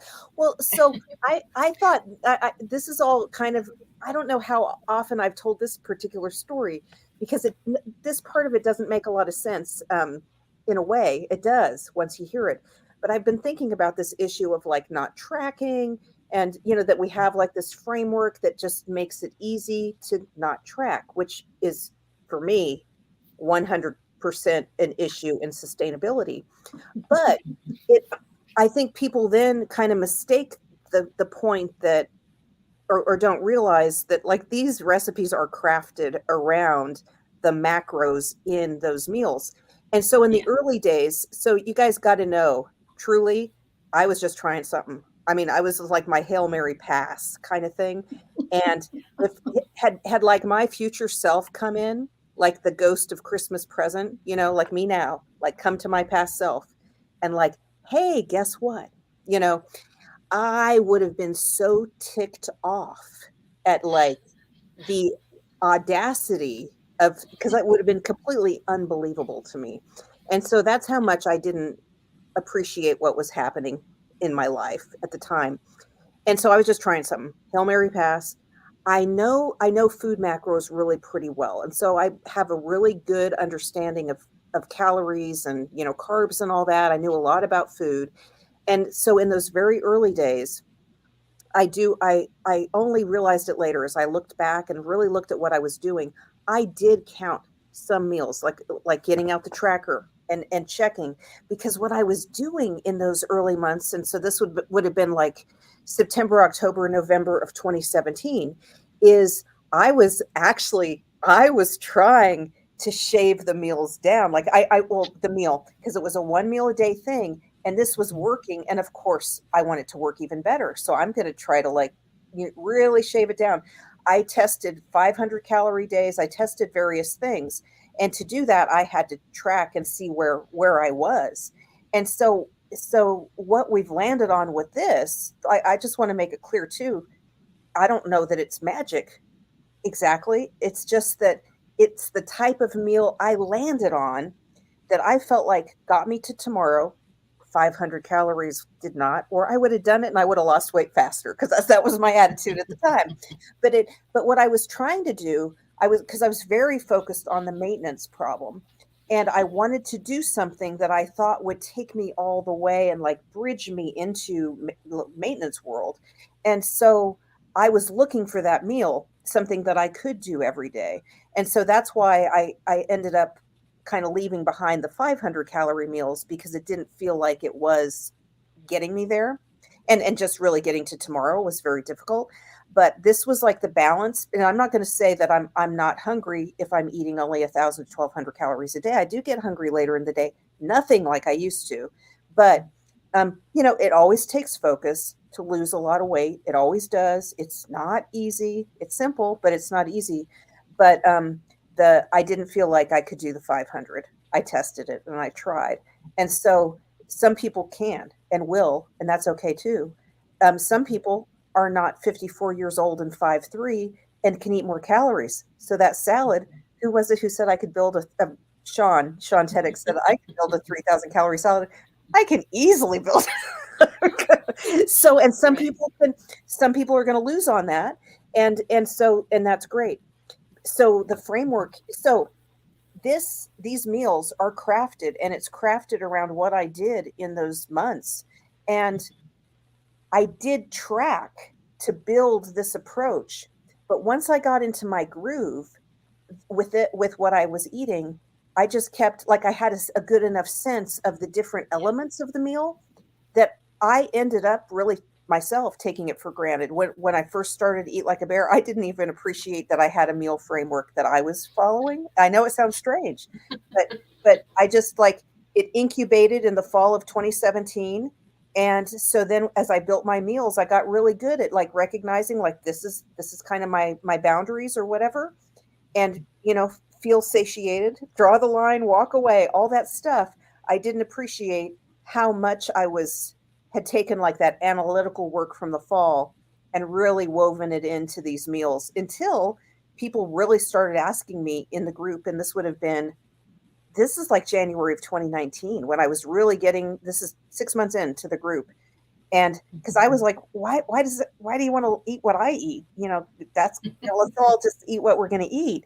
But I had a number of people really saying, I want to know exactly what you eat. And so I ended up in the kitchen calculating, like I tried to kind of go back, in time and like replicate the feeling of all like that really on point kitchen preparation. And I started actually recording the nutrient profiles of the meals as a whole. And when I did that was in March and April of 2019. I was shocked at the consistency of the meals that I was that I was eating. And that's when I realized, oh my gosh, it's like a framework that somehow I didn't even appreciate that I was making for myself. And the reason, again, I didn't, it seems now like, well, duh. And then, getting it out in the community, duh. But no, because I didn't, none of that was the purpose. The purpose was I was just trying to lose the weight. And it ended up being magic.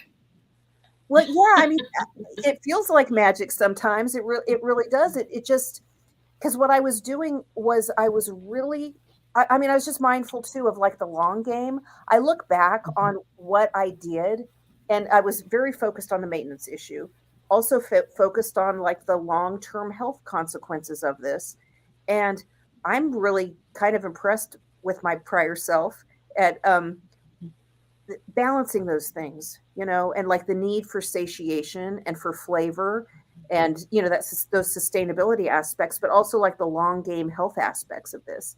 And so, it does feel like magic, but I don't want to oversell it in that way, because I feel like probably, I mean, we all have different, approaches and different needs, that there's probably multiple paths of success. It's just that we have something we see a lot of evidence for, and then that like inspires us, and a certain percentage of us are going to latch onto it and say, wow, I'm going to try that and I'm going to do it.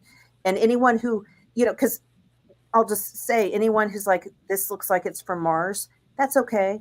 And you can, learn from what we're doing. If we look Martian, you can learn from the Martians and adapt it and kind of make it your own. And I think that's really great. I really do. Um, that's kind of what I did. I mean, I'd gone through all kinds of diets and tried to bring all that together in what I did with this. So anyway, the meals are very like formulaic in a sense. There's a framework, and the different parts have different purposes.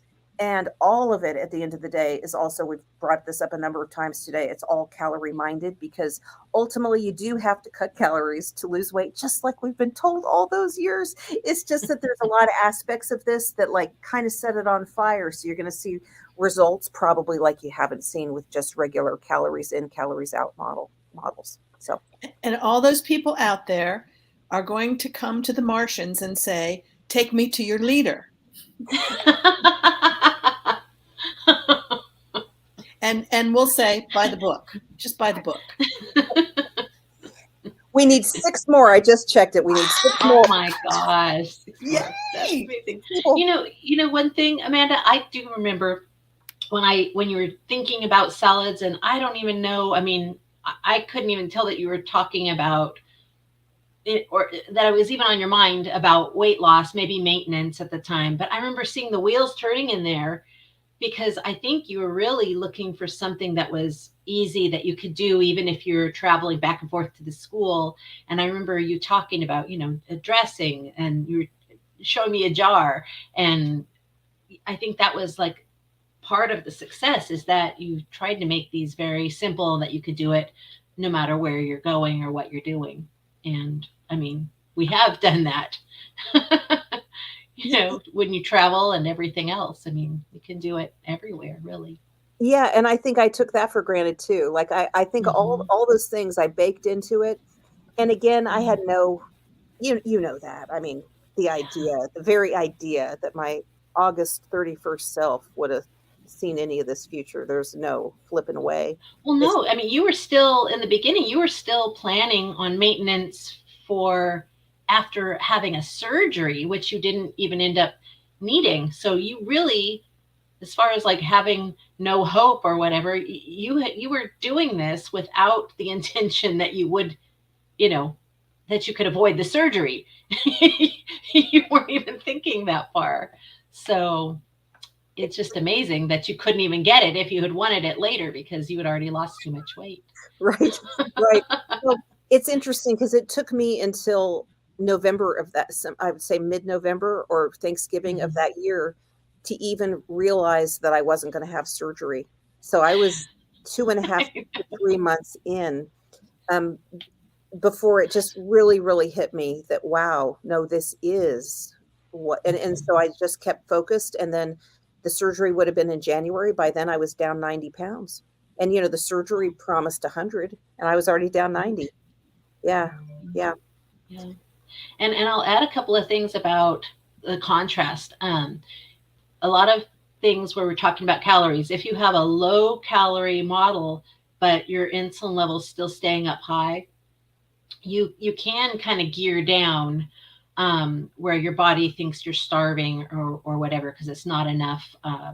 And the reason why is because when we're eating a lot of foods that raise our insulin level, or we're eating lots of meals and we never get a chance to let the insulin levels drop, we don't have access to our stored fat. And once we are in a good zone, it's not as big of a deal if we don't have whatever calories we think we should have, because our body will be able to access the body fat, and we can burn that instead. Or what did you say, Amanda, once? I'm sitting on my lunch. Because we don't have, everybody's like, oh, you're going to ruin your metabolism. But really, if we always have access to body fat, and we're getting good nutrition when we're eating, it's not really an issue. We can actually, as long as we keep moving, we can actually increase our metabolism, which is amazing, unheard of. there's a lot that you read that talks about, they use the term fat adapted, and when we start burning fat for fuel. And I read, it probably was on the Facebook stories group at some point, where the phrase was used, I'm carrying around an extra gas tank all the time, so I've already got it. And that one spoke to me as well. Yeah, very true. Oh my gosh, let's see. Here's another. So, getting the Skillets book, FedEx. Yay! Thank you, Lana. I'm excited. I was excited when I got mine, which is just like an hour ago or less. Let's see what else. 2 more. 2 more. 2 more. Woohoo! Oh, by the way, Sean Teddick was the first one to buy. I should have announced that when she was on. Yeah, she was the first one. Did she know that she was the first? Well, she had a leg up on people because she messaged me before. Yeah. So, and I sent her the link before I sent it out. Yeah. Here is what we were talking about. So, having that period of time where we don't have to be digesting and where we can be healing and we can be burning calories, that's the big difference. But I want to say something about this. This is like, so the comment is, I was a calorie micromanager, but ate small amounts. So it's little snacks throughout the day. Yeah. I want you guys to think about this for a little bit. Now think about, because this is the psychology of it. So Anna's talking about like the insulin, but think about the psychology. I'm going to have a little handful of nuts. Now I'm going to have another handful in an hour or 2. Now you take the first handful, and what are you thinking about? You want more nuts because that little handful didn't do it. And so then you have another little handful. And what are you thinking about? You're thinking about the nuts because it didn't do it either. You are hungry all flipping day long. You're thinking about food all flipping day long. Your whole life is thinking about the damn nuts. Now, I want to be free from thinking about the nuts. And so this is where I really see the one meal as easier, not harder. And so people, there's a lot of backlash against the one meal, and you're starving yourself or whatever. And it's so hard because I'm going to be so hungry. Think about this. It's a giant meal. You eat it, you get satisfied, and you walk away. Now, I'm more satisfied with my meals than I've ever been in my entire life. And I walk away. Now, it's not always easy, but I lean into this point of like getting it behind me and going out and doing something, filling my mind, my heart with something besides food. And that to me has been really liberating and is a huge contrast to like all the little meals, and is like a key point of psychology that I think is completely under-discussed and underappreciated. But Jackie's back. I have to say that was the biggest selling point for my husband to do it with me, is that freeing up our entire evening to do whatever we want and not have to prepare food or cook food, that was a huge selling point. Yeah. I have an important announcement. So we have done it. Jackie reappearing was the magic point. Apparently. We have done it. And so we hit our sales goal today of 1,000. And so welcome everyone who has purchased into the April Accelerator bonus. What I think I'll do is I'll send out an email to say, hey, if you've been sitting on the edge, you need to buy today, because everyone who buys today is in the big old April Accelerator program. And what a great day this has been. But are we going to just keep chatting? Because it's kind of, I love. Well, I want to see some of the other videos though too. Maybe when you're done, you can keep playing the videos because I want to see them. If we bought the book before today, are we still in the April accelerating? Oh yeah, no, the 1,000 was like, do you mean like, so I sent out like that test link yesterday. Yes. And I sent it out, and then I went ahead and sent an email later in the day. And so, yeah, all that. No, that's how we sold 1,000. That's just not Oh, cool. like since Okay. 8 a.m. or something. No. Thank you. Yeah. So yeah, everybody for sure. Yeah. Awesome. How you doing, Jackie? I'm good. I went to the Cairo and the farmer's market, bought a huge pile of meat. Already had the veggies here, so. Jackie, you're looking super trim because I don't know, you guys have you heard that Jackie's kind of talked about how like you gained all this weight or something? You actually look super trim to me. Well, thank you. I wish I looked that way to me. Well, because so Jackie, just give us if you don't mind, a quick update on. I gained about 25 pounds when I quit smoking, which I was just snacking all the time to put things in my mouth. It's not any mystery. There's nothing about not smoking that makes you gain weight. But before I even started, I had pretty much said, I don't care if I gain weight or not because I know how to lose. The smoking was the bigger challenge for me. But yeah, none of my clothes fit, and I won't buy bigger ones because I'm not going down that road. Nothing is as flattering as it was 6 months ago, but hey, that's how it goes. But you know what to do. 6 months of not smoking, right there. That's awesome, Jackie. Congratulations. Thank you. That's wonderful. Smoke free like a bear. I've been trying to quit for 40 years. When I was pregnant with my daughter, I have quit so many times. I've used so many methods and meds. And so, it's never gone more than a few weeks before. So I'm very pleased. Yeah. Well, great. I think that's like Jackie has the best weight gain story now. As far as I like, there'll be others. We should collect the super great weight gain stories, and then we can normalize the discussion of weight gain. So that's another thing I want to say here too, guys, is like people who just found us, or people who have been with us for a while and then are hiding from us because they gained weight. Why are you hiding from us? Why are you hiding? Do you think you can find any community that gets it more than we get it? Because yeah. Yeah. If you stumble on the trail when you're climbing up the mountain, we don't just let go and roll all the way to the bottom. We have to hold on. And the rest of us aren't going to laugh at you falling down, the trail. No, we're going to cheer you for holding on with your fingernails, Mm-hmm. Exactly. Did you make it? We made it. We made it, Brenda. We did, Brenda. Made Yes, it. Yay. we made it. Just about 5 minutes ago. About 5 minutes ago, we made it. So now we're, yeah.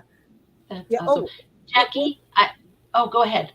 Oh, but we haven't made the 1,500 for your story. Oh, that's right. You know we what? Haven't made the naked baloney. I will send out an email, and if we do hit 1,500 today, do you think people would we could sell an extra 1,500 just for the? I don't know. I have to see what happens. That feels like a stretch, but yeah. but that would be a story, not just like the story itself, but that we sold 500 just based on the promise of it. Yep.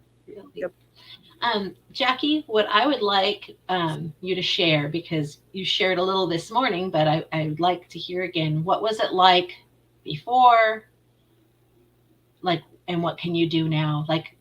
Just show us the contrast of before and now. It was really, really bad before. I had been disabled for over a decade. And I'd had a major surgery and I'd never recovered enough to be able to walk. Even getting to the point that I could stand up on my own was difficult.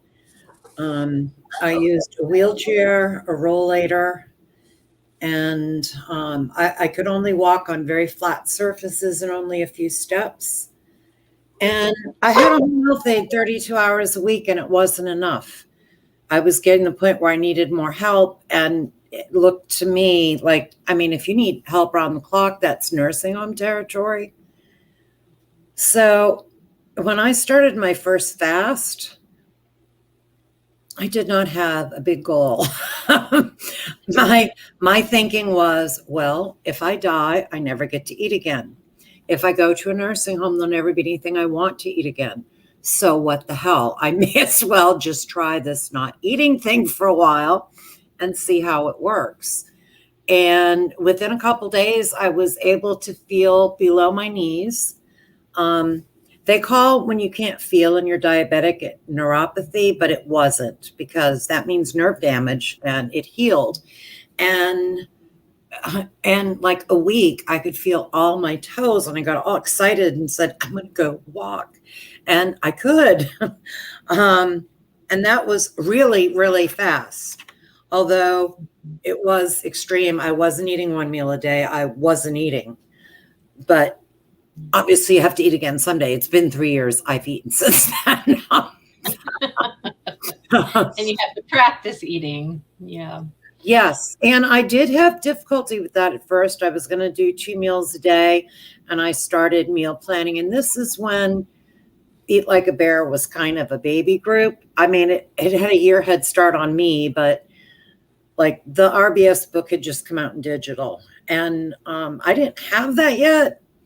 And but I tried the Big Mac salad recipe off of Amanda's website, and just like fell in love, which shocked me. I don't even like iceberg lettuce, but oh my God, that was so good.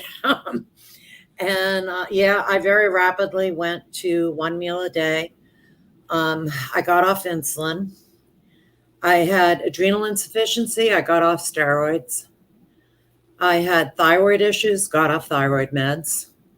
And that's why my endo fired me. There was no longer anything wrong with my endocrine system. And as far as what I can do now, it's just everyday life. It's just everything. It's, I don't have to do that much cooking for me, but I also cook for my ex and for my current. And I just got back from the farmer's market, and yeah, I drive myself. I just have a life. I have friends like that aren't home health aides. Not that there's anything wrong with I still have friends who are ex-home health aides, but it is rather nice meeting people who have never had to help me in or out of a shower or anything. And just my whole life, all day long, is stuff I couldn't do 3.5, 4 years ago. All day long. It's One mind thing boggling. that strikes me that you told us before is that if the home health aide puts your meal on a lower shelf, that I couldn't reach it. You couldn't reach it to have a meal, and now you're cooking for other people. Yeah. Yeah. And I got a whole bunch of this coming up because we have an event coming in. I've got, not this week, next week I've got a potluck. And the week after that, I'm going to an event that I'm apparently making coleslaw for 20 people at that event. So, yeah. A lot of people are discovering a lot of Amanda's recipes. I made salsa verde chicken for a potluck right out of this book. Where am I? Here I am. And yeah, it's been interesting. And it's been fun. I've just had so much fun. I was so miserable for so long and in so much pain. I guess I don't really talk about that, but I was in a lot of pain. I had liver pain. I had pains from my bypass. And then I had a huge surgery on my leg. And I think I'd gotten off narcotics before I started Eat Like a Bear, but just like I'd been on them for a couple of years. And like all of these pains going away, that makes such a huge difference in your quality of life. Being able to not hurt. And yes, if somebody cooks something and puts it in the bottom fridge shelf of my fridge, it would be me, and I can reach it afterwards. Yes. Yeah. That's such a good story. Oh, tell about when you donated your insulin. Oh, yeah.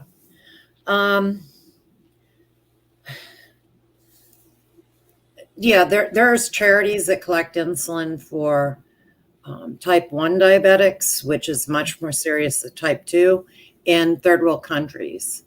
And I'm trying to remember when that was exact. It wasn't even 6 months in, I don't think.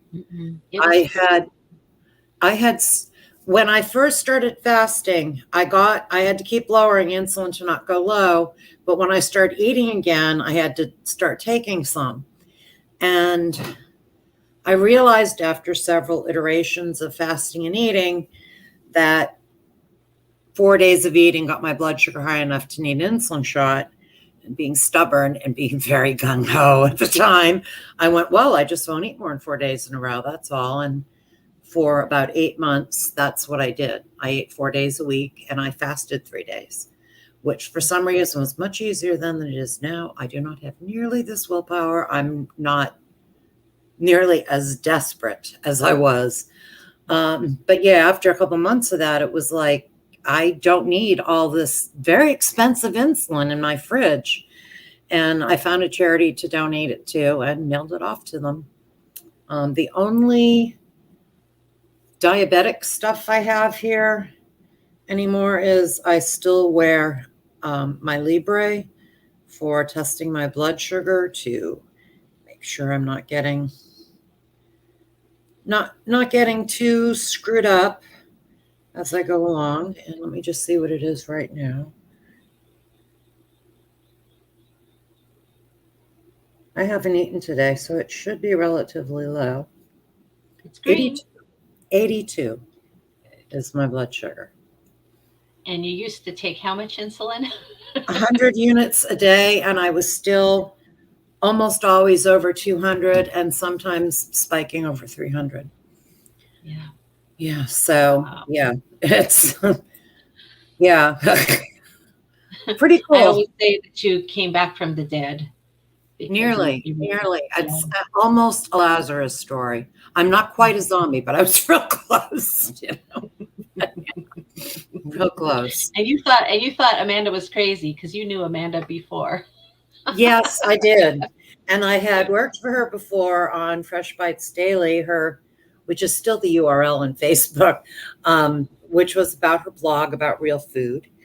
And because she was busy and I didn't know what she was busy with, it turns out she was busy lying on the couch fasting. And I had just got out of the hospital when she told me how she had lost 100 pounds in 8 months. And I was not enthusiastic because I had very bad congestive heart failure and could not lie down to sleep. I had to sleep sitting up so I didn't drown. And so I was like, well, I'm happy for you, but whatever. Whatever. This isn't, I have bigger problems than that I'm fat. Without, for some reason, it ever occurring to me that it would be easier to lie down and breathe if I didn't weigh that much. And it took a good year before I nearly died another couple times before I got a clue that this was like worth doing. The thing that really did convince me was the research on reversing diabetes, because that's the first thing that went wrong with me. I was in my 20s and in graduate school when I became a diabetic. And it's like it was down. So many things went down and got worse and worse and worse. And it's like if that was the main cause of all the rest, I could really get better. And it was worth a shot anyway, because like I said, I had no better choices at that point. Might as well try this not eating thing. Heather wants to be you when she grows up. She didn't say it quite like that, but That's how I see it. So many people in this group, so many people have reverse diabetes, have non-diabetic A1Cs. Most of them did not have to be nearly as extreme as I was, but I'd been a diabetic for over 30 years and on multiple daily injections of insulin for 12. But so many people have got off diabetic meds and have normal blood sugars. And it's true, we have to do a lot to accomplish that compared to non-diabetic people. I mean, my ex can still eat huge piles of cake and his blood sugar doesn't go anywhere. It pisses me off. Sorry. I was going to say, I just went to my doctor the other day, and they used to tell me that you can't reverse the neuropathy, but I was just informed that I no longer have neuropathy at all. And I was told that it was impossible to reverse the neuropathy, but that's a lie, because it did reverse. I went from almost feeling nothing. I mean, I could step on a tack and barely know it, to now, she said, my feet are extra sensitive. So it helps a great deal with walking if you can feel things with your feet. It's huge. And I think they just say neuropathy. Like, I never had a nerve test. I mean, they're just, you're diabetic and you don't feel anything below your knees. Of course, it's neuropathy. I don't think it actually is. Neuropathy implies nerve damage. And if my nerves were damaged, they wouldn't have recovered. But I think that's part of the problem with some of the stuff they say sometimes, because that was a diagnosis I had, which had no basis, because it turns out, yeah, I don't have neuropathy. I'm so happy you don't either, too. That is so cool. Yeah, it's like misinformation. They just look at you, you're fat, and you can't feel your feet, so you got severe neuropathy. Yeah, yeah, pretty much. You know, it's kind of like they don't even test for half the stuff they tell you that you have. I mean, they said you're fat and you're diabetic, so we want to put you on this medicine for cholesterol. And they didn't even check my cholesterol. And then come to find out, I got a 20-year-old's cholesterol. I have perfectly awesome cholesterol. And it's like, why would you give me cholesterol medicine? Because that's what we do with diabetics who are overweight. And it's like, yeah, I didn't have anywhere near perfect cholesterol levels. My triglycerides themselves were always over 300.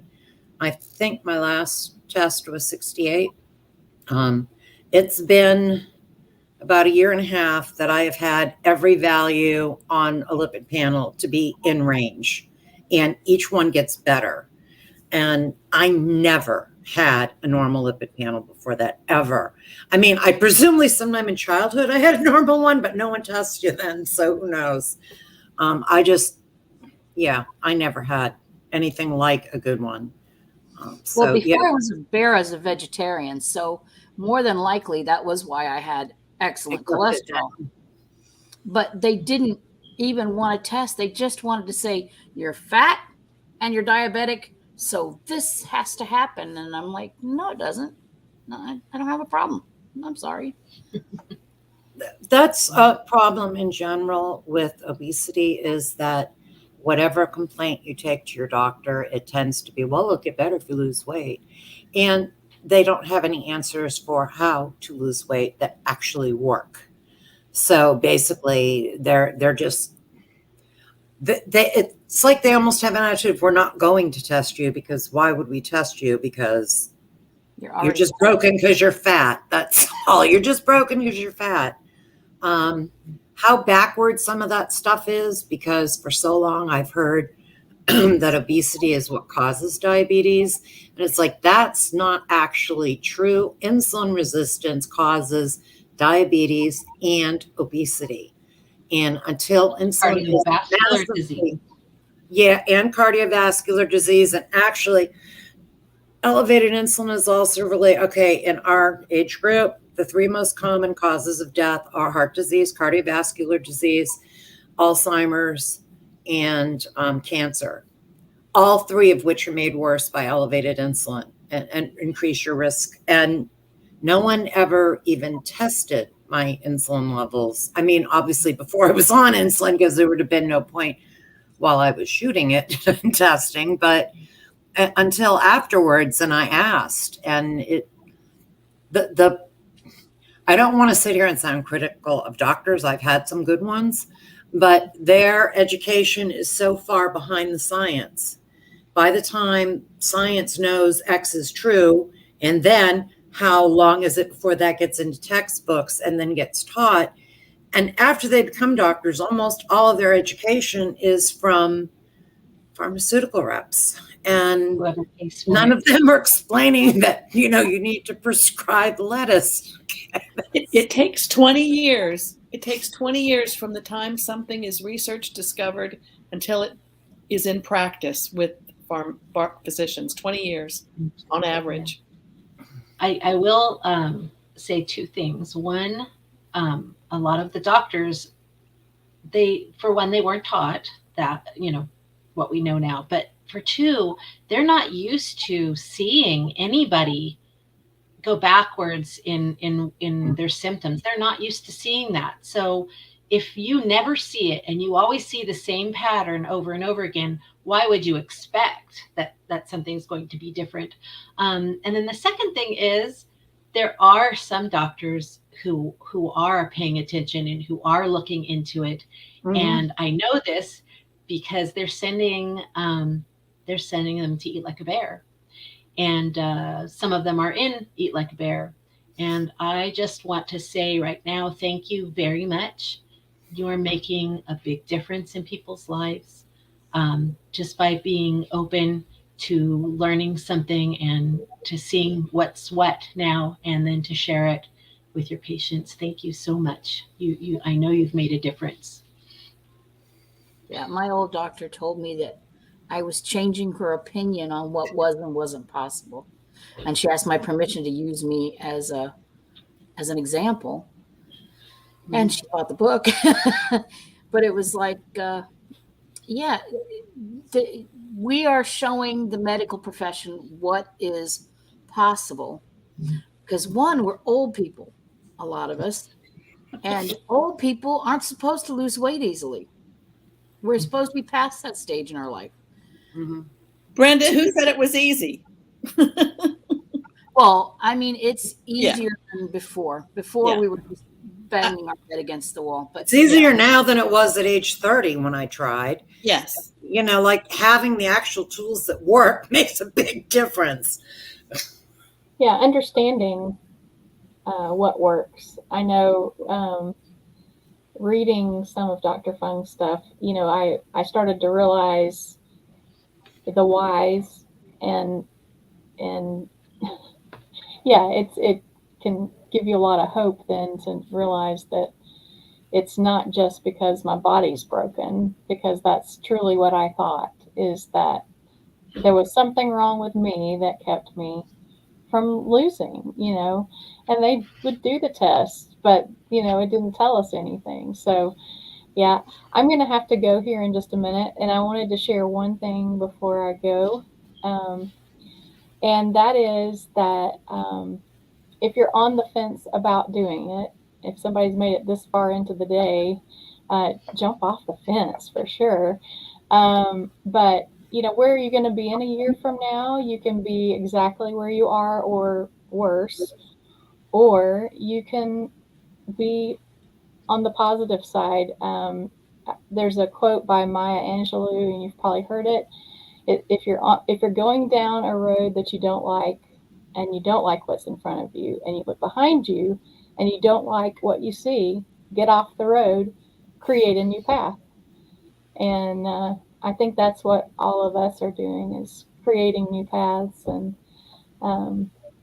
Amanda started the path for us, and we've been kind of following along, and now we're all creating our own paths too, as we kind of explore this awesome new life. And so thank you, Amanda, and everybody else. And I'll see you around the den.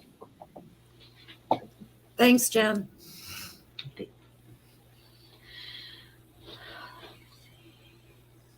I'm heading out again too, because I have to feed the troops.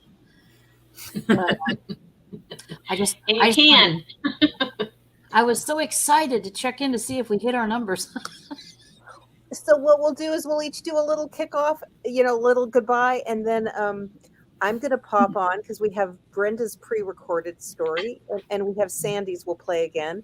And so for people who are just like wanting to kind of stay in the moment and the zen and all that, so we'll each say goodbye, but then we'll leave you with Brenda's story and with Sandy's story. But let me just say, like, for my own kicking you off. What?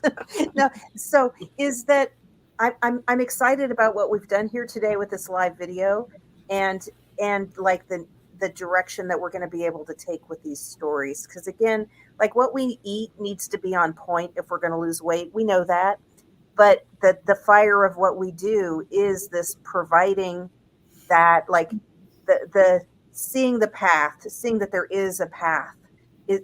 I see this the weight loss dilemma that we've faced all these years is that our perception of our choice was like clouded.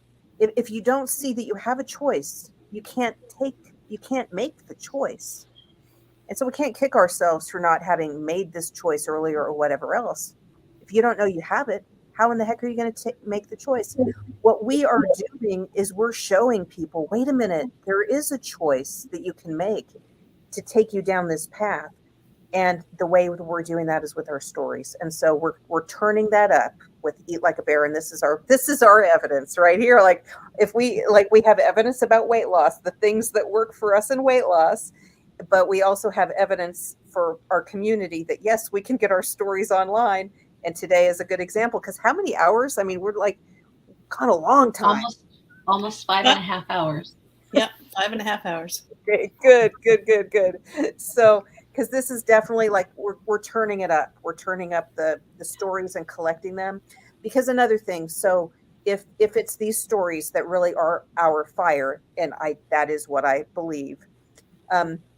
When my forest burned down a year and a half ago, and I faced like the devastation of that, it also just really reinforces the point that we all know well, that, life is, we only have so much time. And so let's get to telling our stories, because this is the legacy that we're leaving to the people behind us on the path. And so that is what we're going to be doing here. So I thank you all. I thank you for buying the book, and we are going to accelerate ourselves in April in the accelerator, April accelerator for everyone who bought this, up through today, including last night or whatever, whenever you bought it. And so thank you for that. And that's the revenue that kind of keeps our ship floating. And just look for stories. That's what we're going to be like, the people doing the stories. That's how I see it. So thank you guys, everyone, for coming. You want to say a quick goodbye, everybody? Goodbye. Not quick enough. Bye. I need to go walk the dog because I can. Yes. Yes. Bye. And thank you for the science in a salad. It's awesome. I'll make one of the videos about the naked bologna that you can use if we hit 1,500. Yes. Ooh. You better All watch the visuals in that video, Brenda. So She'll crochet some little things to cover the pieces of bologna. yeah. Crochet the bologna to, We're getting punchy here. Bye, guys, before I get in any trouble. Bye. Bye. Bye. Oh my gosh. Well, this has been just amazing. I'm so happy that we got to hear all these stories, and I know there's more. And then there's our future stories. for sure. I mean, we're like a story factory. This is exciting. Yeah. It's exciting. And that is what we're doing. That is what we're doing 100%. So my 2-year bear anniversary is in October, and I will be riding a horse by then. And you're in the Northeast somewhere. I'm in Delaware. Yes. Okay. Mm-hmm. Okay. 3 miles from the beach. Cool. And Come and see me. Teresa will I'm be going to be watching from YouTube because I want to see the other videos. So Me too. I'm going to stay on so I can watch the videos. okay. Yeah. Okay. All right. Okay. So here let me again. The puppy is calling. I must go. Okay. Very good. I'm finding. Let's see. I said I think we're going to start with Brenda. So here's Brenda right here. Hi, my name is Brenda Kerr, and I have been a bear since 2020, September the 4th. And I am 100 pounds down, a little bit more than. But my main thing that I have gotten out of being a bear is my mobility back and my independence and my just enjoying life. I was too large to enjoy life very well before because I could barely move. And then I think sometimes in the beginning it was hard. And then, yeah, it was in the beginning. But then the NSV started happening, the non-scale victories, the reaching my toenails and being able to cut my own toenails, being able to put my shoes on by myself, being able to put my socks on by myself, to being able to walk up to the mailbox. Then finally, I was able to mow the yard and go to the beach and walk at the zoo and walk my dog and do all these things that were not a part of my life before. I had 100 more than I am now. Actually, 120 more than I am now. And I still have 100 more to go. I'm not there yet. But now, instead of recording just the sizes that I'm changing, I'm recording the life that I'm regaining, because I am regaining my life. I am able to go out and throw basketballs with the kids. I'm able to go out and throw the football around, and I'm able to jump on the trampoline and, okay, bounce on the trampoline. I can't jump yet, but I can bounce.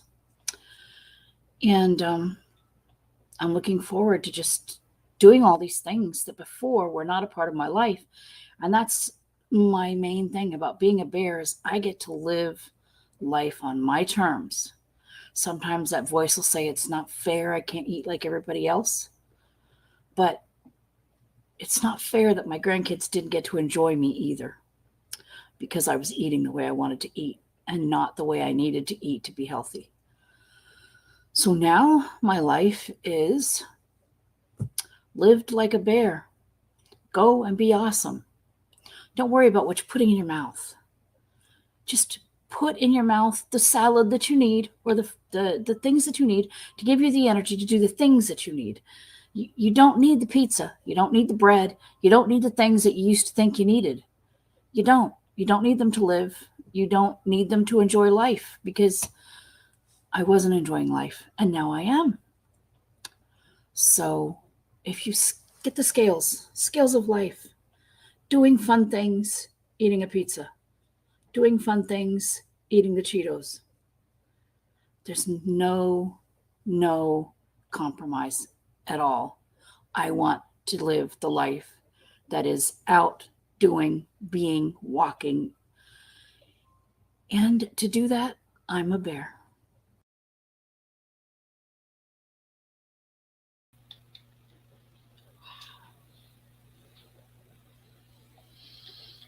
You doing okay there, Amanda? Not really. Let me find Sandy's. Okay, this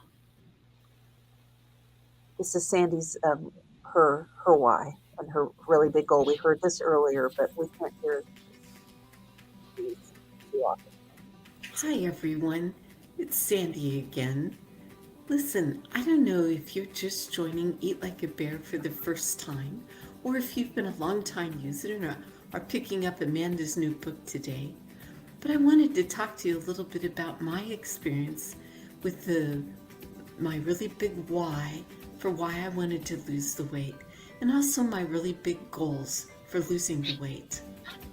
When I first saw Amanda's video about setting your really big why and putting it down in front of you and remembering it day to day to keep you motivated during the weight loss phase, was a little bit confused because maybe unlike other people who had all these beautiful whys, such as playing with their grandchildren or keeping up with the kids, my why was a little bit different. I'm a full-time wheelchair user and I do have MS, and I had just gotten out of the hospital and a long-term stint in inpatient physical therapy rehab. And I had been told over and over, well, you can't do this and you can't do that any longer because your MS is progressing. And the list of can'ts seemed so wrong and so long. And I have just a bit of a stubborn streak in me. And well, one thing you don't tell a stubborn person is they can't do something. And then lo and behold, I came across Amanda's videos, and she was telling me for the first time in months that I can do something. I can take control of my weight. I can take control of my eating habits, and I can lose the weight.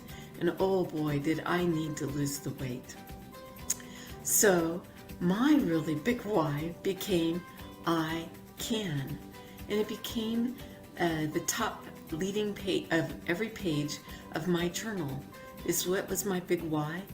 I can. And for me, that was a huge motivator. In addition to the fact that I really wanted to take the weight off.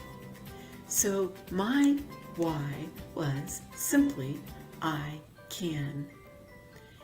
Then she suggested we set really big goals, and I misunderstood that at first, and I thought she meant don't just set 10 pounds or 50 pounds or even 100 pounds as your weight loss goal. Set really big goals. So that's what I did. I decided that I needed to lose at least 120 pounds. And so why not? So that's what I set as my really big goal. Now I can't stand, due to my MS, I can't stand on the scale at home to determine what my weight is day to day or week to week. So I was dependent upon the wheelchair scale at my doctor's offices to tell me where I was at. So at first I didn't know my starting weight, and I was on Eat Like a Bear 6 weeks before I went to the doctor's office. And that day I decided that was going to be my starting weight. And then it was another 3 months before I went in again, and I saw how much weight I'd lost. And so I sat down and made myself an Excel chart about, okay, this is what I'm averaging for my weight loss per month. And that means I'm losing this much per day. And I set up this elaborate Excel chart, and I would open that up day by day and let it calculate where I'd be at today if I stayed true to the program. And I became not obsessed, but I became very religious almost with looking at that Excel chart, sometimes multiple times a day, reminding myself that if I stayed true to the 1 meal a day plan, that I would indeed weigh this much less by the end of the week, or this much less by the end of the month. And that became a huge motivator for me because I knew I was responsible for the weight loss. It wasn't about anyone's plan. It wasn't about anyone's point system. It was about me monitoring what I ate and when I ate it. And that helped me start this new lifestyle and maintain the new lifestyle as time went by. Well, then about a year and a half in to my weight loss, I joined the Deep Den, and I started to hear new messages from some of Amanda's various videos. And I realized that I'd set my really big goal incorrectly. I was letting it be all about the weight. And her point was, make it about your life. Set your really big goal about living your life. And what would you do without the weight? And I realized that, well, I could do that too. My goal had all been about losing the weight, and that is an important goal. But what would I do? What would sustain me in this life if I didn't have all that weight? And so I sat down and really thought about it and decided, I want to get out and move. I had been somewhat athletic before the MS struck. And I wanted to move again. And so I decided I would take up swimming because that would be something I could do. I might not be able to walk on land like you land lubbers, but I could get in the water and figure out how to move again. So that became my next really big goal. And I got into the water and good things started happening. And so here's what I've been learning about setting really big goals. They start to morph and become more magical and even bigger than you ever thought it could be. And so I would urge you to really sit down and think about, what is it I'd like to do in my life if I didn't have all this weight kind of holding me back? And then, just as soon as you can, on even the smallest measure, start living that goal. I thought if I could just get in and out of the pool, that would be so wonderful, and I'd figure out the rest from there. So I set up an appointment, and I had someone teach me how to transfer from my wheelchair to the pool lift, which is just a chair that gets you in and out of the water. It lifts you in and out of the water. So I set up an appointment, and I was scared to death because I knew I couldn't do that. It would take me a long time before I could do that transfer. But by the end of the first 10 minutes, I was easily able to transfer in and out of that pool lift all by myself. And lo and behold, I was in the water ready to start. It was a wonderful surprise. And there'll be a video around about my recommendations for getting in and out of the pool and using the pool as a wonderful source of exercise when working on land is just a little too difficult for you. So I highly recommend becoming an aqua bear. It's been a lifesaver for me. But now that I've been in the pool for a bit, my goals have gotten bigger and bigger. First, I decided I'd learn to swim a lap. Now, it's a backstroke, it's not a crawl. That's one of my next really big goals. But I achieved that. And then I decided, well, let's see if you could swim a quarter mile. And indeed, in no time at all, I was swimming a quarter mile. Now I'm up to a mile on certain days. It takes quite a bit of time for me to swim a mile. But my goodness, I could have never imagined that when I first started setting these goals in the water. So now I have several other really big goals. And one of them is to start seeing if I can walk with a walker. And at the end of the coming year, my goal is to walk 150 steps using a walker. And that is if I can. I've already started. I'm about 30 steps in with little breaks in between. But it's exciting because I've been told over and over I can't walk anymore. Well, let me tell you, Amanda was right. You can. And of course, I'm realistic. I may not be able to do trails someday, but man, I might be able to walk out to our back patio and enjoy a sunny day and do it without my wheelchair. So we'll see. We'll see what the progress is. But I strongly recommend you set your really big goals and think about them seriously, because you are who you are inside and out. And your weight doesn't change that. It changes your ability to do those things. But as you lose the weight, you can rediscover some of those abilities. Now, I'm never going to be a gymnast. but I never wanted to be a gymnast.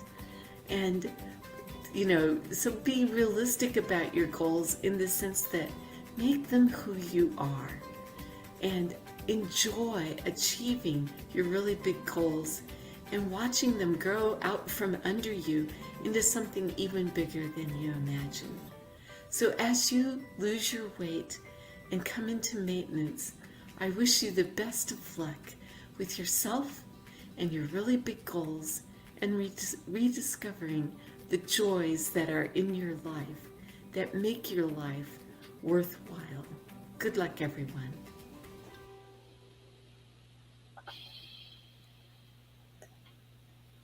And on that note, I just want to thank everybody for all your support today, and just everyone, Anna, and everyone out there today. Thank you for everything, and let's all go be awesome. Thank you. I don't even know how to end this. That's how emotional I am, you guys. I love you guys. Bye-bye.